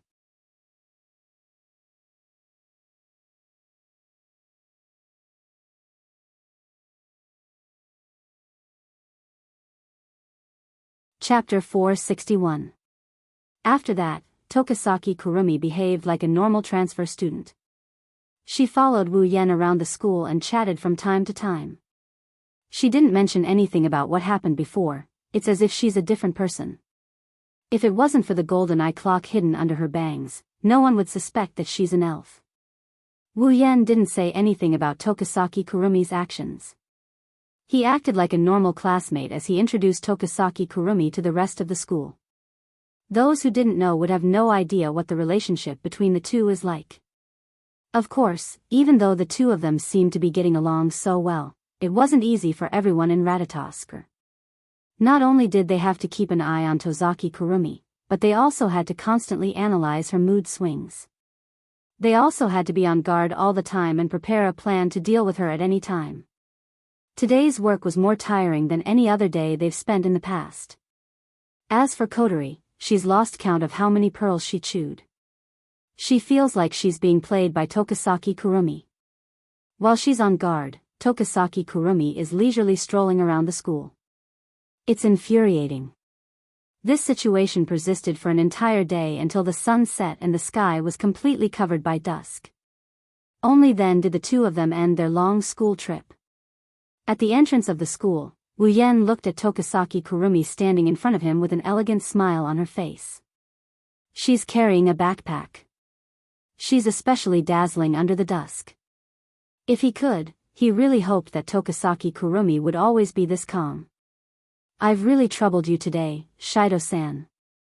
Tokasaki Kurumi tilted her head and smiled. I'm having a great time. Wu Yen looked at Tokasaki Kurumi seriously. Tokasaki Kurumi returned a beautiful smile to prove that she's having a great time. Wu Yen could only sigh. That's good, Tokazaki-san, you can call me Kurumi. Tokasaki Kurumi took a few steps forward and stared at Wu Yan's face with her red eyes. Wu Yen felt pressured. I know, Kurumi. Kurumi seemed happy to hear Wu Yen call her that. She rolled her eyes and said. Then, Shido-san, can you agree to another request of mine? Again? Wu Yan's mouth twitched. Don't tell me it's another request to become one. I don't have that kind of fortune, Shido, you're such a joker. Kurumi didn't care and looked at Wu Yen with a hopeful gaze. Actually, I don't know much about this city, so can I trouble you again, Shido? Can you take me out for a walk tomorrow? Wu Yen was surprised. This isn't an invitation to date, right? I just don't know if I have the honor to do so. Kwang-san said with a smile. There was no trace of shyness in her tone. It was as if she wasn't talking about a date, but a guest. Wu Yen frowned and he hesitantly glanced at Kurumi. Kurumi's unwavering smile and the anticipation in her eyes. She doesn't look like she's faking it.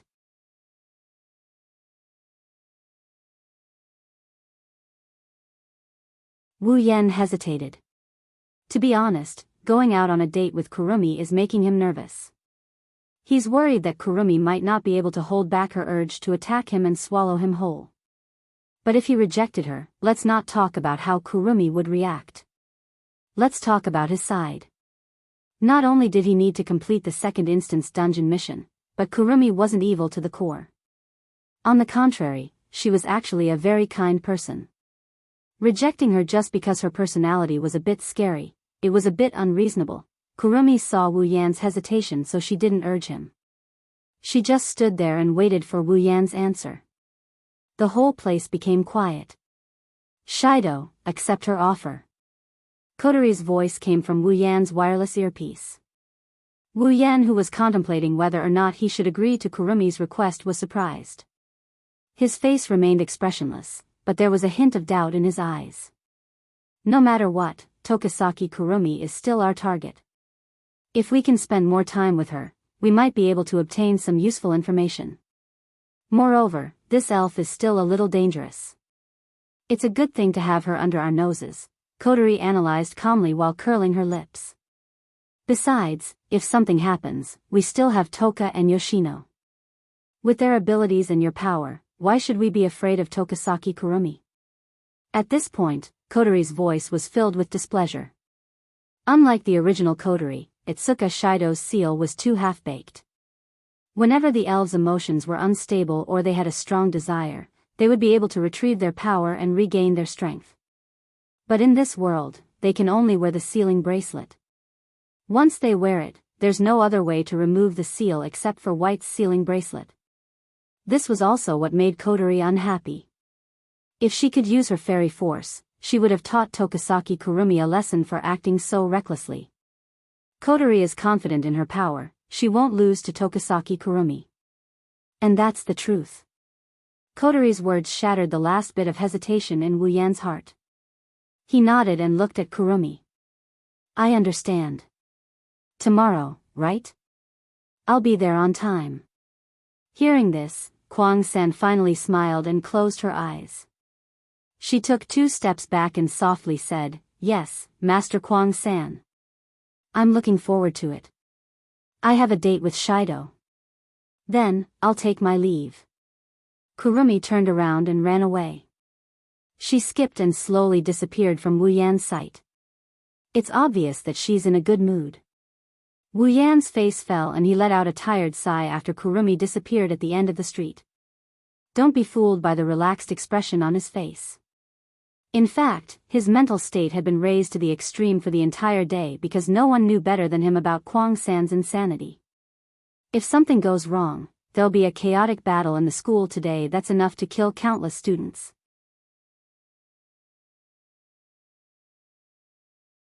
That's why Wu Yan raised his vigilance to the highest level after spending a day with Kurumi. He didn't want to be caught unaware if Kurumi swallowed him. After all, even though he doesn't want to admit it, with his current strength, he's still not bad against Kwang-san Xiang when he's not using Angel. But compared to Kwang-san Xiang who's using Angel, he's still lacking. I'm still not strong enough. Increasing my strength is the most basic solution. Wu Yan shook his head and rubbed his forehead to relieve his fatigue. He took a deep breath and looked at the direction Kurumi disappeared. If things went according to the original plan, there should be a few idiots who went to flirt with Kurumi and got swallowed by her. Of course, even though he knew Kurumi was swallowing people, Wu Yan didn't plan to intervene.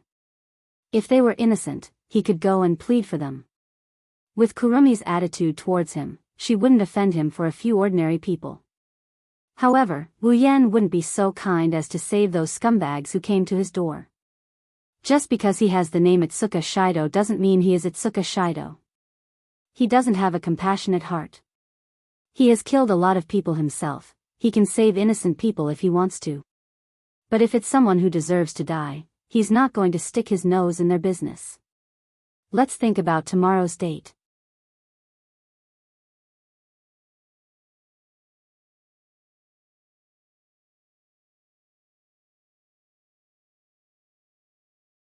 Chapter 462.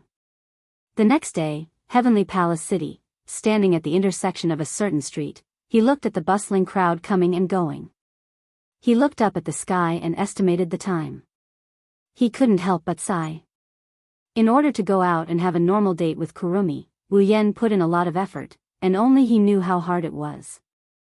Not only because of the process of the date, but more importantly, Toka, in the original work, the protagonist also had a date with Kurumi, but that date, in Wu Yan's view, was more appropriate to call it a day of suffering than a date. Because in the original work, it wasn't only Kurumi who went on a date with the protagonist, but also Toka and Yuichi Origami, for various reasons, also went on a date with the protagonist.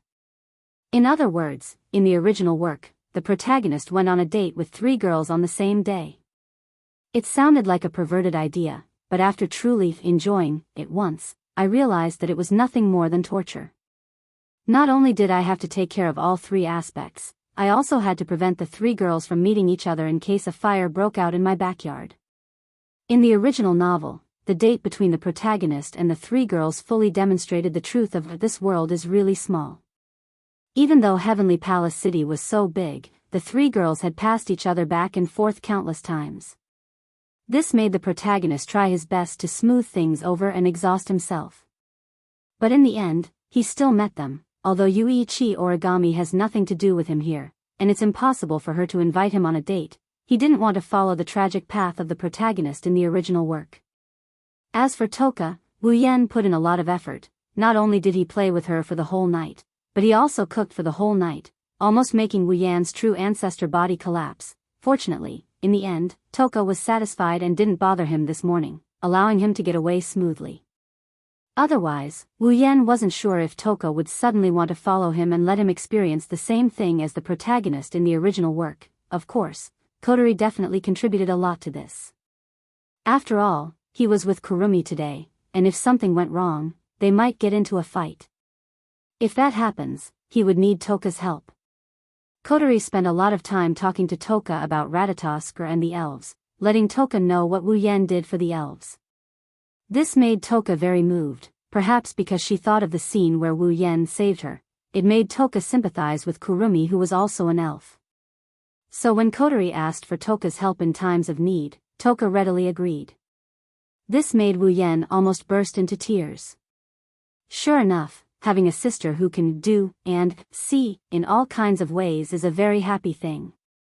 Moreover, with Toka's feelings for Wu Yen, even if she was jealous, she wouldn't just watch Wu Yen die.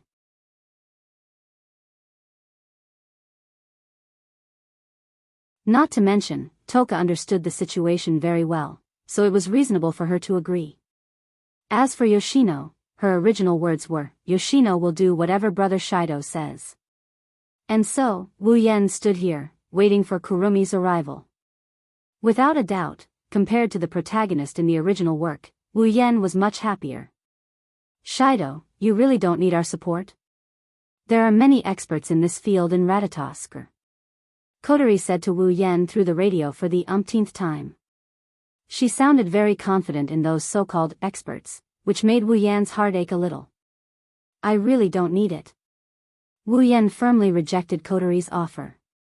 He really didn't know where the shrewd Kotori got her confidence from, to have such high hopes for those so-called experts. "Then be careful," Kotori said helplessly.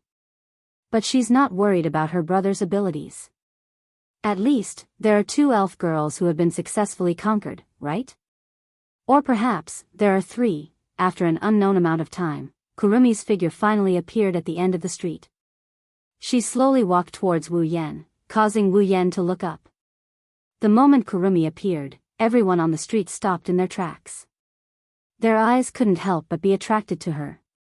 Even some girls couldn't help but glance at her. It could be seen that at this moment, Kurumi had become the focal point of the scene. Her remaining wine-red right eye saw Wu Yen on the other side of the street. Her entire eye lit up and a dazzling smile appeared on her face. Everyone who was looking at Kurumi was stunned. She acted like she didn't notice anything and walked towards Wu Yen. "I'm really sorry for making you wait." Kurumi stood in front of Wu Yen and smiled at Wu Yen. She bowed and apologized. "I didn't wait that long." Wu Yen shrugged and said casually, "Plus, in a situation like this, isn't it normal for a guy to wait for a girl?" "Allah, Shirdao is really a gentle person." Kurumi's mouth curved into a smile. She seemed to be very satisfied with her answer. "So, Shido, where should we go?" Kurumi looked at Wu Yen with an expectant gaze. Wu Yen couldn't help but feel a bit embarrassed. He bitterly smiled inside. If only Kurumi was always like this. He didn't know how many times he lamented in his heart. He scratched his face and then he laughed awkwardly. If you don't mind, let's go to the zoo." "That idiot." Kotori cursed in the command room.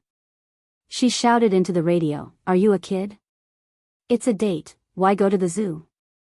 Wu Yen turned a deaf ear to Kotori's words. He looked at Kurumi and he waited for her reply without saying anything.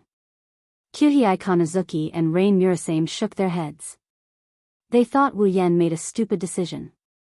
A date like a movie theater, an amusement park, or even a concert is the wisest choice. Isn't the zoo a place to bring a kid? However, what happened next made everyone's jaws drop. Their jaws almost hit the ground.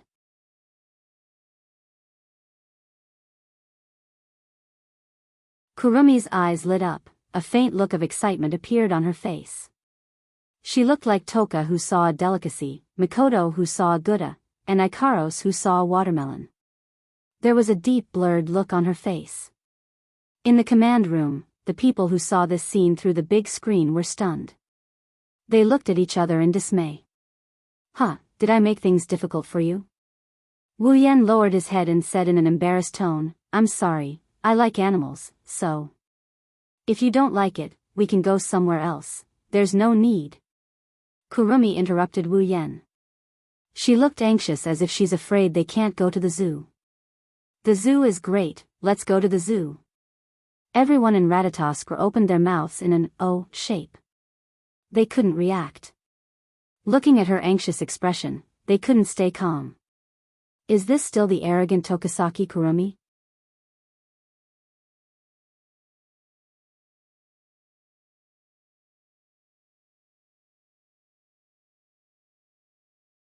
Chapter 463. On the big screen in Fraxinus' command room, everyone in Ratatoskr saw it clearly. After Wu Yen said, "I like animals," Kurumi's favorability bar increased by half. It almost reached 2/3. Everyone's eyes almost popped out of their sockets when they saw this. Their faces were filled with disbelief. They looked like they were deceived by the world. Even though they've only met Tokisaki Kurumi a few times, everyone in Ratatoskr knows a lot about her personality. Crazy. Sick. Acting recklessly. That's everyone's impression of Tokisaki Kurumi. And now, Tokisaki Kurumi's favorability bar increased by more than half just because she said, "I like animals." This is unbelievable. Even Kotori was stunned.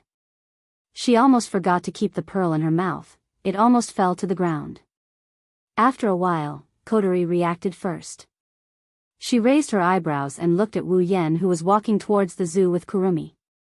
She said with an unknown emotion, "Shido, you really are an unbelievable person." Kanazuki Kyuhei put his hand on his forehead and said with a bit of anger, "No wonder he's Ratatoskr's trump card. It wasn't him who was stupid, it was us who were stupid. Brother Commander's realm is not something we mortals can compare to. This is the true god of strategy." The people in the command room looked at Wu Yen on the big screen with admiration. Their eyes sparkled with starlight. How should I put it, that look is pretty disgusting. On the other side, Wu Yen, who was walking towards the zoo with Kurumi, heard everyone's comments. He smiled but didn't say anything. He was very proud of himself. Who wouldn't know that Tokisaki Kurumi liked animals? Even if they didn't know, they could easily find it on Baidu. With such an obvious entry point, if they didn't make good use of it, they might as well just bang their head against the wall and die. One must know that in the original work, because a few people bullied a cat, Kurumi went berserk and sent those people to hell. From this, one could see how much Tokisaki Kurumi liked small animals. Wu Yen isn't going to let go of such a hobby. It would be best if he could max out Kurumi's favorability and make her put on the sealing bracelet. That way, he would be able to complete his mission. The first part of the plan is still normal and smart, but the latter part is already at the level of fantasizing. Heavenly Palace City, Wu Yen and Kurumi appeared at the entrance of a zoo. After they entered the zoo, a panda wearing a panda costume appeared in front of them. Under Kurumi's confused gaze, the panda passed the ice cream to Wu Yen. Then, he walked away like a worker at a zoo. Kurumi was quite confused about this. After all, she never heard of an ice cream in a zoo. Only Wu Yen took the ice cream in his hand and continued walking with Kurumi. Wu Yen gave a thumbs up to the panda without Kurumi noticing. The panda also saluted Wu Yen.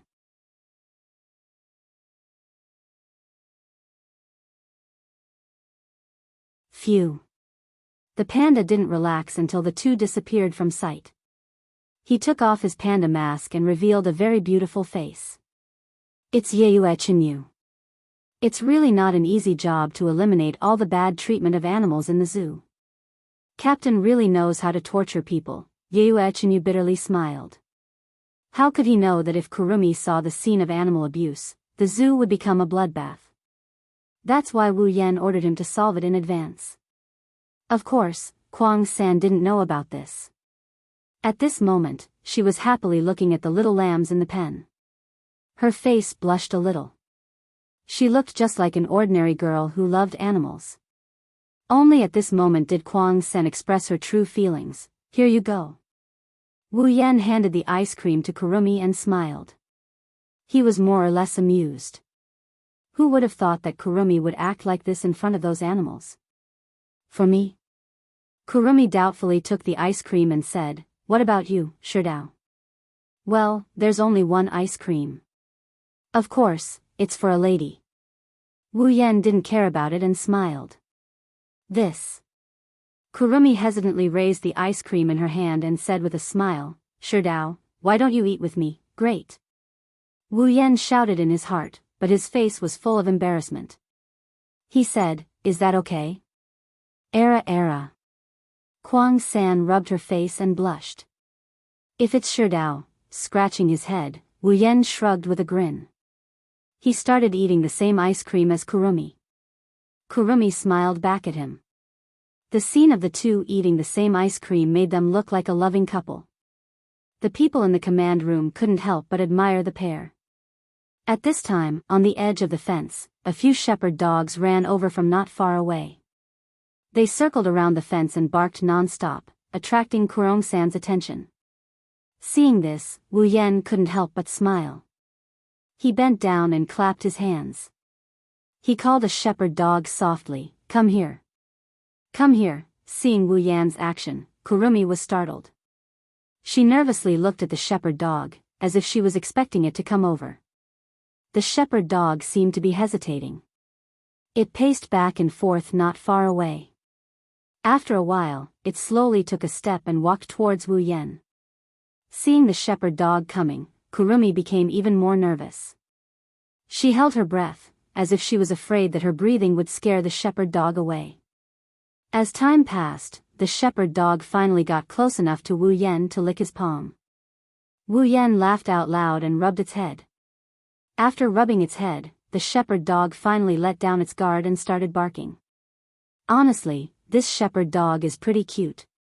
Kurumi was so excited that her face turned red. She quickly squatted down and looked at the shepherd dog in front of her. She tilted her head, a trace of excitement could be seen on her face.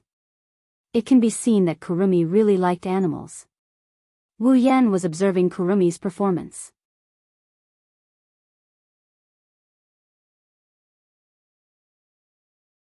He smiled and turned his head towards Kurumi. "Why don't you touch it too?" "Me?" Kurumi was startled. She hesitated and said, "Can I?" "Won't it scare it away?" "It won't. Try it." Wu Yan shook his head with a smile. He didn't expect Kurumi to be so careful around an animal. She's worried about scaring it away when she's just touching it. No wonder she got so angry when she saw people bullying animals in the original work that she even summoned her spiritual equipment. Kurumi's eyes flickered. She looked at Wu Yan for a while and then looked at the shepherd dog barking at her. She couldn't help but like the shepherd dog. She finally reached out her hand and patted the shepherd dog's head. The shepherd dog comfortably snorted twice and barked at Kuang San again. Then, it ran in front of Kuang San and threw itself on her, licking her cheeks. "Wait. Ha ha ha, it's itchy." Kurumi couldn't help but hug the shepherd dog. The wet and itchy feeling on her face made Kurumi laugh. For a moment, the scene of a young girl being licked by a dog and the smile on Kurumi's face formed a very beautiful scene. You're tuning in to the Romantic Tales YouTube channel. Don't forget to subscribe and join us on this journey to catch the most captivating stories.